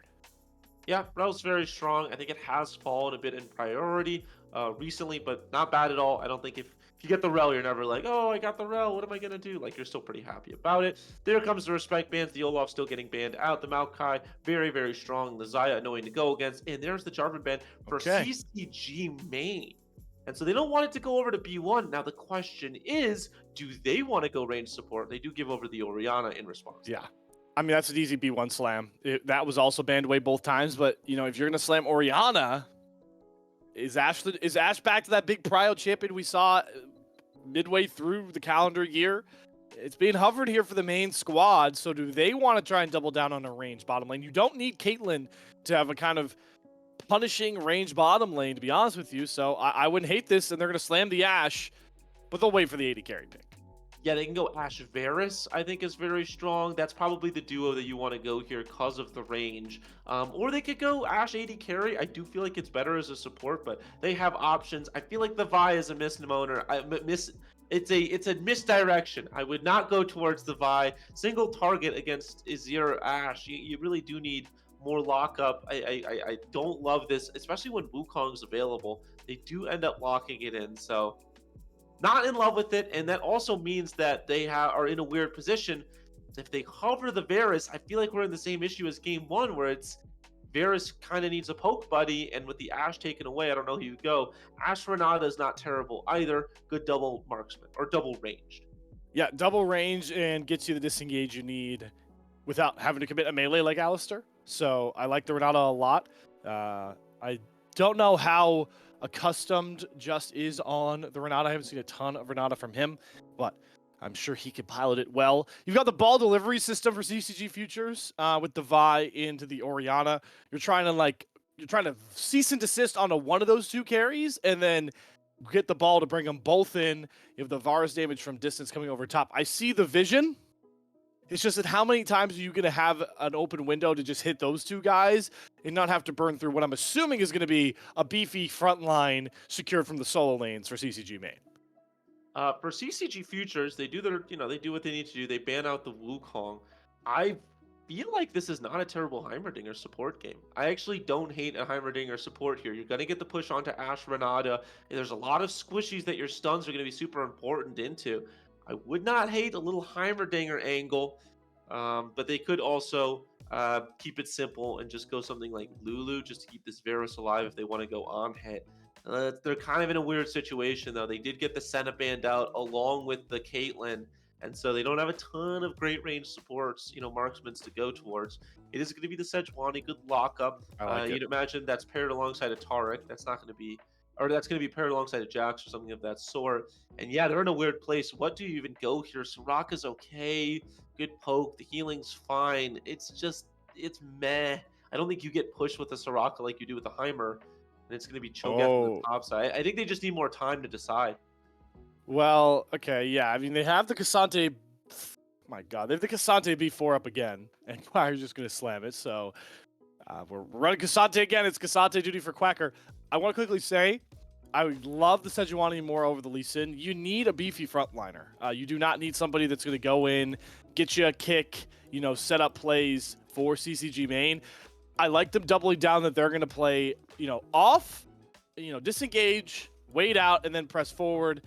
I like a Karma hover from CCG Futures. That doubles down on the poke, the shielding. It can bring over to the late game. Varus Karma works pretty well here. So both these drafts pretty well polished so far for game number 3. Yeah, I don't hate the Karma. I think it had to be Karma or Heimerdinger. I saw some of the other hovers. Sona's not great. I think that if you go towards the healing of Soraka, it's fine. But again, you are basically you're just picking for the early bot lane. You're just picking to get pushed. That is the sole reason. Darius being hovered. There's no way. Oh, Yes. no! Yes. Let's okay. All right. So we got the Darius finally locked in. Dragoon's gonna helmet. Oh, this is so great. Longtime Risen fans, I know this is the first League Champs back, but Darius is just such a coveted champion around Risen, top leagues, all the way back to the first finals that Bonfire and I casted. We had I Am Sam. It was Divine. It was a lower level, but his Darius won him in a finals MVP, won an org I'm not going to name, a championship in that finals run as well. Darius, you're talking about yeah. We're not gonna name them; they don't deserve it. But anyways, exactly. Darius is such a good part of Risen right now, in my mind. Such a big part of this top lane matchup. Dragoon, it's all really lining up. There's a ton of awesome pocket pick champions. I'm not gonna talk about all of them because we got an analyst desk too. I know Gordo already alluded to one. So Gordo, who's the other guy that just got one of his favorite champions for this matchup?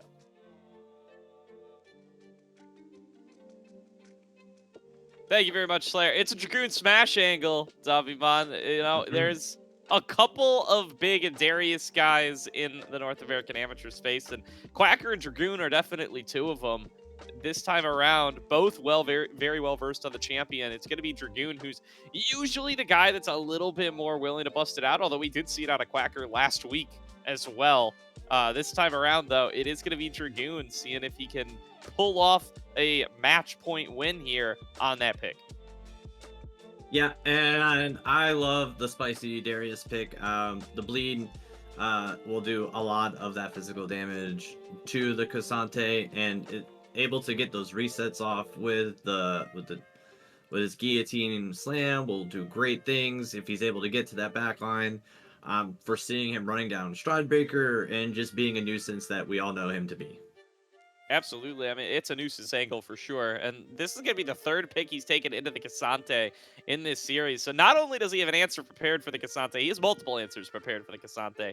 And I guess you have to if you are going to let yourself tank the Jax and the Wukong bans coming in later on. The Wukong probably more directed at Fnatic, but still does end up with that Darius in tow.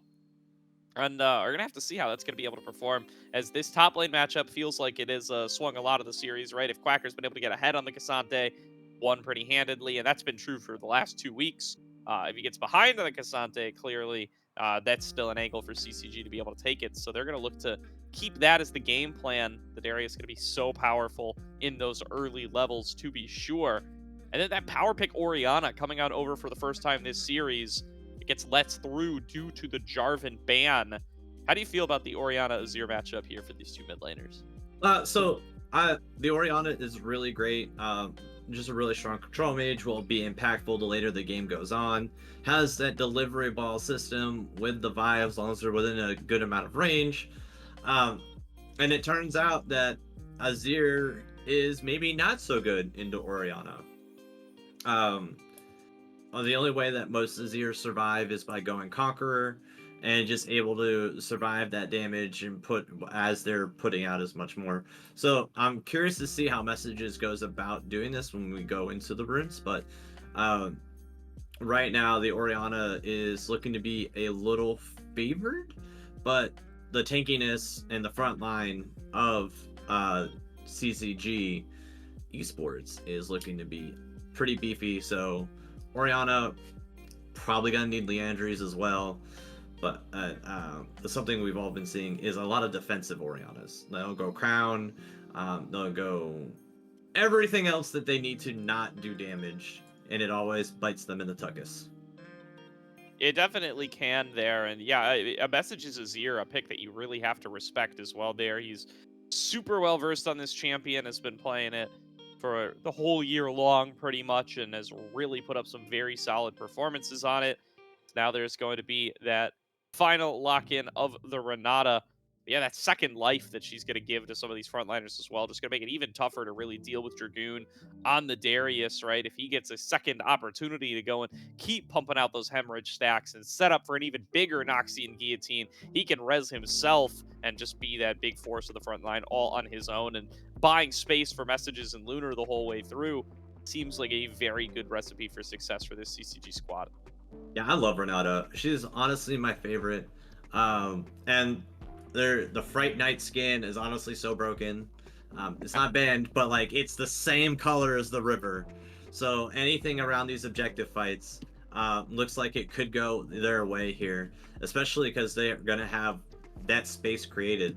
The Azir is able to create it, the volley from the Ashe, and then the ultimate out of the Renata as well. So it's really good that we're seeing these ranged mashups in the bot lane. You don't really need that full front-on tank because you have all these bruisers on the top side of the map as well. Yeah, absolutely. Here is getting on into the runes. It's another shield bash angle for Dragoon here, or no, for Quacker rather. Dragoon going to be on the Darius this time around, is looking on over to see how he's going to be able to navigate through this early game. I like the second wind in particular up against Hemorrhage. I think that that's going to be super valuable for him as he needs to find ways to survive these early levels in particular. Going to be on the lookout for that level 1 cheese as well on the Darius. Just know, Quagger's a Darius guy too, so he knows about it. There's no way he's going to be susceptible to this. I say perhaps caster cursing, and that is going to be a potential risk that he's just got to be aware of, that there could be a Darius waiting in that bush, starting W, and just looking to ghost him down at level 1.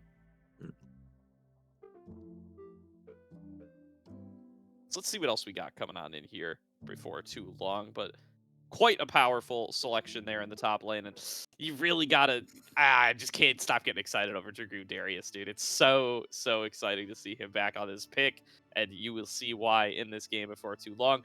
It's Aftershock Sejuani. That's not too big of a surprise there. It's mostly been the fleet work when you don't go for Aftershock, but even that most folks have moved away from these days. Aftershock is strong enough that you can just go in every game pretty much.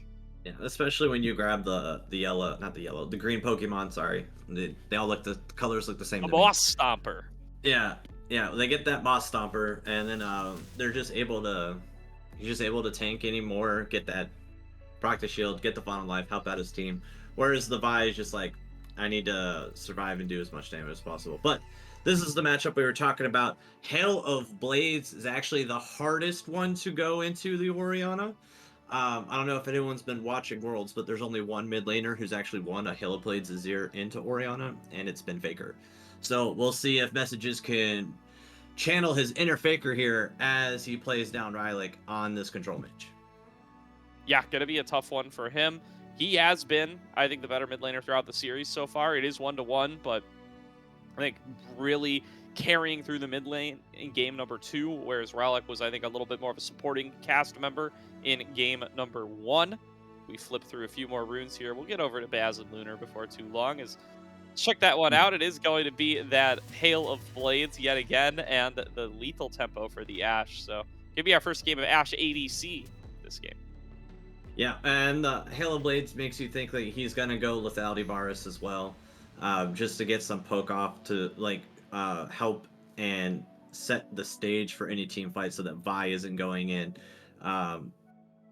into a team full of full health enemies. For sure. Ooh, Arcane Comet for the Karma. So opting out of a little bit of extra shield power, instead going to look for that extra poke damage in this lane up against the Renata and the Ashe. I don't hate it. I think they have, angles to go aggressive here with that as the Varus Karma, just with a little bit extra oomph up front if they can kind of close that gap and not get volleyed too frequently. Yeah. And find themselves a little bit extra poke, right?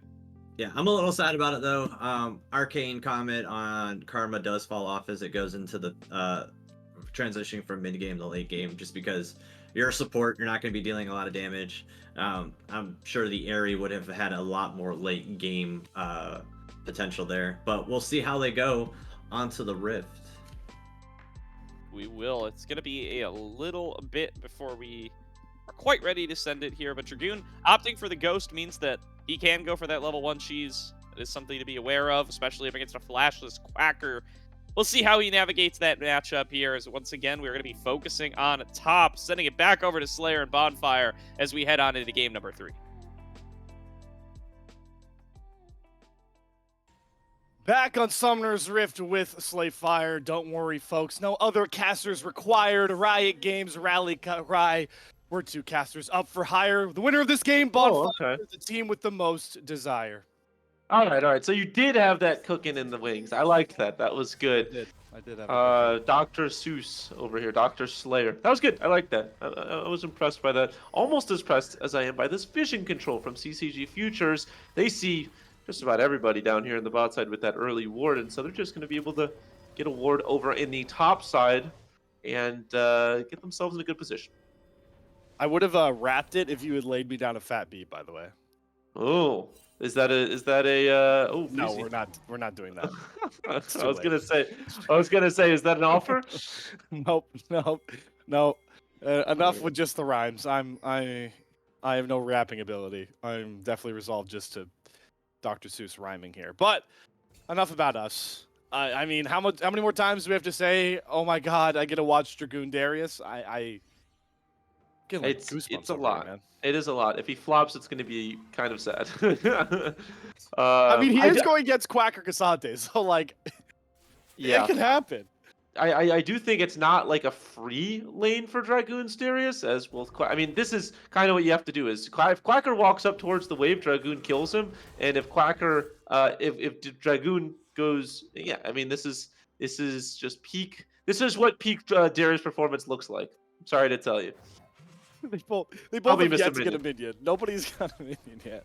Yeah, but he got the XP Slayer. He did. I'm pretty sure he bullied Quacker off at least one of those melees dying, so Quacker is pretty sure down in experience for level 2. Yeah, it's annoying. And this is why I almost always insta-ban Darius in the top side when I go top, because I find it to be very, very oppressive. And obviously, with Dragoon's Darius, it is just as oppressive as any other Darius in the world. But it does get a little easier for Quacker. I think it's probably a boot rush. Just get some minions, get some money, and immediately rush up Tabais, and then you feel a bit more comfortable. You always have to be worried about the hemorrhage stacks coming across, because if you can get 5 of them down, Dragoon can do a lot. Gets level 3 here, so he got all of his abilities available. Damn, even hits the Q to lock in the hemorrhaging. Quacker, yep, gonna have to wait to even back, and then has to take the back. So the Darius pick, not flashing with a kill, but doing a lot already. Yeah, and this is what Darius is going to do. Make it very difficult on Quacker early. Again, it's not impossible. Quacker gets some pots for himself. I think has to expend the teleport, get some gold, and like I said, you rush Tau buys, things get a lot easier. Or you can get 800 gold and rush a Bramble, but I think you probably want the Tau buys instead. As a whole, though, you just build up some armor, and the lane gets a lot easier. But at least level, I feel like the first 6 levels, Darius is maybe the best champion in the game. Certainly up there for top laners 100% as well. Only a refillable able to be grabbed there for Quacker, so investing into not having to buy potions, because boy does he know he's going to have to use them up against this Darius. The rest of the Rift, not really too much going on. Just going to be poke wars down the bottom side, full clears from both of these junglers. But we do have Music up in that bot side jungle. He was spotted out though, and we'll just take that recall. So no crazy shenanigans on a dive this early. Yeah, Dragoon's going to get a ward here and walk up just a little bit. Rollick doesn't know about this, but should be okay. Just going to take a bit of a harass from Fnatic. Does force him out of the brush, so at least appears there. Important to see the messages did take the Hail of Blades. So kind of just looking to be a little bit more aggressive in the lane early with that Azir. Quacker missed the cannon. I'm very sad for Quacker. They do spot Music with that ward, so they know where this Vi is, which means the bot side can play a little bit more aggressive if they want to, but the issue with the Varus Karma just pokes you out. Lunar already very low, a little bit more poke from Baz B right there, and they're just getting kind of shoved in right now. It is the trade of the shoving waves. Is good from Quacker to dodge that out. Should be able to just walk this one away. Yeah, does dash the Q. Has to pop the Ghost, though, to avoid the slow. And Dragoon is unrelenting. Quacker going to have to force another base here. He's losing, but he's at least not giving up kills a ton of gold just yet. Yeah, I mean, this is kind of the reality of the top side. I think most top laners, especially tank top laners, kind of have to face this reality. Quacker actually, I think, faked a back, and so he's hoping that this Darius shoves, assuming that he's going to back without teleport, and that is indeed what happened. So I like that from Quacker right there. You know, you're at low health, you're at low mana, you just dip under tower with no vision, and, you know, this Darius is just assuming, hey, probably backed, tried to get some mana, some health, and Quacker actually had that refillable. So able to get some free minions right there, and realistically, every single minion matters at this point. When you're this early on, you just need to make sure you feel comfortable. Darius is going to get the boots first, but I think this Cassante should be able to get boots as well. No, only the cloth armor. That feels so bad. Yeah, and at least, you know, Dragoon doesn't deny those minions, but he gets the shove in, he gets the back off. He's teleportless in this top lane matchup, which is a rarity. So he does, you know, catch the wave for free and not lose any minions over. Music does catch that first Drake. I believe Fnatic was a little late to the roam, so the bot lane pressure at least alleviating something for CSG Futures, as they are, no pun intended, bleeding resources in the top side. Yeah, they're bleeding in the top, but they are stomping pretty hard in the bot side. So again, it is the trade of shoving lanes. They're able to get a dragon for free because of it and get a little bit of an advantage in the bot side. They're going to lose out in the top side. The question is, do they want to roam up their bot lane to try to pressure this Rift Herald when it spawns? Because that is their strongest lane. And, you know, if they're able to get 6 before this Rift Herald, they could potentially look for something. But right now, it just looks like they are content just trading. And Dragoon has 6 first, which means Quacker needs to play even safer than he was earlier. Yeah, and keep bleeding CS resources. Good pull back from Dragoon. Just getting more of those combos. The Decimate doesn't land again. That's the big damage dealer for this Darius. Not a lot from the junglers, except some spotting on wards, the Drake take from Music. And you got to think that's benefiting Fnatic, right? Because Sejuani, yeah, sure, she can get ganks off early. It's a lot more in Vi's, you know, wheelhouse. Ultimate is a lot more important for the Sejuani to get early ganks. And just got it available. Does have the Glacial Prison just hovering Dragoon, betting that potentially someone will roam up here, just trying to deny Quacker more. Good pullback. They're going to get the knockups. Has to go out defensively, but they're stunning him up. Finally, Music shows up, but it's too late. Dragoon dunks down. First blood on the Darius. Messages pops up with a beautiful Flash Emperor's Divide. Here is CCG main in all their form. Yeah, Dragoon played that perfectly right there. Slayer just waits. As soon as the Unstoppable comes out, that's when you pull back the Cassante, and even with all out, cannot find the kill onto the Darius, and messages with a beautiful roam right there. The worst part about it, your mid laner didn't really get a lot for it. This Orion wasn't even able to get much of a wave shoved in. Azir still up. And so now they're down in gold, and CCG, after that first game, have looked pretty much untouchable so far. really good second game and off to a great start in this third game as well. Sure, you are bleeding resources bot side. Look at the gold. It's a 600 gold lead for BAZB's Varus over Lunar. But you'll take it because you've gotten a kill on this Darius that needed it. You got a kill on Messages as Azir, who, you know, obviously the headliner is we're seeing Dragoon get to play that very fun to watch Darius. But Azir might just be, in the deep champ pool of Messages, his best champion, not because of all the damage he can put out with it, but the playmaking he creates with those stream and shuffles with this Azir. You already got to see it, and now he's accelerated with a kill of his own. Yeah, should be interesting to see. They have ultimate up on BAZB if they want to go for it. There we go. They gotta. Chains of Corruption locking down. Good flash from Fnatic. Dodges the shockwave. And no kill, just a flash found for CCG Futures. And they might get wrapped here. Flash over the wall. The arrow not going to connect. Hostile takeover whiffs as well. So just a ton of flashes and heals burned on the bot side. No kills. Yeah, Just uses this flash. Fnatic uses the flash as well a little earlier. But they do get the flash off of BAZB.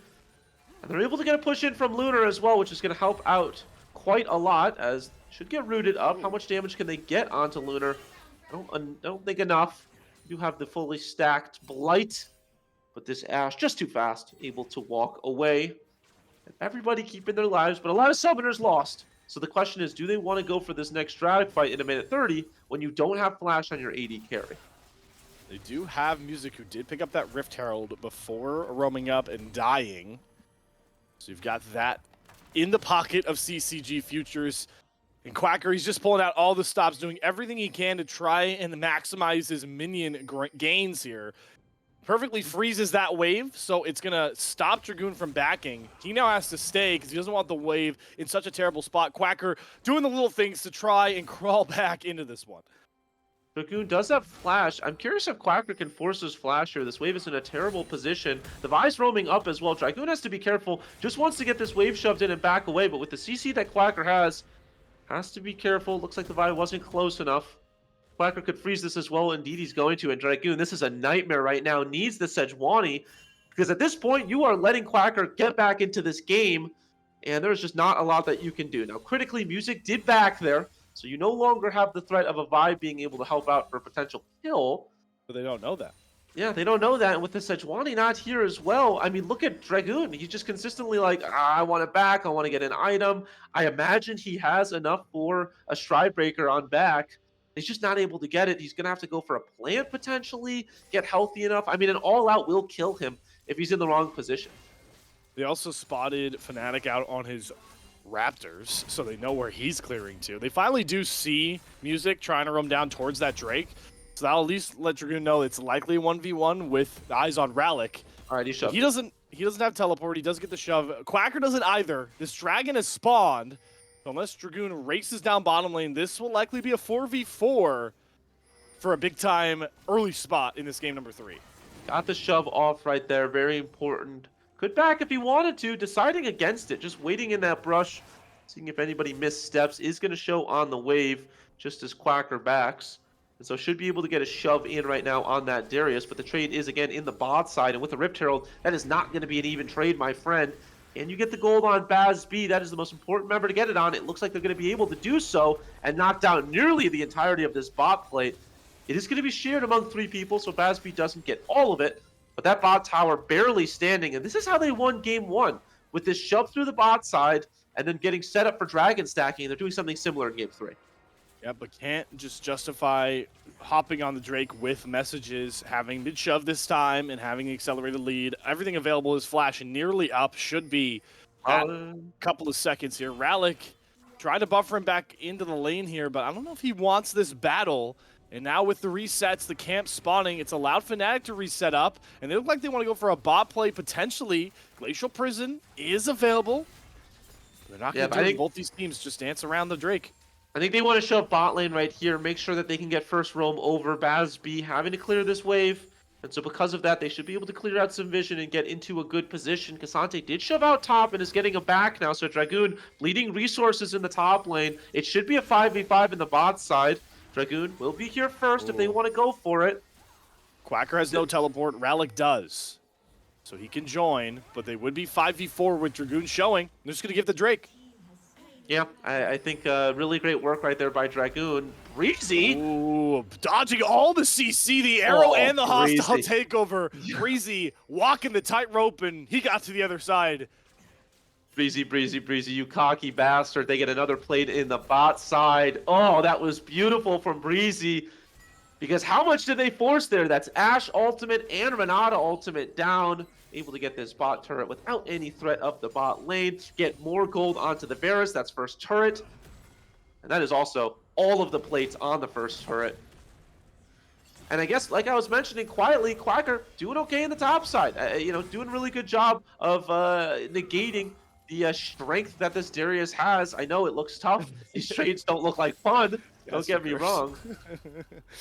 I just love But how you look- say he's doing well, and then he immediately eats like a half-health chunk on the trade. Just the timing. It's the reality of the Darius. At the end of the day, though, I mean, he was down like 7 to 40 CS. Still down about 25 CS, but doing a good job of making sure, even with that kill and an assist that went early over to the Darius, still staying within this game and making sure it doesn't snowball too hard. He's at least got that Iceborne Gauntlet to rely on. Has the Mythic to answer the Stride Breaker, but I'm pretty certain Dragoon is sitting on a good lump sum of gold for a potential back to get that advantage. Turret plating has dropped. Once again, is in favor of Futures, I would imagine, since they knocked down a turret with plating up. Got the bot lanes roaming over, and this is what you get when series go later, Bonfire. People are a lot more calculated about their plays. They're they play a lot more safe, and that's how you get a 2-kill game at 15 minutes. Yeah, you see Fnatic on the top side, so I think they feel comfortable enough getting waves shoved in right now. Bazby has to be careful. Good dodge of just one. Rift Herald is up. Here comes Messages. Ooh, if that arrow hits, you'd have to imagine Messages goes in on it. Is flashed away by Breezy, so no flash on the Karma now. Do they really want this fight? That's the real question. They can just shove in bot wave, and indeed they do. They have teleport on the Orianna. Ralik could TP in, is teleporting to the turret. Rift Herald far too low, is going to go over to Fnatic, but is there a response from Futures? Do they look for a pick here? Music going forward, has the cease and desist going for Messages. They want to burn him down, but there's no damage to support it. Nobody follows up. Quacker gets a good shockwave, but Music doesn't get the Emperor's Divide. Quacker's all out, goes over it. The pick is found, but it's going to cost them Drones. Dragoon going crazy on the backline. A triple kill dunk down. You take Messages, and Dragoon will take everything else. It's a battle of the top laners. Who said it was a weak role? Because I have words for them. Quacker and Dragoon, both solo carrying in their own ways. Messages falls to Quacker, but at the end of the day, Dragoon just gets the resets, gets the slows, and gets all the damage on this Darius. A massive problem at this point. Is able to get the kills and then some, and the gold lead balloons for the CCG main squad as they get themselves firmly in the lead. Funny, right? Because Kasante's old gameplay and in team fights is, I'm looking for a backline champion to yank and kill off. That's what Darius wants to do too. So you have both of them trying to accomplish the same goal. And with the lane advantage to Darius and Dragoon, the item advantage, you let him get one Noxian Guillotine reset on that hemorrhage. It's as bad as Jinx getting excited in late game team fight. Yeah, that initial engage right there from the Vi, just a little bit too deep. This is why I don't love the Vi pick, and I was mentioning it earlier. Just has its shortcomings, it has its issues. Solo target, great to just lock somebody down, but you don't have a ton of great consistent CC. And I think we saw that right there when you don't have... Ooh, Ralik. Okay, Ralik's getting pinched. The turret's going to fall one way or another.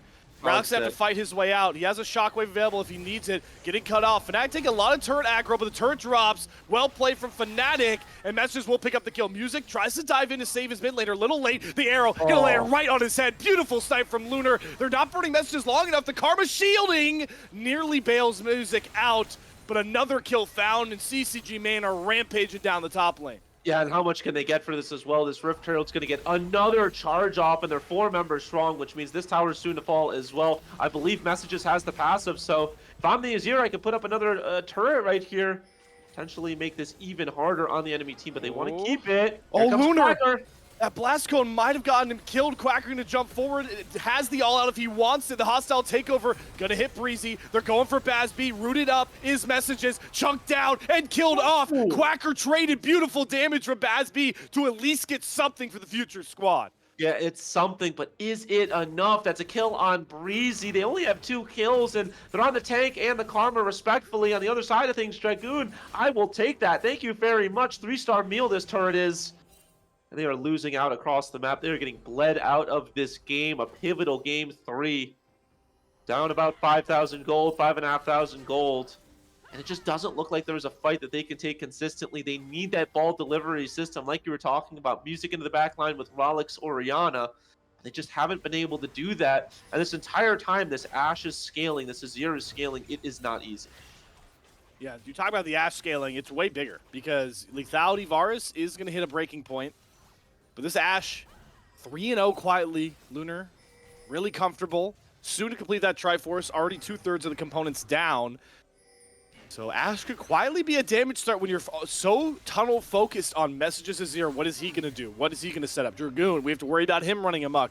You're going to let Lunar just free fire on a comp that is susceptible to front to backing.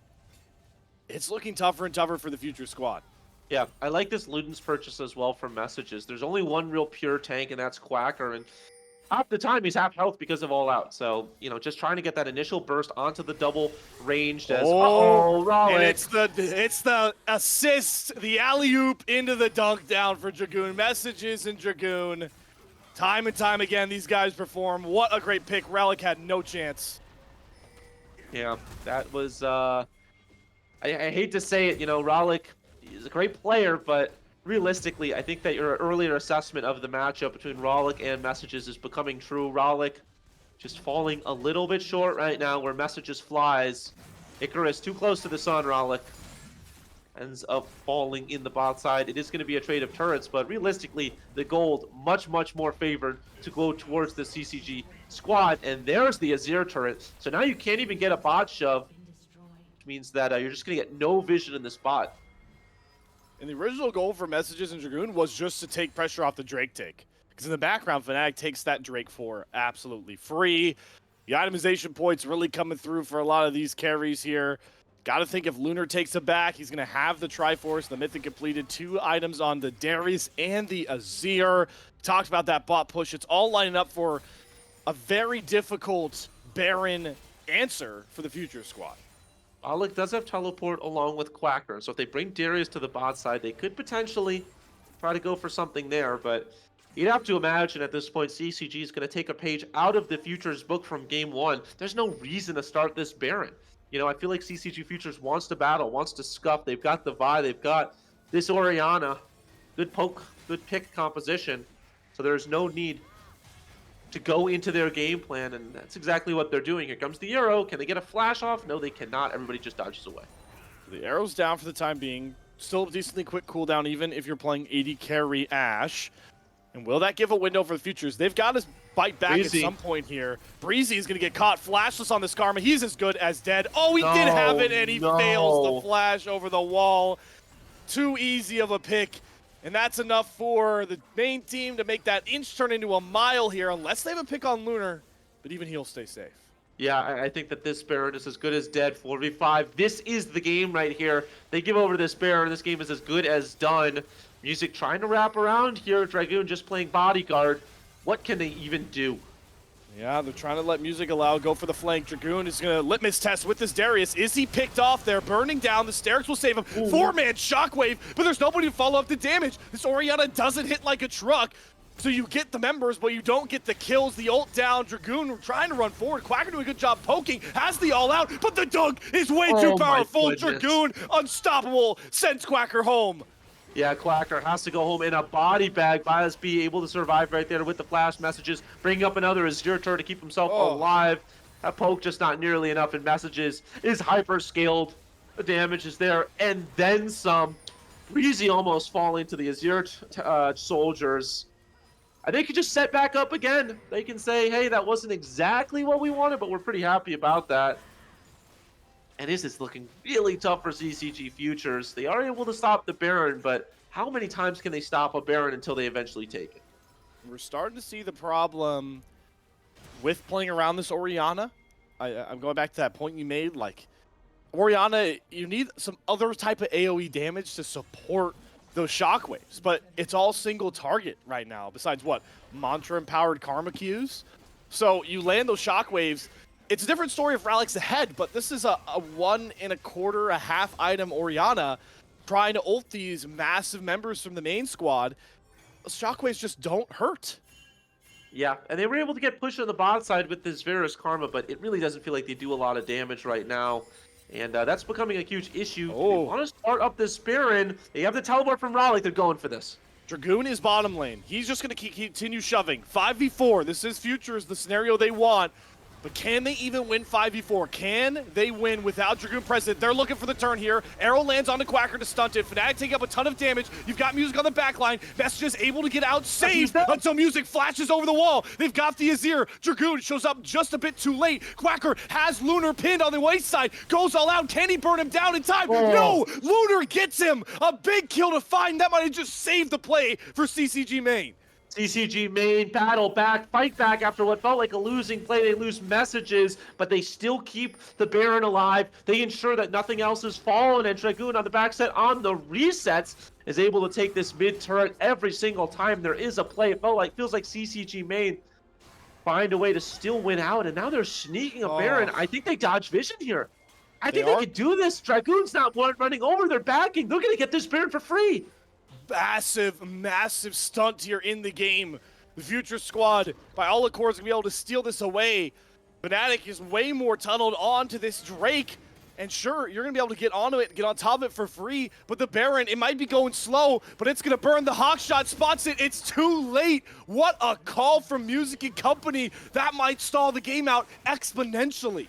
Yeah, it keeps them in the game right there. We've talked about the scaling. It doesn't favor them, but you saw in that last fight, if they are able to get a pick like they did onto Messages, they can absolutely burn somebody down with the Varus ultimate alongside a Vi ultimate. All these squishy members will just pop. That's going to be how they're going to have to play these fights. I understand Quacker has not had the best Cassandra game, but you still have to be concerned about the all-out pulling Lunar away. I will say, in that last fight, it looked great. There was no Dragoon, as Lunar could be in some trouble. Morelia's cease and desist does not go through that Ash Arrow, the Shockwave, but there's not enough damage. The Orianna doesn't hit hard enough, and Lunar does. Turns it on the Music's head, just does have to go golden. Got a piercing arrow, doesn't land from Bazby. Could up in execution, and now Relic's too low, too weak, and getting bodied by Fnatic. The shield's gonna save him. Gonna be able to walk away here. Dragoon, though, here he comes. Ghost popped on the flank. He wants it all. Dogs for an easy first kill. There's another one. It's all up. Dragoon comes up in the best of times for a nice double. Dragoon, beautiful play right there. He's going for more open inhibitor. They're going to continue to push this one in the mid lane. Just need to knock down the turrets. Dragoon, you crazy, crazy man, keeps the play alive, and 16-3 in kills. This one is looking dicey. The gold lead, not so terrible, but not so good either. And even with the Baron buff, what can they find with it? This Vi, said it in the draft, wasn't a huge fan. Hasn't really worked out for them. Can they get a pick on Dragoon here? They're going for it. Cease and desist almost up. The Ash Arrow hits Bazby. 80 damage down. Dragoon doesn't have ult as well. Quacker does. Goes all out. Dragoon the decimate. The Gargoyle, so much healing, but Bazby pops through it. Big shutdown found Futures. Yeah, that is an all-important shutdown right there, especially because they still have Baron push. With Dragoon not on the map, they don't really have to worry about the side laning, so they can push these waves out of their base. Make sure things feel a little bit more comfortable. But it is a silver lining right there, Slayer. At the end of the day, it is only the pick. There's nothing alongside it. There's no objectives to take. Which means, realistically, how important is that other than getting wave shoved? Even bigger. Think about how much gold Bazby just got. That was his first kill of the game. 1,000 gold injected right into that Varus. He already cashed it right in to get to a 2-item power spike. So Bazby, you know, we talked about this Varus can pack a punch if he gets the items and hits the right targets. Feels like Bazby is now in that position. Yeah, they're able to take a mid-inhibitor or mid-turret down right here. Metro has to be careful. Music able to back himself away. And they are content with just the tower. Soul up in 2 minutes. That will be a potential fight right there. I don't think CCG Futures can give this one up. I know it's not the most important soul. You really can't give up a soul for free. They have to fight 5v5 at some point. As scary as a prospect that is. But now they at least understand if they find a window onto a carry, they have a shot in the fight. Yeah. The only thing that I think can cancel out is if Dragoon is present. So the name of the game feels like, can we catch the rest of CCG main when Dragoon is trying to shove in sideways? Because every fight where Dragoon has been present at the start has been a rout. Yeah. Dragoon, if he's able to get on the backside, it feels done and dusted. No summoners, critically, on this Darius. Hasn't really built very defensively either. Does have that Sterax. But other than that, and the Gargoyles. Okay, so I lied. Very defensive build. I take that back. So should be able to survive quite a lot of damage, but no summoners does mean once you have Dragoon, for better or for worse. With the timers going, Dragoon should at least have the Ghost up. I don't know about his Flash, so at least have that at his disposal. You can really feel it. Both these teams just trying to shove out waves so they can set up Vision right now. CCG main, they're shoving mid waves constantly, and you can see the vision spoils they're able to get with those shoves, how much vision they just have around the pit right now, and in that tri-brush towards the bot side, it does wonders for canceling out any sort of attempt to try and steal Dragoon, and Just can set up so offensively and not let Futures anywhere near this Drake. Yeah, for the time being, they can't get there. Does look like CCG Futures are just focused on maybe shoving a wave top, trying to get a response there. They do have teleport on Rollick. You've got Music stealing away some camps. This mid turret down, inhibitor still standing. Wave clear of Bazby very strong as well. So shouldn't be in too much concern about losing an inhibitor to just waves. But like you said, it is so dark right now. If we can toggle vision for CCG Futures, what do they see? Because you'd have to imagine it just looks just black across the map. And yeah, as soon as you see that Azir turret, what else? I mean, how scary is it to just walk into that? They have to group up as 5 just to even get in there. And that's not where they want to be, because that's where Nazir, Dragoon, Sejuani can really thrive in these choke points. The Drake is being burned. Lunar is so accelerated, he can just tank this thing. Music's going to have to go through with that Vault Breaker for a steal, but he can't even get a shot at it. No way into the pit now. It's gone. Soul secured there for CCG main, all thanks to that vision and push they got earlier. Yeah, that vision control just so good right there. And, if you're watching as a casual fan, you might be saying, well, we saw where they were. How come they didn't go in? They didn't see anything. They were very blind. They did not see anything at all. And so they did not want to run into something and lose the game off of that. They do lose Soul, but it is in the most critical Soul. And so I'm sure they're saying if we can get a Baron, if we can get a big team fight, we can still win this game. It's not impossible, but it gets a lot harder. Quietly, Bazby has matched Lunar's punch ability with items. He's at 3.5. He's scrolling along right with Lunar. So you've got that going for you. Mid lane is where the real discrepancy is, and Music might just be caught going too far forward. Has to go on a beautiful hostile takeover, though, to abrupt the reinforcements. They really want Music, but the Karma Shields are doing a lot, and Messages just got picked by Quacker. Messages down, opening CCG Futures. CCG Futures, Music looked like he had jumped just a little bit too far there, ends up surviving. Baron is in the cards, but they get mid-wave shoved in. Do they really want to go for Baron here? I feel like Bazby can just go mid and get a mid turret. No, they want to go for Baron. They want to try to get themselves ahead in the game. And ultimates on quite a lot of members. Music does not have ult. 4v5. This has to be Dragoon. He has to find an angle onto those carries to be massive. They don't have Messages, AP damage, and his ability on the Azir. Dragoon, there he goes, popping the Ghost, trying to get onto the back line, but he's getting brunted, he's getting rooted. The Gargoyles, they're knocking him up. They just can't get to the priority targets until Dragoon blows it up. 1 flash, 3 kills. He is unstoppable. Dragoon waits, he waits, he bides his time, he picks his fingernails, and then he finds the opportunity to go absolutely legendary right there. This Darius, that's as strong as a god, as he goes unbelievably big right there with the triple kill. Freeze, he has to flash away. The base falls, and they watch as their hopes in this game 3 diminishes at their fingertips. CCG main, you have your hero, and they're looking to end it. Music going in just to brunt the waves, but he's as good as dead. Lunar dominating, death timer's long, and CCG main with the respawns won't be able to take the base, but they may have just saved the game for themselves. What does this game look like if Dragoon doesn't come up huge? This Darius is just an absolute problem. 10, 1, and 4. They get 2 inhibitors, and their prize at the end of the day is going to be the Baron as well. And this game might not be over, Slayer, but I would not make too many plans in the next 5 minutes because it will be soon. CCG Esports on the brink, on the break. Dragoon was stunned up, was losing health, pops the gargoyles, flashes in, and goes absolutely nuclear. And the gold lead balloons to 9,000. I mean, I can't wait to look at the replay there on the analyst test from that, but just such heads-up play from Dragoon. His game plan, I understand it now. He was getting as much hemorrhage. He wanted the hemorrhage passive. He gets it onto Quacker, brunting the entire damage, taking all that damage so that when his flash comes up and he gets the decimate, it gets the 5 hemorrhage stacks on all those carries. And when you have 5 hemorrhage stacks on carries, the Noxian Guillotine is the easiest R-slam of your entire life. Dragoon knew what he was doing from the get-go, had all the confidence in that play, and without messages to do all that, superstardom. It is tough for CCG Futures. I will say Elder is the great equalizer. Up in 2 minutes. They are not able to end just with this Baron push. At least I don't believe so. They could triple inhib. If they triple inhib, this game is as good as done. I think triple inhib is basically a death sentence. But if they're able to hold the waves, just push out, there is a potential where they can steal an Elder. Maybe take another fight. As you saw, they're not out of this game with these fights. And man, Dragoon is a problem. This turret soon to fall with this Baron buff. And it's going to be the same issue as that Soul right there. They're just not able to get any vision.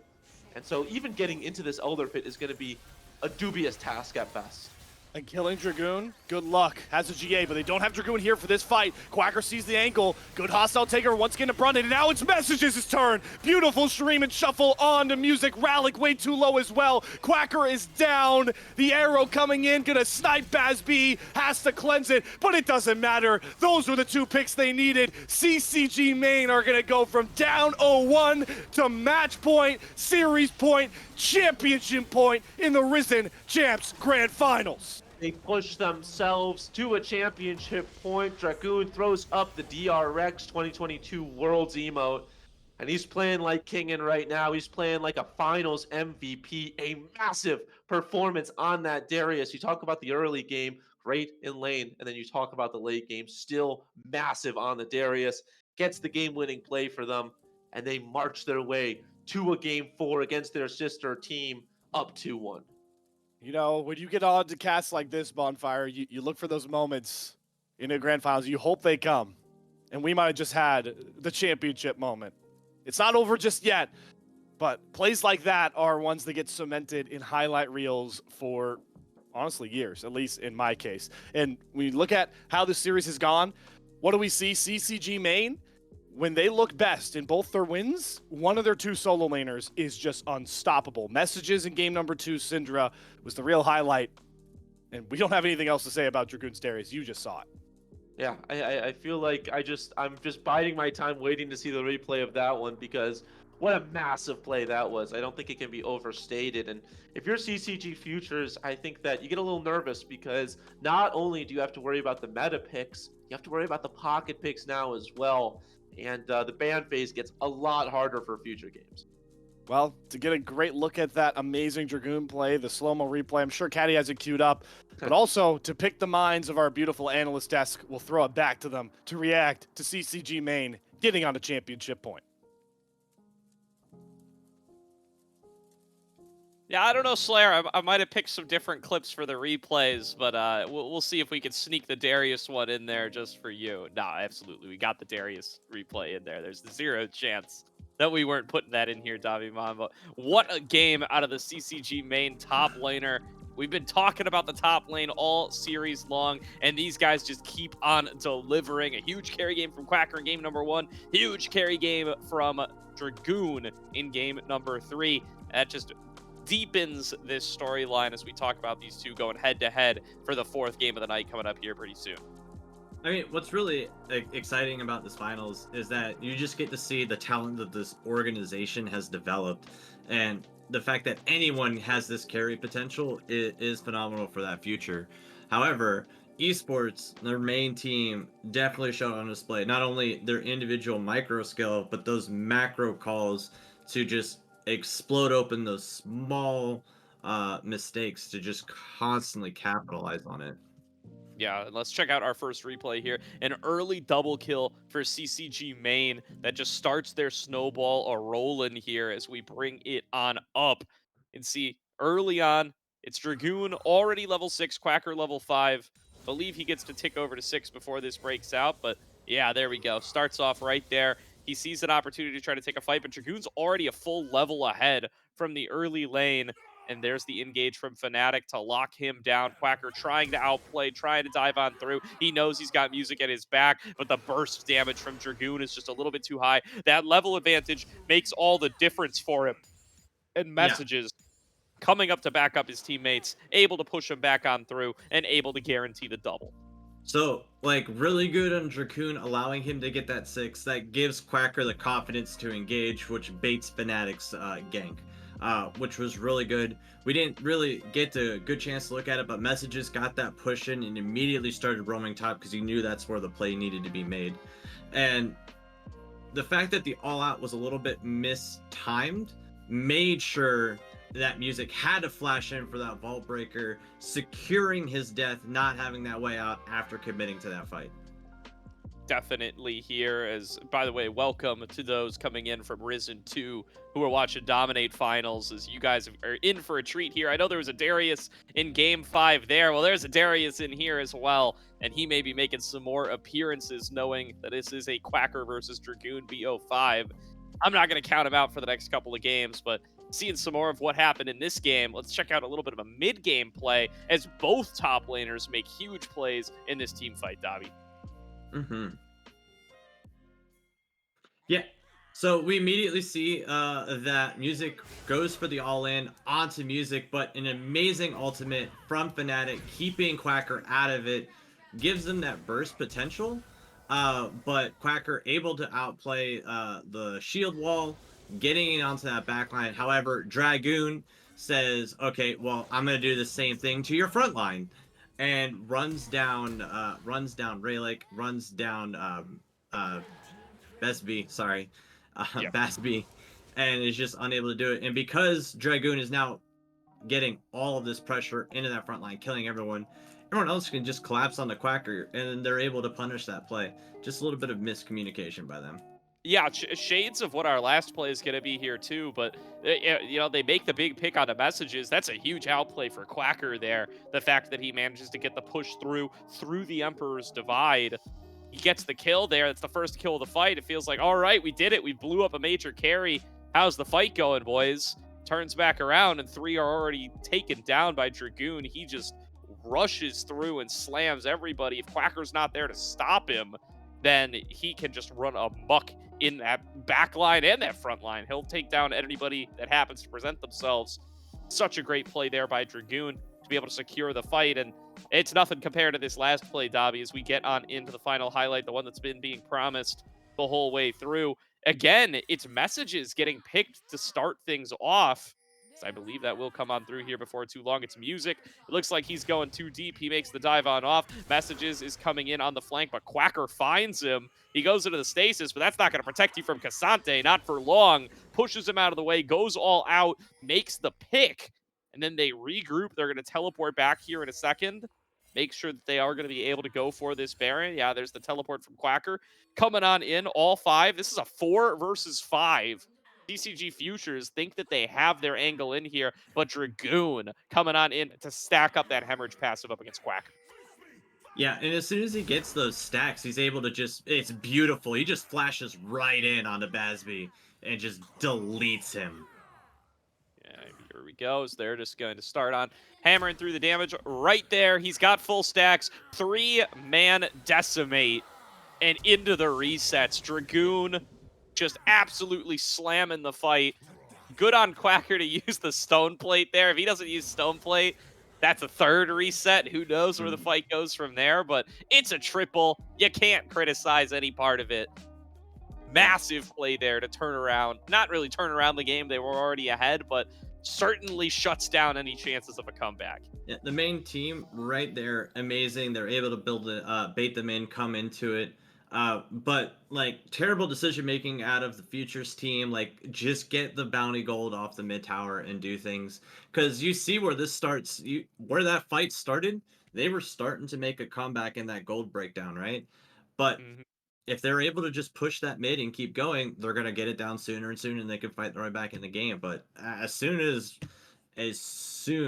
Dragoon got those kills off, the game was over, and then what was just a minor gold lead ballooned up to almost like 7,000 excess to what it was. Definitely. I think you can see the Dragoon triple kill in in the gold graph right there, right? It's that real steep decline between 30 and 3301. It's at about 3145 where Dragoon finds the triple kill. You can see it on the graph. Yeah, and then the what another thing we need to look at right here is Ryla's Orianna, right? The fact that you're barely doing more damage than your support who's building support items as the AP carry means you're not really doing any extra magic damage in this team fight. Your second item was a defensive item. I understand the need for it, but you're supposed to create space, be off the distance. You shouldn't really be in positions to get caught out a lot. And then your plays need to be made around your ultimate just so that you can get out of the Azir Emperor's Divide.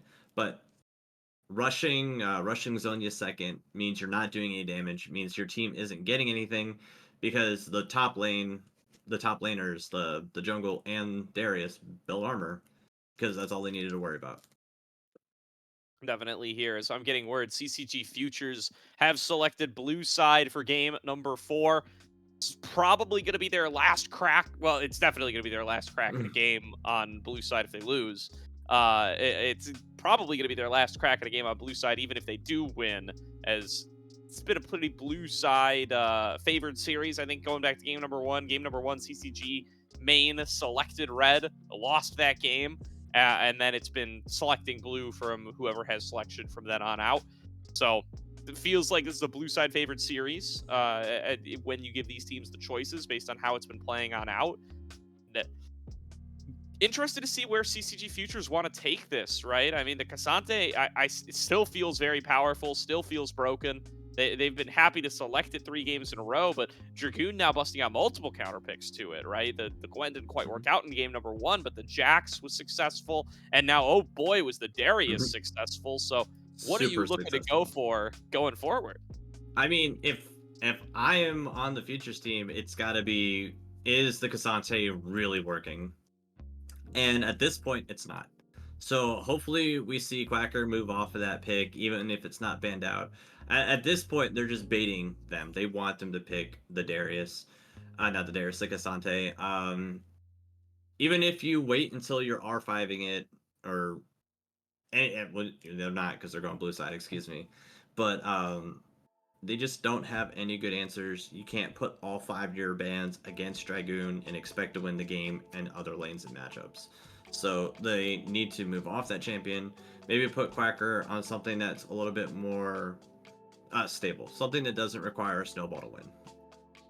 Definitely here. So maybe that is going to be the selection coming on through if they are able to make a move away from the K'Sante.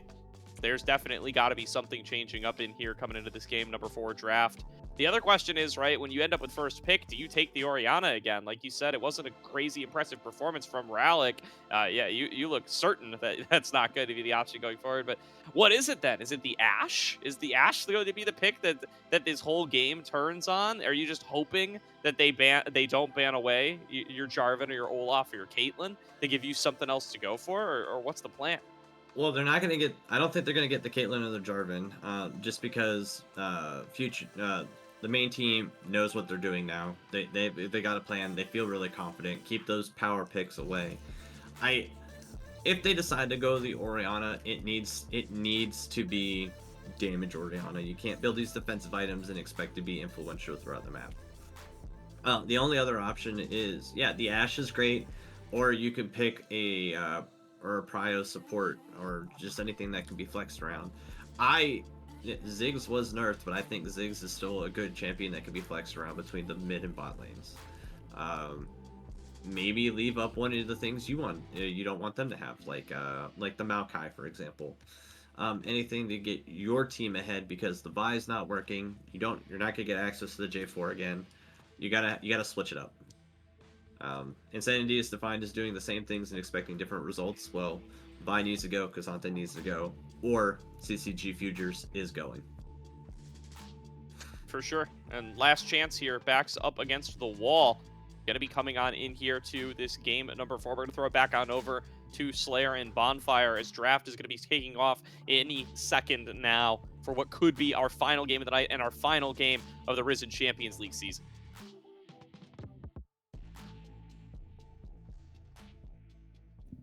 Could be. It could be the final game of what has been an exciting Risen Champs season.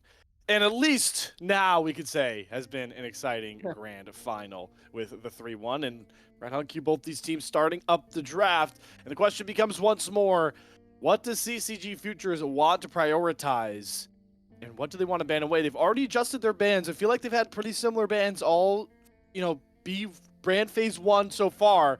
We're already seeing adjustments from that last game. They're taking away the Renata. How much does that clue you in, Bonfire, to what they want to cook? Well, if they're banning the Renata, you'd have to imagine they're going to go engage support. Renata really bad into the poke supports that we've seen from them. And so you'd have to imagine that means they are going to go something towards, an Nautilus, potentially a Rakan could be very strong. Zyrakan still on the board. Especially with this Jarvan ban's kind of interesting, because on the other side of things, Jarvan tends to be a ban that you see when you're going against, those ranged double marksman bot lanes. But at the same time, Jarvan just strong in general, and so I don't hate that ban. But for me, yeah, the Renata ban 100% means that it's gonna be some sort of engaged support, because that's where Renata really feasts. On the other side of things, CCG Esports banning out that Caitlyn means they're also probably gonna go engage support, because Caitlyn slams engaged supports as well. And with that, if they do lock in that Ashe, it's gonna be back to the way Worlds was at the beginning, right? When it was the Xayah, Kai'Sa, Zeri, Nautilus, Rakan meta, that kind of thing. And why not ban away the bottom lane that dominated best against you, right? So take that away and you slam the Xayah, a safe B1 pick. One of those stable, sturdy AD carries that functions multifaceted as self-peeling, scaling well. It's safe, and I can respect it. They're going to steal the Rakan here. I think that's probably a given. Giving over Zion Rakan is, basically death. Even if they are hovering the Orianna, they could go Rakan Orianna. I think that's fine. Good, lock up with the Rakan, and then the Orianna can pile the damage across. That's something different. So they could. So yeah. So Okay. Senatom can see. That's so interesting here, because you're just giving over the Rakan Xayah, which I know Senatom is strong, and I know it's annoying to go against. I think I would still rather have Xayah Rakan, and so they have obviously scrimmed. They like this better. But if I'm CCG Futures, I'm thrilled. I get my Xayah Rakan, and I still get another pick here, which It's you can Orianna. go Orianna, you can go Rumble. There's so many other options. Senatom is very interesting right there. So instead of taking away Rakan Orianna for yourselves, who are both top tier picks in their positions, you want the Tahm Kench in a bottom lane. It looks like so far they're scheduling back the draft they had for game number 2, excuse me. With that Syndra, message was so good up against a likely control mage as the answer. Lane against Orianna is a lot like Lane against Victor. And the way we saw go for messages against Relic last time, messages was hyper inflated and really closed that game out. So I like the Syndra answer, at least to the Orianna. But like you mentioned, they've put themselves in this scenario with their first 2 picks. Yeah, I think Orianna is much better than the Victor. Victor really struggles with getting multi-target damage out. Really strong in the 1v1s, don't get me wrong, but realistically, I think the reason that Victor's not great right now is because it is favored towards multi-damage fights. You've got the Orianna, you've got the Syndra. Being able to get everybody locked up in huge damage bursts is kind of the name of the game right now in the mid lane. And so I'm not surprised to see the Syndra, the Orianna over the Victor in that regard. There is that Darius ban that we see. It is, that pocket pick. I think that's a good ban. You still might go into a lot of other annoying top laners, but as a whole, I think Darius just stomps harder than so many other top laners that it makes a lot of sense. And if I'm this CCG Future squad, it really opens up my lens because you've gone K'Sante 3 games in a row, but you could really go kind of whatever you want. Going into a Senna Tom Kench, it's more of an extended fight. K'Sante is really good at burst damage. Well, here's the thing. Quacker can't go whatever he wants. I see the cooking now. I see what's been put in the pot. CCG main are daring Quacker to play K'Sante. They've banned away his other 2 favorite champions so far. They've taken away the Renekton, which he in multiple game 3s and 5s took over on. And they also banned away the Gwen. Those also serve as K'Sante answers. Yeah. If they want to take K'Sante themselves and throw my logic out the window. They should. And the reason they Okay. should, I don't mean to interrupt, but the reason No, they go should ahead. is because the Jax was banned. That's critically like all of K'Sante's worst lanes out the door. And so they said, CCG Futures, you want to go K'Sante, you gotta ban everything against K'Sante, and we get first pick. So we get the K'Sante. And so now if you're Quacker, you're like, oh man, I would love to go Renekton. I would love to go Gwen. I'd love to go Darius or Jax. You can't really do it. Rumble's not a bad shout. But the thing is, there's not a lot of setup for the Rumble other than the Orianna ultimate. So it's not great. It's not terrible. I would almost go Wukong here just to kind of make it for a better team fight. It's just weird. I think Wukong's probably your best bet for some more AD and some more engage. But with the Jarvan out, it's not easy. No Maokai. You could go Maokai, but that's more disengaged. Yeah, this feels like a Wukong game. Yeah, you need the AD over top. I don't necessarily think you need it more for more team fighting. You've got Rakan and Orianna. That's plenty of setup. I think you need damage. And Wukong's enough damage with the Cyclone. Rumble is the other part of the damage. So CCG Futures are going all in for a 5v5 here. Ooh. And now the answer is how much disruption, how much stalling, disengage can the main squad play with? A Poppy jungle, is great for messing up a lot of combos. Can just cancel out Rakan dashing, Wukong dashes. That has got to be I think that's the best counter pick of this series right there. Coming from Fnatic, the coach, the shot caller extraordinaire here. Going deep in his bag for this one. Yeah, I like this Poppy pick as well. We've seen it banned quite a bit in Worlds just because of how annoying of a disruptor it is. Standing in the way with that W up, there's just not a lot you can do. Especially with the Wukong and the Rakan engage, you can just kind of act as the protector for a lot of your main carries. And realistically, the Syndra and the Senna have a pretty easy job of it all. I mean, it's not going to be super easy. There still is a lot of things to have to deal with, but you've got a Tahm Kench and a Poppy making sure that you feel comfortable and safe. And so that is going to be pretty easy for them to scale up and be huge issues later in the game. Could it be the X Factor? Could it be the championship locked up for CCG main? We'll have to figure out, but before we do, gotta get Gordo and Dabimon's take on this draft. As like Gordo stated before we got on here, it could be the final one of the Risen Champions League fall season.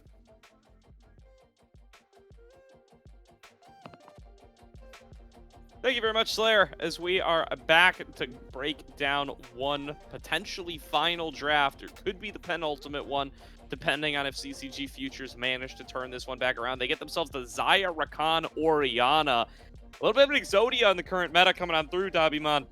How do you feel about CCG Esports' abilities to combat this composition, given that they've gotten themselves some real big highlights with the Senna, the Tahm Kench, and that Syndra that was so good for messages in game number 2? I think it started looking pretty okay for the side of Futures. Xayah Rakan, really strong lane. It makes Xayah worth first picking if you're able to get the Rakan, so I think it might be a little bit of a blunder on the side of the main roster, but they feel really confident in the Senna TK. That game 2 was such a dominating performance that they didn't really need to worry about anything that they had to come out. Not really a big fan of that Orianna. All of the issues aside from the previous game, Messages now has that Syndra, which is that Orianna counter, and it has been the answer into her over and over again. So it leaves a lot to be desired coming from the side of CCG Futures. Yeah, I think that's certainly a fair argument here. I do like the team fight materials that they've gotten with themselves here. I like the Wukong and the Rumble, plus the Orianna. You can really see what they're going for to try to piece it all together on top of that equalizer. And with the Xayah Rakan there, there's a lot of damage to be layered on together in an AoE. The question just is, are you going to be able to get everybody grouped together for a combo like that? And are Poppy, K'Sante, Tahm Kench, plus somebody getting devoured by Tahm Kench just going to be too tanky to work their way through? So, this is going to sound counterproductive to everything that happens, but your target has to be Tahm Kench. If you're targeting anyone else, he's just going to devour them, and then it's pointless. But if you're able to take him out of the fight, where the carries are going to want to be for that devour, so if you take out Just One's TK, you're able to get onto Luna Senna, and you're going to do a lot of damage. However, Fnatic on that Poppy, able to make any team fight outnumbered immediately, along with, we'll see, Dragoon on the K'Sante today, or at least game 4, even though the last 3 games he's played nothing but K'Sante counters. So he's won 2 of them. They banned him, but they baited the future roster to get rid of all of the counter picks. And he's like, all right, well, there's nothing left, and let's do it. Definitely here, as we're looking to see if we can get ourselves to a game number 5. I like the diversity coming on through from CCG Futures with this Xayah Rakan, and I like it feels like they've given themselves a real shot, right, to be able to come back here and to be able to take this the full distance. But the question is going to be that K'Sante, right? Because yes, it's lost 2 games. Yes, we advocated for CCG Futures to move away from it because it clearly has not continued working for them after that game number 1, and clearly Dragoon has got multiple counter picks prepared for it, but maybe just 2, because the Jax and the Darius fans end up coming out across, and that's the point where Dragoon just says, all right, give me the K'Sante, I'll lock it in on R4. I don't want to wait around and potentially have to pick either the Gwen again or some 4th thing into this K'Sante. But that means that now he has it, right? And Quacker has opted to play the Rumble into it. Surely Quacker knew that this was a risk coming on in. There's not a competitive top laner in the world who doesn't play K'Sante at this point in 2023. Everybody has a K'Sante. Everybody's willing to pull it out here. Dragoon now going to have his first shot at it of the series. How do you feel about its odds up against Quacker's Rumble? Well, I haven't really seen Quacker play anything but K'Sante, so he obviously knows the matchup on that aspect, on how it should be played. So hopefully he's able to create space with the scrap metal and the harpoons so that you're not letting the K'Sante get onto you. And then just using the flame spitter to safely farm, scale up. Running that Nimbus cloak means you have the availability when you flash in, along with the Hextech Rocket Belt. When you finally get it, things are going to look well. Scorch to do that chip damage. However, K'Sante running that second wind, so will most likely heal through it, at least in the early pokes of the game. So it might be a little difficult matchup. We'll see how it works out. Yeah. Moving. Yeah. Go ahead. No. Oh no. Looking at the jungles, like I do not think Music has played anything but the same exact room page in all 4 games.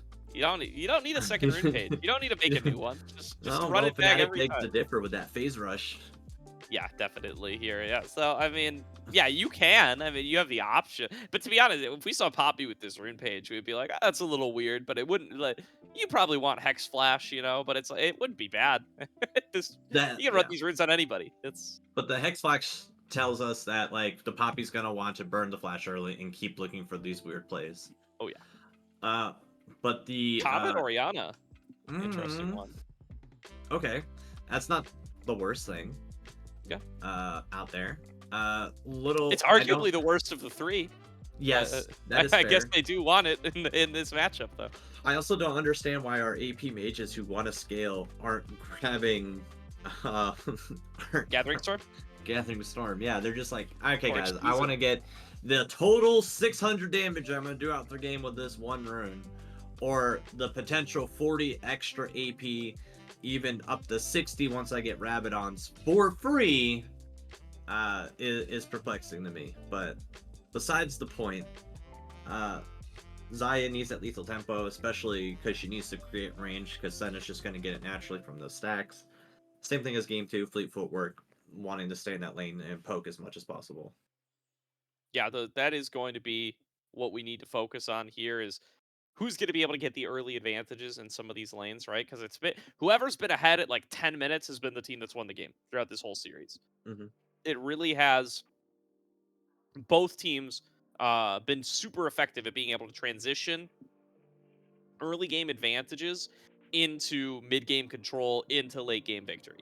And it feels like I don't see any signs of that changing here. Yes, we're still drafting scaling champions, right? Nobody's fully indexing into just slam early game. We do nothing after 20 minutes team compositions, but Hmm. it still feels like there's just so much focus around these early dragons, first Rift Herald, these early ganks to be able to set yourself up for success in this game. Yeah, they're drafting late game comps, but coin flipping early, and then whichever one gets ahead is like, well, I'm scaling faster, let's go, and then they press the gas pedal, and that's when things start to really get out of control. And then for the last two games, it was Futures on the receiving end of that. The main team obviously won the flip, and we'll see how it works here into this fourth game, do or die situation for the Future squad. Yep, looking like we've got a little bit of our little bit of a pause, so we got a little bit of Oh, extra time coming good on time. in here before we start. I do want to bring up like it's interesting, right, breaking down these teams because if you think about their professional careers, right, their time Mhm. in NACL, semi-pro, if you want to call it that, whatever, Tier 2. yeah, tier 2. It's funny how these teams, especially with how CCG Futures has evolved, they're almost like misnomers, right? They're almost the opposites, at least if you look at that aspect of their play. Because it's Dragoon and Messages, the two big carries who have come through for CCG, who are the newcomers to the NACL in this upcoming split, assuming that no major roster changes occur. And it's the Quacker and Breezy and Music who have been there before, who have played in that league previously. Breezy for many, many splits over the, but they're on the Futures squad, right? And it's very interesting how those have been the players that this team and that this series has really kind of turned on. And Dragoon and Messages, as those newcomers to the NACL, coming up in RCL here, making huge performances and have really been the focal point of the CCG team. Yeah, and I think it has to do with that CCG is like, well, these things have been with us from the past, but they're not necessarily working out for us moving forward. And having the two rosters to fight for a starting role, that competition breeds excellence. And we're looking at it right now that these 10 individuals are just fighting tooth and nail because they know that starting spot for open qualifiers is on the line. Absolutely. It looks like we are ready to get into game for game number 4 here. So I am going to throw it back on over to Slayer and Bonfire, who are going to guide you through what could be the final match of this series. Could it be the end of the RCL? And what does Quacker say? Let's get ready to rumble! There Literally, we he's playing go. Rumble. He's playing. You he's playing did top say lane. you were gonna do that. I It respect makes. that. I was waiting for someone to pick Rumble again. Yeah, let's be ready to play Rumble. We're seeing Quacker on something. We're seeing Quacker on something new. We did see the Rumble in game 1. I'm We hearing did. from our producer. Again, I know it was in game 1, but I wasn't thinking about it then. Yes, it's okay. And then we hadn't had a Rumble since I thought about it until now. This is the first. This is the first Quacker non-Cassante game we're gonna see. So I think we're gonna get the question answered of, is Quacker just a Cassante crutch or can he play something else? Obviously I'm kidding. Quacker can play a lot of different things. The question is, how can he do into a Cassante? Because we've seen Quacker really test his limits on the Cassante. So how well do you think he knows the damage and the itemization and all that good stuff? We'll have to see. That's exciting. It's the top lane we were promised.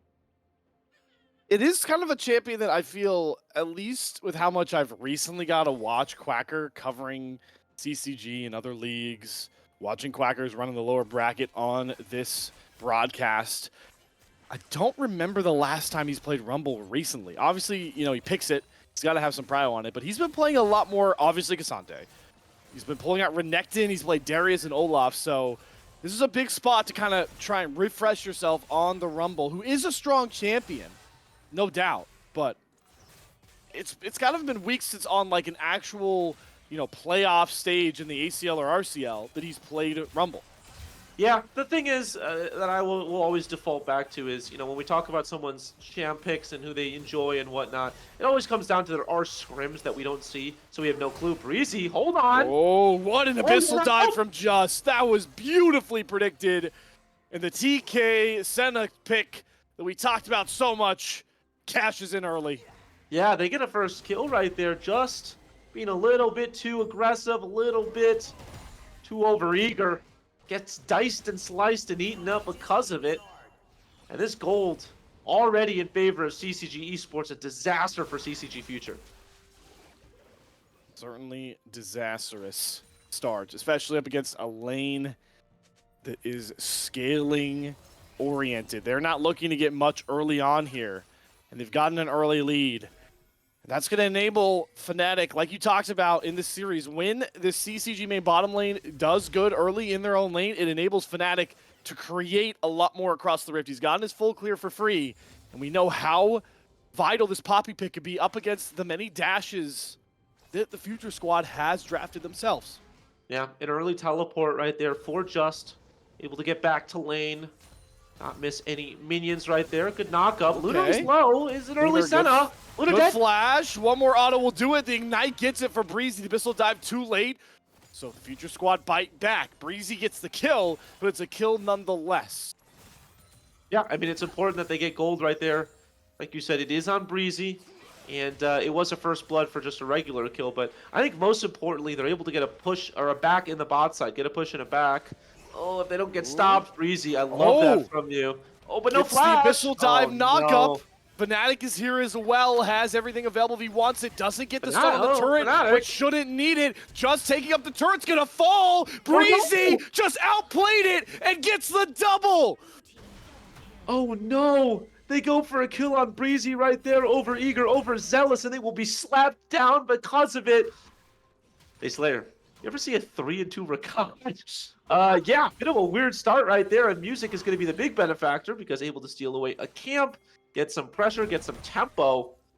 But that is a tough, tough start. I mean, again, it's good that they're getting kills on the right members, but it's not ideal that they're giving this much gold over, which means, look, again, if you give over kills to a tanky member, they're going to be tankier and harder to kill. If you give kills over to a damage dealer, they're going to deal more damage. If you give kills over to utility, it's just going to be harder to play the game. And with these 3 kills, you'd have to imagine Breezy's going to be a lot harder to deal with the engages.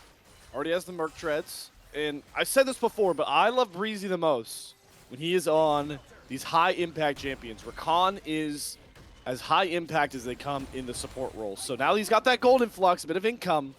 How much can he create? Like to see him get around and roam. Right now, though, he's using it to just get the shove in, and you can see it set Music up for an easy Drake take with Fnatic spotted topside trying to punish Quacker. Yeah, it is going to make things even harder in the bot side for the Senatom Kench.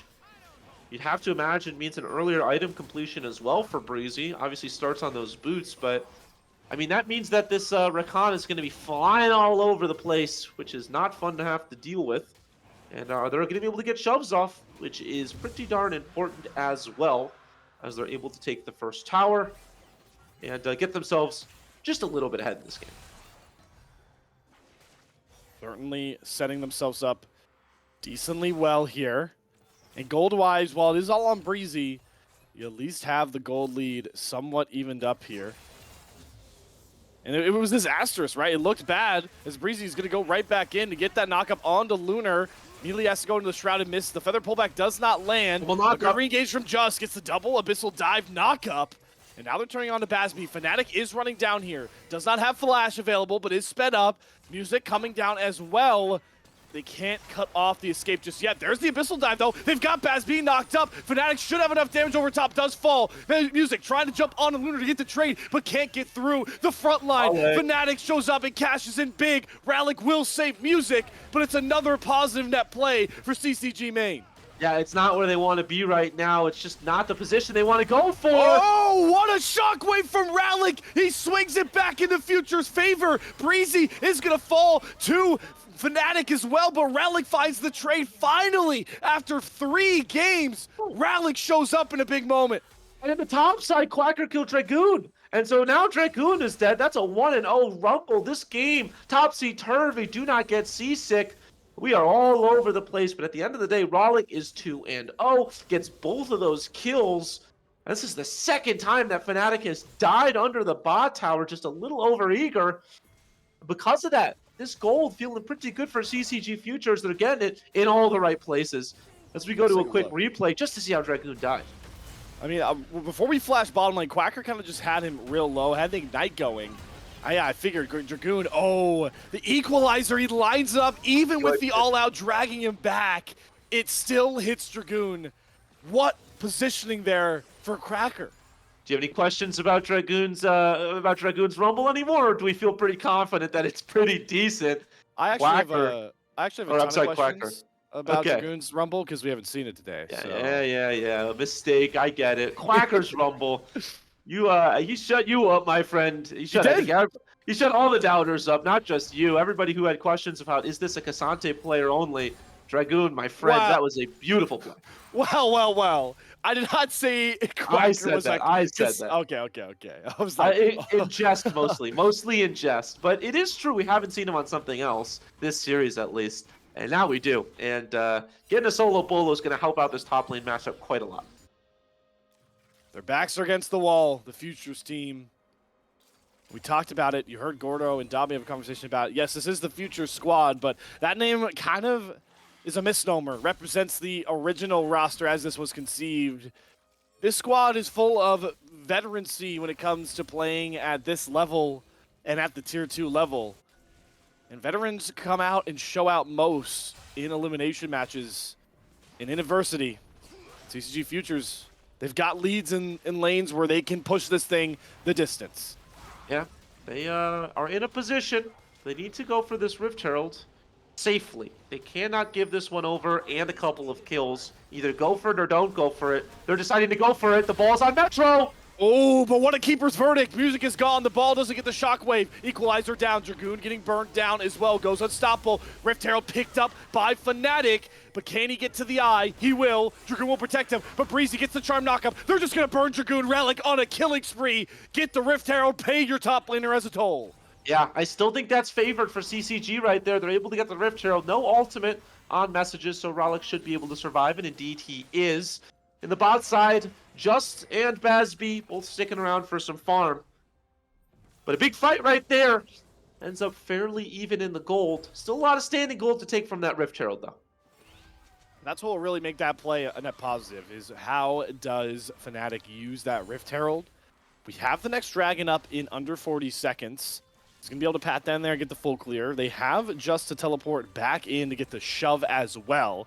You can see how they are pointing towards this dragon take to try and even that count up. Rallick's likely going to have to take a reset here as well. So it's lining up pretty decently for them to be able to secure this thing and even the Drake count, and likely use Shelly as a spearhead for it. Yeah, the only concern I have is that Messages hasn't taken the back in a bit, and so it is going to be item advantage right now, but Messages does have teleport if they need to use it, and indeed we are. So we're going to have even items pretty much across the board. Just gets stunned up. Do they have a kill onto this Tahm Kench? This is a tanky boy. Does use the thick skin just to keep himself alive, and with the Senna coming down should be safe. But a nice chunk right there onto the Tahm Kench before the fight. Devour is up for Just. They want to use it. All the ultimates fairly are up pretty much across the board. So we might have a big 5v5. Rollick doesn't know about Messages, or Fnatic though. Forces the flash. That's a big flash to get. Messages did not get his reset, by the way, so the item advantage is still in Rollick's favor. But interestingly enough, with Quacker going aggro top summoner-wise with the Ignite, Dragoon will have the TP advantage. Quacker has nothing in his kit that will cancel it. So you have that going for a potential 5v4 at least. Messages does teleport back in. Hex Flash on this Poppy, but this bush is warded, and so Rollick would be able to just walk away. And the dance around Dragon continues as the waves get pushed in. Mid should be pushed in first, but I believe bot is going to have the same thing as well. I don't know if they want to go for this teleport advantage on Dragoon and has the push in the top lane, so even if he teleports, I don't think Quacker's going to be able to get a lot.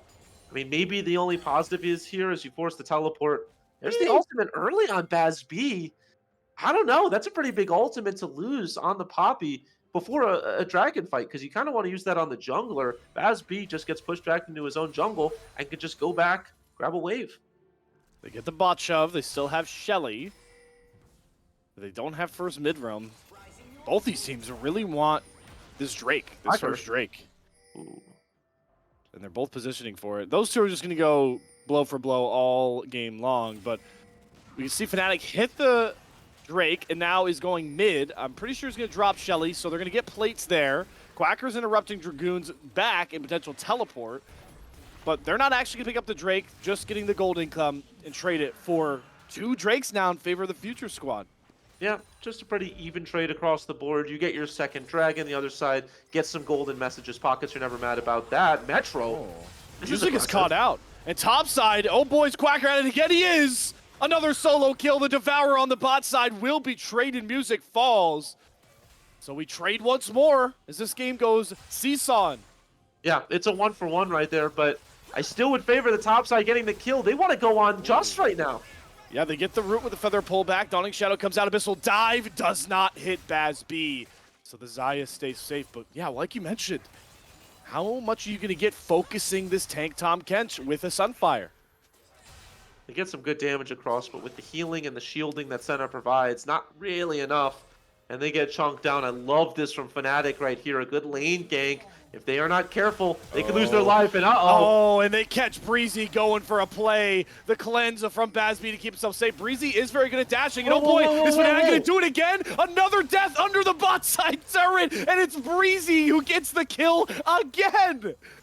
Fnatic, what are we doing? Oh, diving a little bit too far right there.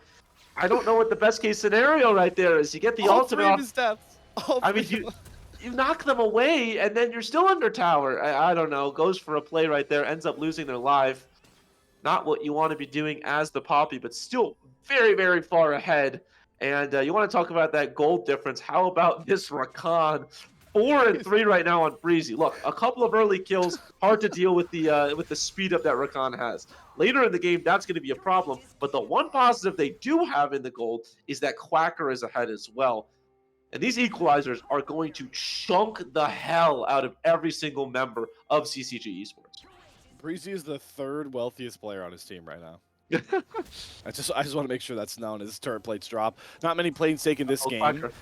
but Quacker could finally get the attention he deserves with these solo bolos he's picked up.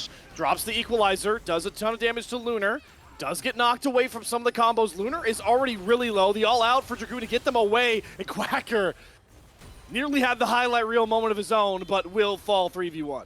Yeah, gets knocked down 3v1 like you mentioned. It is going to mean they're going to get pushed in the mid lane, but that's just about it. They don't have anybody in the bot lane. They roam Baz B up mid. And so as a whole, it is pretty big net loss right there for them. Big shutdown going over to Dragoon. I like that setup right there. But you can see that equalizer does a lot of damage. So when these team fights come out, just keep an eye on the burning floor. If Lunar or Messages stands on it for too long, things could get dicey.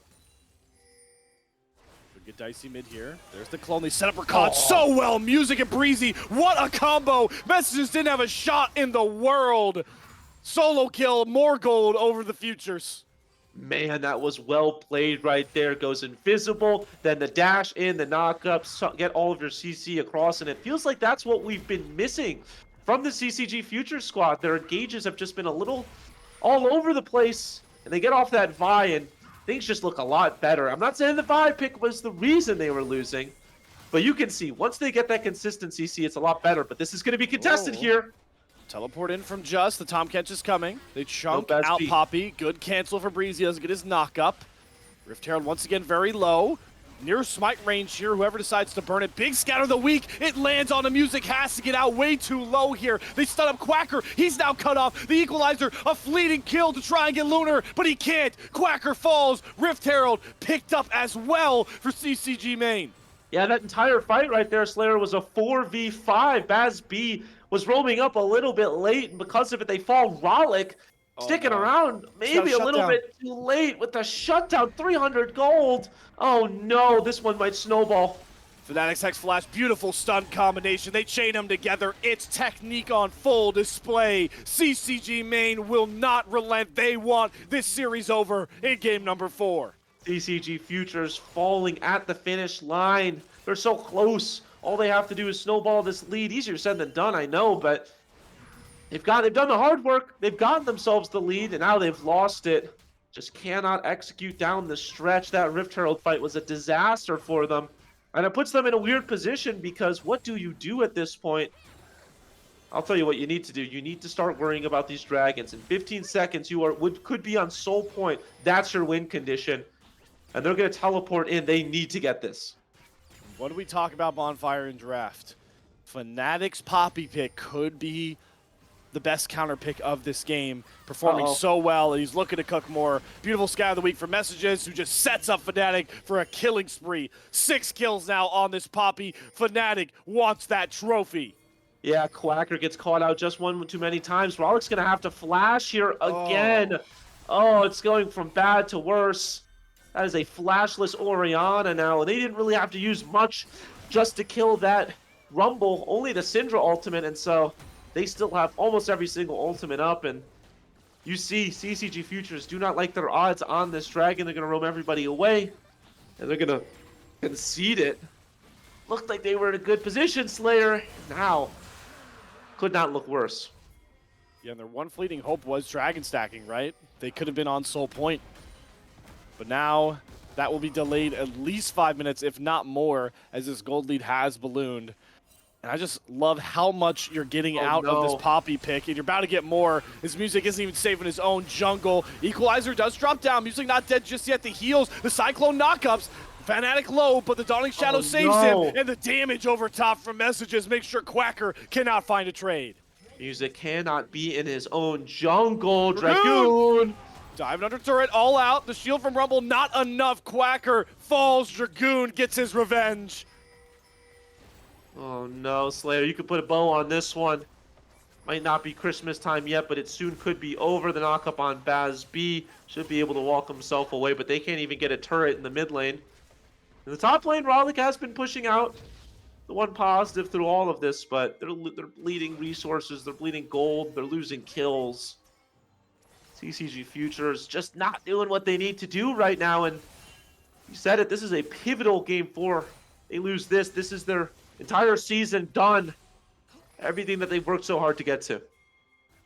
What do we talk about? How the Poppy can interrupt the ultimate chain that you want to get if you're Futures. Outside of that beautiful pick from Music and Breezy on to Messages, we really haven't seen the Shockwave, the Cyclone with an Equalizer or a Con Charm, all that line up just yet. And part of that you got to feel like is because Fnatic has been able to cancel dashes out from Breezy, not allow Music to get close with the damage this Poppy brings. So much value coming from Fnatic's Poppy pick right now. Yeah, it's doing so much work, and it's making it so difficult for them to get those engages. It also just feels like they haven't been able to take a 5v5. They're just getting picked in the side lanes, and that is, Fnatic right there. Just being able to get the speed up on Poppy, run in, get all the damage across, get the pick, and ensure that they don't have to fight on even terms at any point in time. They're going to get the mid shove in right now. Baron is available. They have a fairly slow Baron take with the Syndra. But they still can't take it, and Rollick nearly dead is going to burn to the Liandry. So Messages, who has been silent in the damage department, gets a crucial pick. Oh, it might have another guy of the week on the Baz B.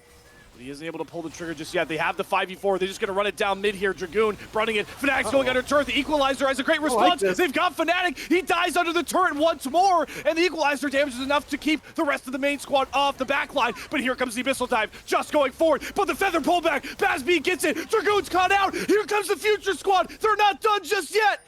A little bit too aggressive right there, Slayer. They want to go in. They want to find the picks. They want to push this game to a place where it cannot be came back from. But they are not patient enough. They lose too many members right there, and they give the CCG Future squad a hope. Their eyes are towards Baron right now. They're going to jump onto it.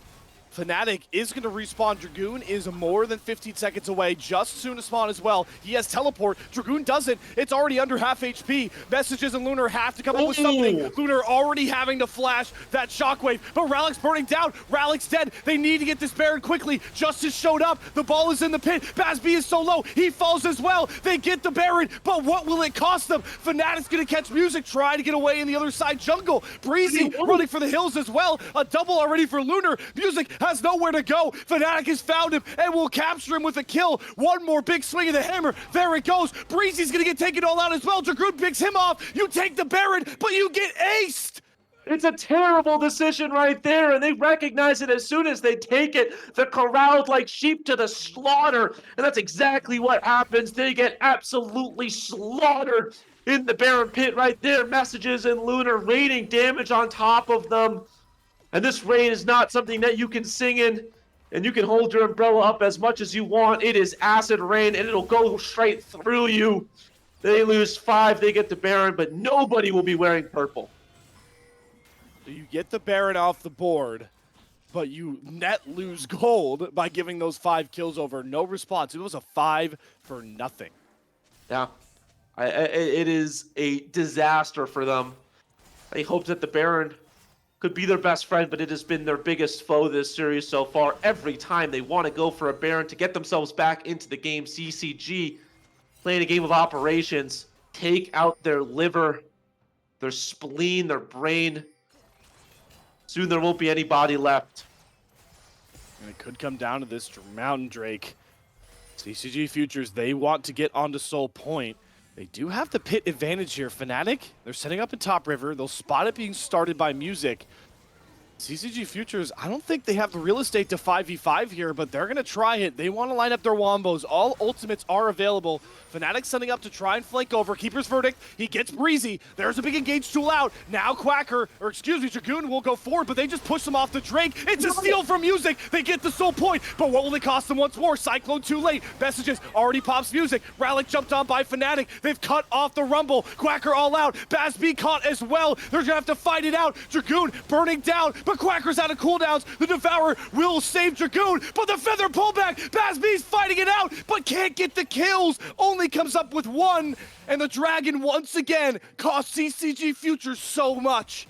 They get the Dragon, but they pay the blood tax right there. It costs them 3 members. They limp out of that one.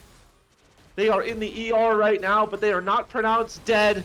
Able to get the Dragon, set themselves up for a potential soul. How much are they going to lose on the back end of it? They are at least going to lose this bot tower and the 3 members pushing waves. The gold lead ballooning. 7,000 gold separates these 2 sister squads. And then this pivotal game for CCG Futures are fighting tooth and nail. Everything they have left in the tank. But they're running on E, my friend. There is not a lot that they can do. They need to head to a gas station before they break down on the side of the road. And the shining light bonfire is that we still have not seen all of these ultimates line up in a fight just yet. Maybe that turret dive, you got a couple of them going, but we haven't seen the quickness into a shockwave or a cyclone into a shockwave with the equalizer yet. And now they have the position to at least contend for Mountain Soul, which could be such a big game changer. Music getting that steal could be massive, but still is a if scenario with everything else you highlighted. Needs to be a steal. Feels like on a straight 5-5, they don't love their odds right now. You gotta get a pick. Bazz-B needs to go crazy, has his ultimate. Oh, my the unleashed God. power nearly gets him. Oh, Dawning Bazz- Shadow! Oh. Oh. Playing with fire. And now Oh, they might have picked no, off Breezy, who's Breezy. trying to set up a flank, trying to run out. Does dash back to Ralik, and that's Rakan for you, but not great. No, that's one way to put it. In a bad position, this equalizer should burn down the wave, but they're still going to be able to get it. They're still going to take down that top turret. The gold continuously flowing into the pockets of CCG main. No Robin Hood here on the Rift. The rich get richer. And there is just not a lot that CCG Futures can do. Every time they look for an engage, they lose half their health bars. They lose half their members. Every objective, just too difficult to go for. They just can't set up for those picks. They had the bush lined up. If Bazz-B doesn't get stunned up and have to burn everything to get away, maybe Breezy finds an angle with Music, but they had to just save their Xayah and nearly cost Breezy's life. You mentioned it time and time again, CCG main doing such a good job picking off the individual members of the Future squad, and it's the main reason why they are in this position with this gold lead. They've got great vision control as well. Baron's not up yet, but they have no clue where so many members are on CCG. Only some wards in the early parts of their jungle on the top side. Other than that, control wards littered throughout. They need to find a way to clear out this vision before the Baron starts, but it looks like their eyes are on the bot side. It's K'Sante, not an easy target to go for. This ward's going to spawn him out, and that spots out two there.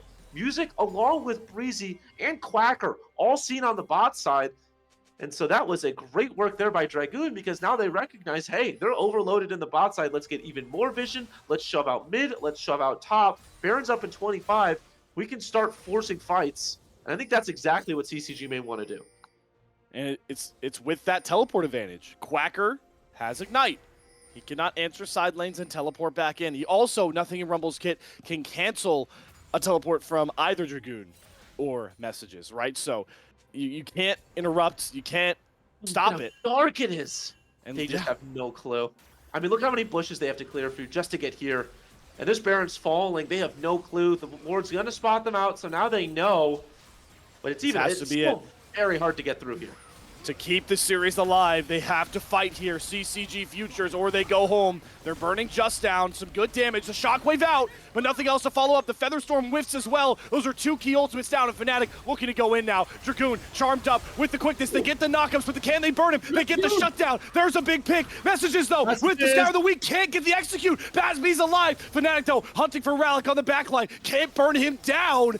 The carries stay up for CC Futures. The equalizer. What a turn. Quacker's looking for it. But all he forces out is the Devour. So many key ultimates down, but the Future's still alive. And look what's up, Bonfire. Yeah, they can go towards the Soul right now, but are they just going to trade it for Baron? They're going to get mid tower. They're sending Rollick and Quacker over, trying to play bodyguard, trying to play poke right now, but do they have enough? Can they stop it? The Dragon's going to fall, that's for sure. But how about the Baron, Quacker, and Rollick? No Shockwave available. It's Quacker's gone. going. It's done. He wants Lunar. He's stunned up. He'll get the shutdown. Trades 1 for 1. He will fall, but Mountain Soul secured. Futures, they just won't quit. You get the Baron, though. Baron for Mountain Soul. How can they withstand this pressure? They get Lunar as well. That's an important pick. Quacker gives his life to kill the Senna. But this Baron, it is going to be difficult to withhold this pressure that it brings going against the Syndra. But critically, you mentioned it, they do get that Mountain Soul. They're not out of this game yet. They're not out of this series yet. Till their last breath, until the Fat Lady sings, they will continue to fight. And they will continue to hold on. They do not want to give this one over. They do not want to end the series yet. And that Mountain Soul going to do so much for the burst ability Messages brings. Syndra looking to execute a single member. We saw him flash for Bazby right there. Now, he's got the extra defenses. He's got the Mountain Shield. Ralik also has it for when Fnatic or you know, Dragoon try and dive on these carries. They have an extra coat of armor to protect them. The question becomes, how much will that surmount when these big fights come? Because they're coming. Yeah, something to keep an eye on as well. Zanya's is completed by this Syndra. Dragoon, hold on a second, alone right here. Oh, he's going all out, but he goes the wrong way. He tried to pull him back towards his team, but Dragoon's dead. A misnomer. Breezy gets a big stun. That's a perfect equalizer window into the feather pullback. Bazby gets the double, and CCG may have to hightail it out. They fight back, and they don't fight fair, my friend. They throw sand in the eyes of the K'Sante. Fnatic overstepping just a little bit too much. No ultimate on this Wukong. So Fnatic should be able to just phase rush himself out of that fight. Mid lane being pushed in. This Baron buff, a net negative across the board. The Soul proving to be the correct choice right now for the CCG Futures squad as they shove into the mid lane. The Baron minions going to ensure that they're not going to lose too much. Bazby trying to get damage across onto Fnatic, but that is a tanky Poppy. And they're just going to take a breath. They're going to take a step back. And they're going to look at the money that they made from all of that one. And Slayer, we get to take a breath. As this game, I hate to say it, it's the one thing casters don't want to say too much, but say it with me now. It's on a knife's edge. It's on a knife's edge. And Dragoon, I mean, he had the pick. He wanted Breezy. I have to think he wanted to all out him back towards his team up the jungle, but Breezy had repositioned, so he goes all out and goes the wrong way, and he's just way too far forward and burns. And then what's the one thing you don't want to do when fighting a Rumble, Bonfire? Fight in the jungle. That equalizer lineup was masterful. Yeah, this equalizer, we're starting to see the strength that it provides because it really just forces the Devourer out early. If you can get an equalizer onto Lunar or Messages, it's going to force that Tahm Kench out. And if not, you're going to have health, really any of them. So it is a very, very strong tool in the pockets of CCG Futures. Trying to stop the golden road for CCG Esports. They're 5-0, making their way through the winners bracket, have not lost yet. They are trying to stop them from having the perfect RCL season. The Golden Road team in our playoffs has been CCG main, and they made it further than Golden Road teams in the highest level of competition have, statistically. Stat And check moment. I wanted. Oh, go ahead, Bonfire. I was just gonna say, to be fair, it's just one. It's a Golden Road of one split. To be fair to It's true. JDG. It's true. It's true. Just, had to make the reference. There is some important stats to also look for here. Last time I checked, we are getting a look at it on Lunar. He's approaching 140 souls, so the range on the Jeez. Senna is sneaky. Gotta think Messages is fully evolved Splinter-wise.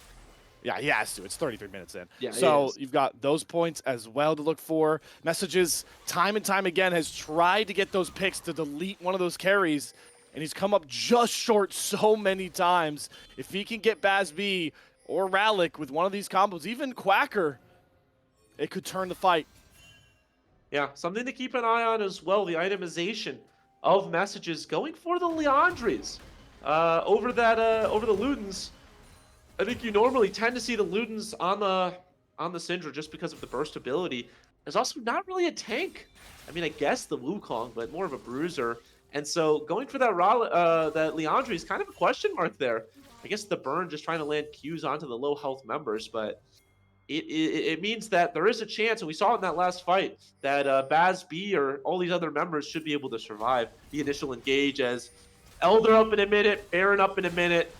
Slayer, take a drink of water because it's about to get crazy. One way or another, we're coming in for a landing, Bonfire. This is going to be it here. Where do these teams decide to set up? They look like mid. Quacker already after expending Flash too far forward. Key Summoner down for Quacker as these two neutrals spawn up. And Music, he is way deep in enemy territory, Is he and spotted Fnatic out? knows. Yeah, now he is. Now he's spotted out. Uh-oh, Music. Oh, he's getting collapsed on. Justin Draguner here has to use the Cyclone defensively. He has to Oh, flash, no. but he's still knocked up by the Abyssal Dive. Breezy has to go in for safety. Equalizer. Equalizer out, but Messages, he has Ralik. He's killed him off. Messages on a rampage, carries down. It's all up CCG main. Bazb, the only Bazb. damage threat left, but he can't get any of these kills. Big Feather pullback. Fnatic burning down. Now it's CCG main on the Bazb. run, but Bazb is free firing. They didn't account for the Zaya, and it's a trade with so many on main. So low in the health bars. Bazb is massive here, and you have to kill him twice. Has that Guardian Angel standing beside him on his back shoulder. Here comes the teleport, full Double health teleport. on Dragoon, or excuse me, on Just. Lunar might be caught out. Has to run away. Oh. Music gonna get knocked up here. He gets knocked up, stunned up. They're trying to burn Music. He's so low and he will fall. Lunar gets it. That's dead. Just as the trade. Bazb has to go crazy here. Quacker's far too low. He's going to die to Quacker dead. Lunar. And it's only up to Bazb. And he can't do anything against 3 with the Elder up. What is the call here for main? They don't have their jungler, but they have the manpower. Teleport. They do Ralik's have the coming Ralik back up. teleport. Has Shockwave as well. This could be crazy. One big Shockwave onto Messages could do it. No stopwatch available. And here comes Breezy as well. It's a 3v3. No smite available. Fnatic Oh, boy. is up. Fnatic is sprinting towards this Elder. CCG Futures, they're not going to have Smite available at any point. Let it reset slightly. They're looking for the Wombo. They want the Shockwave with the quickness. The ball is on Breezy. The ball is in Breezy's court, but Fnatic has the flank. Keeper's verdict. There goes Ralik. He's gone. The ball is gone. Breezy has to defensively go for the quickness, but Bazb is caught. Featherstorm out defensively, but he's caught in front of Quacker. He's caught in front of Dragoon. Excuse me. Goes Golden. Breezy is down. Fnatic is sniping for Bazb. Ralik jumped on by Dragoon. This could be it. This could be the moment CCG may capture glory.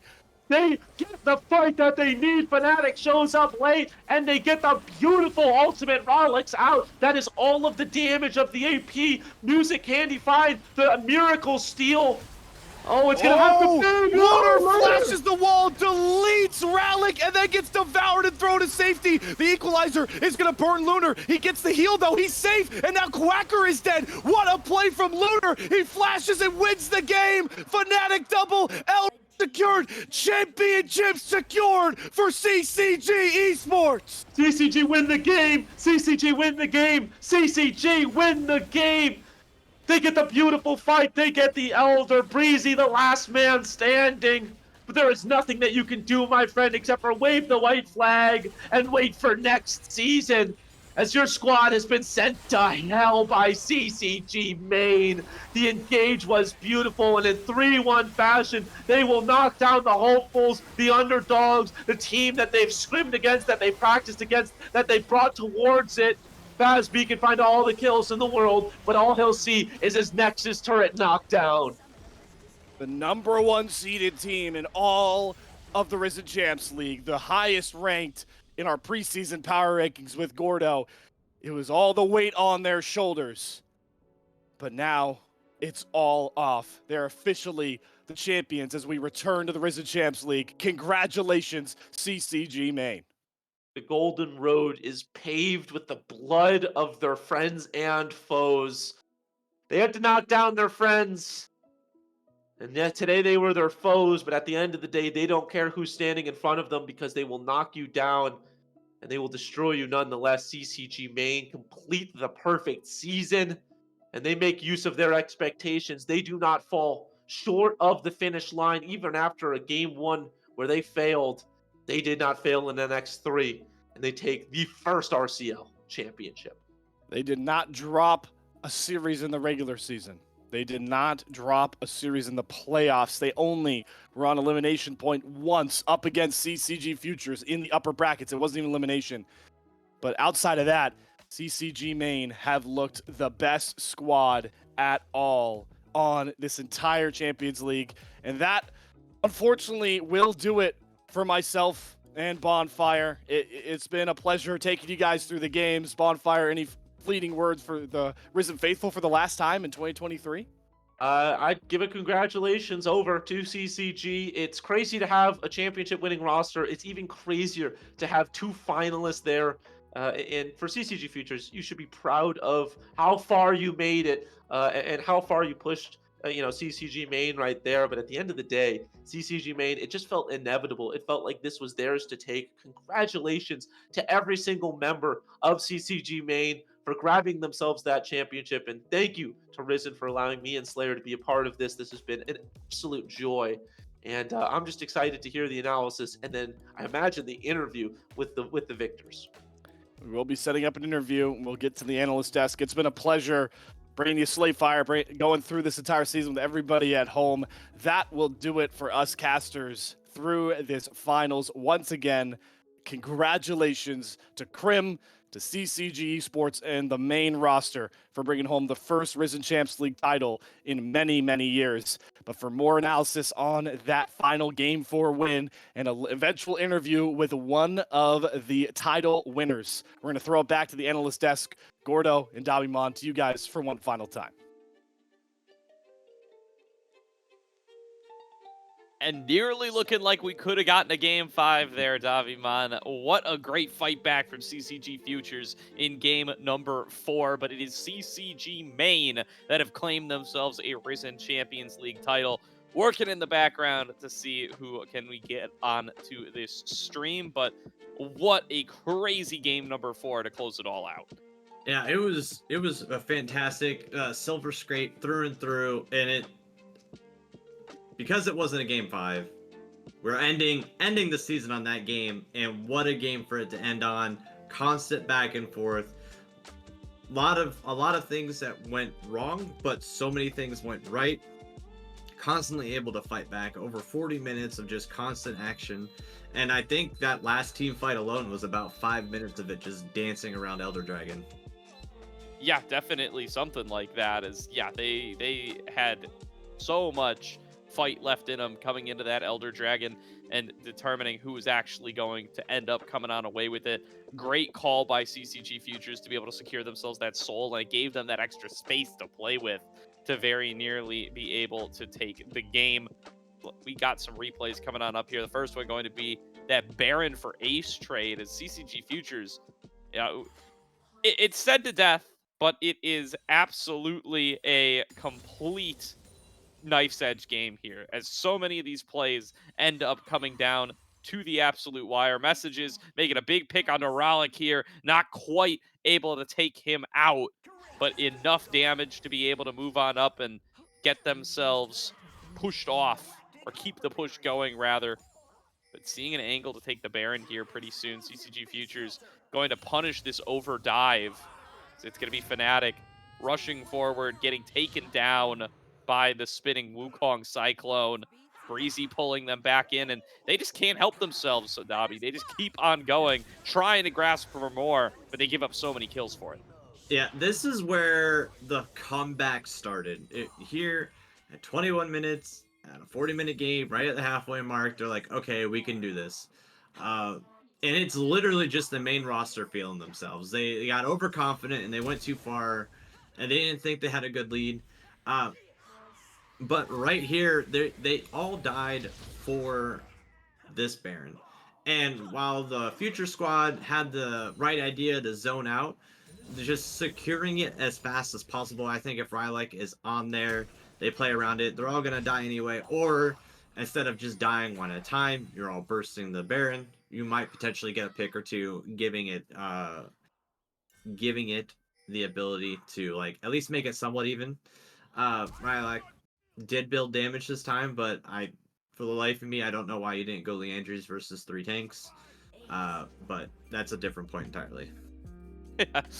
Perhaps is, yeah, definitely some things that could have turned even on really tiny decisions like those itemization choices. And it's a big influx of gold back to CCG Futures, and who knows what could have happened if they had been able to escape with any of those Baron buffs. Big play by CCG main to at least be able to clean those all off the map, but it does deny the buff to CCG main, and it does mean that it takes a little bit longer. It buys time for the Dragon Soul stacking. It gives opportunities for them to be able to actually come back in the game, and they very nearly do.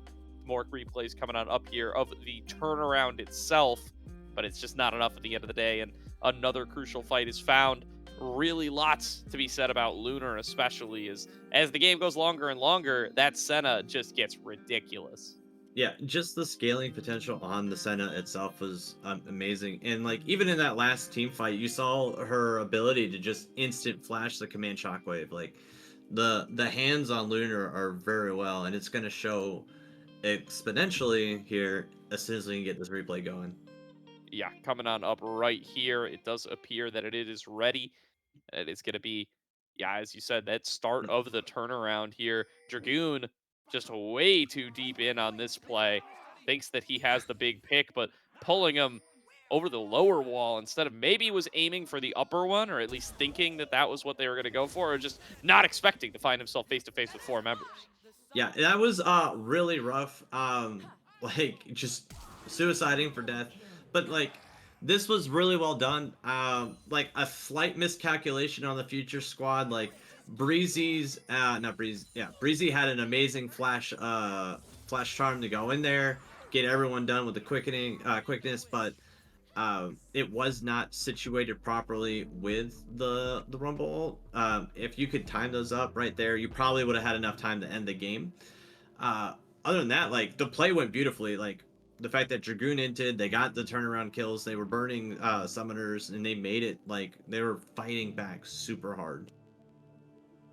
Yeah, they really were here, but it all is for naught when it comes down to the fight over the Elder Dragon itself. Both teams fully recognizing that this is the objective that the whole game will turn on, as we can roll the replay here and see just where it ends up breaking. And you gotta give a big highlight to Lunar here on the decision making and on his ability to just pull the trigger and end this game. It's a 3-on-3 at this stage, as members have been going down and respawning back and forth across the entirety of the fight. A big punt out from Fnatic gets rid of the Orianna ball, gets rid of that threat that the Shockwave brings, and opens up a space for Bazz B to be taken down.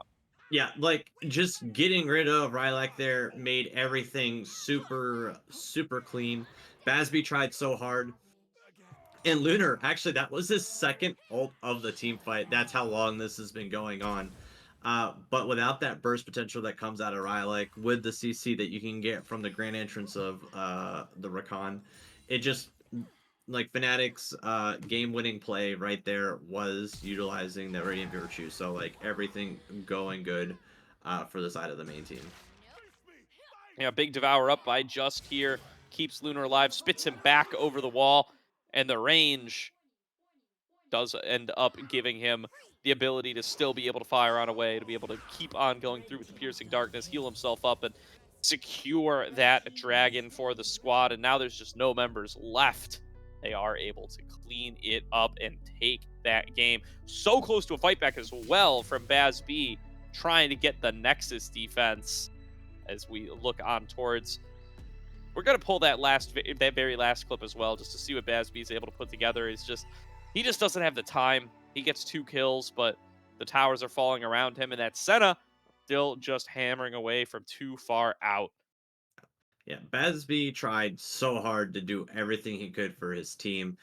You saw it right there, most damage in the game on that Xayah. It took him long to get online, but they tried, and they were doing very well. At least not, they weren't exactly coming back. They were just stagnating the gold lead, which was really good on their part, because they were winning team fights at 6K gold behind, and it was working out very well for them. But you're able to outdamage even your Rumble, who is literally just an artillery mage, who can do tons of damage. It was just one of those things. And then, but right here, this graph tells the story that every graph has shown since game 1 of a mid gap. Rylak, just not, like, messages says Rylak's number, and it just wasn't translating well. They weren't playing around mid lane well. They weak-sided their mid lane, and it cost them the series. Yeah, and I do want to take that as a chance to praise messages here, right? I think he has just been completely insane over this entire year, really put together himself a hell of a highlight reel, and has grown so much as a player.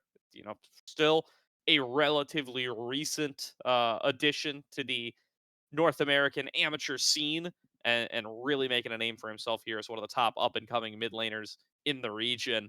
A fantastic showing here in the Risen Champions League finals, and happy for him to be adding a Risen Champions League title to his already growing trophy case. Yeah, and it was really good. He's been doing really well. There's no complaints on my part. I think he's got a very bright future, and hopefully in the OQs he's able to get his name out there. And if NRG is any consistency to what pure American talent can do, hopefully we're able to get players like him out there and get scouted. Absolutely here. Looking forward to a big 2024 from Messages and Dragoon as they move up into the NACL. We are going to be bringing on Taki shortly, the coach for CCG, to be talking about this final. They will be our interview target, but we are going to throw it to a quick break before we do that. So hang tight, everybody. We're going to be back in a couple of minutes with that interview.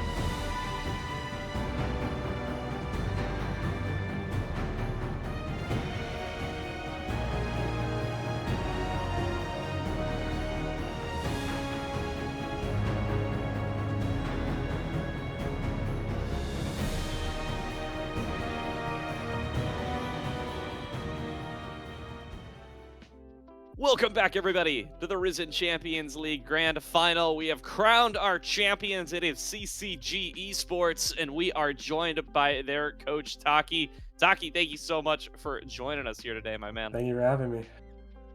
Absolutely. Congratulations. And Thank you, congratulations. Yeah, absolutely. Huge stuff here, getting away with the Risen Champions League title, a title that has not been given out in several years. Very happy to be back here and very happy to have a CCG Civil War to be what ends up crowning our first champion back.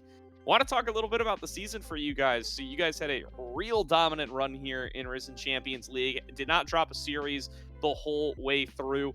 Were you thinking from day number one that it was going to be CCG Futures over on the other side? I know they had a lot of roster swaps over time, but definitely both of you guys were looking like some of the strongest rosters coming in the preseason. What were kind of the thoughts over there as you guys were coming on in with everybody at 0-0? I think both iterations of Futures I thought we were going to see in the finals, like against us. Because the first one had Kisno too, and he's like, I mean, he's our teammate as well at Lit Esports, so it's like he's pretty good too, and they had like a decent top side. So it would have been, I think it would have been them either way, but I think they definitely like they were for sure like good competition. It wasn't easy to beat them, especially the first series. Besides that, the rest of Risen, I don't think we were really worried about it all. That's fair. One of those teams were my teams, and they definitely griefed. Yep. Yeah. But overall, like, so you were playing your sister roster. Was there anything like really weird about doing that, or because you guys shared like the same Discord and like interpersonal coaching? Like, did you have like any advantages or disadvantages because of that? I mean, we're kind of disconnected because we're a few sister rosters, but we haven't scrimmed each other for this reason because we're both playing against each other in Risen. So it's like, well, we don't really want to show each other everything because we still want to make sure it's competitive, right? There's for sure overlap. Like I've worked with music a lot recently because we were on a Supergirl gamer team together and we did stuff like that. And there's been like a lot of combines, so I think I've like gotten to know him a bit. But besides that, I think there wasn't an overlap. There was for sure mind games just because we played the first series already. So we kind of came into this one with like, what's he gonna pick? Like, what's their top lane pick? What are we banning? And then they T1'd us. So it was like changed kind of the whole dynamic of the series for sure. A little bit there. So we ended up really focusing around the top lane matchups a lot. The trade of the K'Sante, definitely one that really seemed like it was a big factor in the series, right? Banning away K'Sante counters in round 2, Quacker ending up on the K'Sante 3 games in a row, and then Dragoon taking it away in this final game. What were your guys' philosophy coming in around that pick? Because we know it's been absolute pick and ban throughout a huge amount of the combines and through a huge amount of competitive around the scene ever since that rework coming in post Worlds. What was your guys' philosophy around that pick coming on into the drafts tonight? It's like K'Sante is still so broken, but also I think there are those like gotcha champs that like, oh, you picked K'Sante and you have 3 melees and I have Darius, you lose, you know? Like there's like always like those picks. I think we kind of messed up a bit with the Gwen pick. We probably should have picked something else. I think it probably should have just been like Aatrox or something, because we had a bit of an awkward damage split. But I think our philosophy around picking it is just like, honestly, we usually prefer giving Dragoon counter pick, because I think it's like, just he has so many like crazy champs he can pull out. So whenever like we get to there, if he can get counter pick, it's pretty good. But this series, the reason I think the K'Sante probably actually went up, ironically, is because of the bot lane picks. When they're like playing like, you know, double range and like trying to destroy bot, even if we counter pick top, we can't really play to it if they're going to be putting a lot of pressure on bot, right? So I think K'Sante kind of raised in prio in that way, especially in this last game, because we were like, well, we have 17k in a good matchup. We probably want to play towards it. We need a really strong tank for our front line. K'Sante is the strongest tank in the game. They're already banning K'Sante counters. Let's ban the other two and just pick it. Because I don't think they thought we would pick it, because we were kind of avoiding it like the plague. So I think it was good for us in that way. And then that game 4 was really close. Are you able to like tell us like not necessarily what was said in comms, but like what the atmosphere and attitude of the comms were like as the Future squad was like literally fighting tooth and nail, climbing back into that game? I think a lot of it was I think the best part about our team is the game's never lost. Like even after like things happen, like you'll see we'll fight just as they're fighting tooth and nail, we'll fight tooth and nail back, right? Especially like on the Baron play when it's like Senna and Syndra 2v5ing them, right? Like we were very confident that Senna and Syndra could carry the game. Just because, they're two hyper-scaling late game carries. Senna has infinite stack. She's going to have 2,000 range. Like, everything's going to be really good for us. And I think that was kind of like the mood the whole way through. Like, oh, we trolled a little bit. It's fine. Senna's going to carry. Syndra's going to carry. We just need to protect our carries and we'll win. And a lot of it helps that our carries are very confident, right? Like, Vincent, Lunar, and Messages. They're both, like, they know when they're strong. Like, they know how to be played to and they know what they need. So they're very vocal about that. And it really helps us. Makes a lot of sense there. Want to look towards the future for this squad a little bit as well. You guys are still competing over in ACL. Dropped 2-1 to Peach Cats last week. Any predictions for that league? Any notes on what you guys may have learned from that series and how you guys utilized it tonight and what you may have learned for this series and are going to utilize going forward? I think the Peach Cat series was a bit of I think we just mind gamed ourselves because we drafted like a bit different than we usually do, and we kind of trolled ourselves by doing that. I think what we've learned more than anything this weekend is I think we've like cemented our identity, which is something like we've struggled with for a while because we played a bunch of different picks. But like we know what we want now, and I don't think we'll make the same mistake again. Like I think in draft, it's like we feel so confident, all of our picks, like we know what we want. It's like that kind of moment where it clicks, like like, oh wow, like this is the champions we're playing. Like we kind of like finally have a read on the meta that's like what we want. And it took us a while for that, but now that we have it, I think we can make a really strong run in Aegis. I think we can maybe win it all. I think like there's obviously a lot of strong competition, but we can do it. Sure. Good stuff. Good stuff. Love to hear it. Do want to announce to everybody we are player of the series. We did discuss it before going live. It is going to be Messages as the player of the series here for our final. So congratulations to Messages in addition to the congratulations he's already owed for ending up taking this series and taking an RCL title. Do want to give last word over to you, Taki. Anybody you want to shout out? Anything you want to say to those tuned into the Risen stream before we close on out for the season? My carry is the best Senna player in the world. Please ban it if you don't want to lose. GG.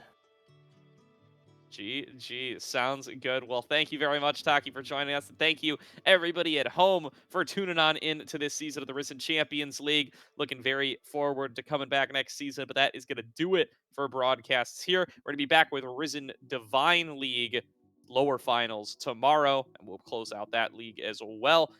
We start to finish on off Risen all across the board. But for tonight, that'll do it. So thank you from myself, from Dobbymon here, from Slayer and Bonfire on the casts, and from Patty on production. And we'll see you for next season of Risen Champions League.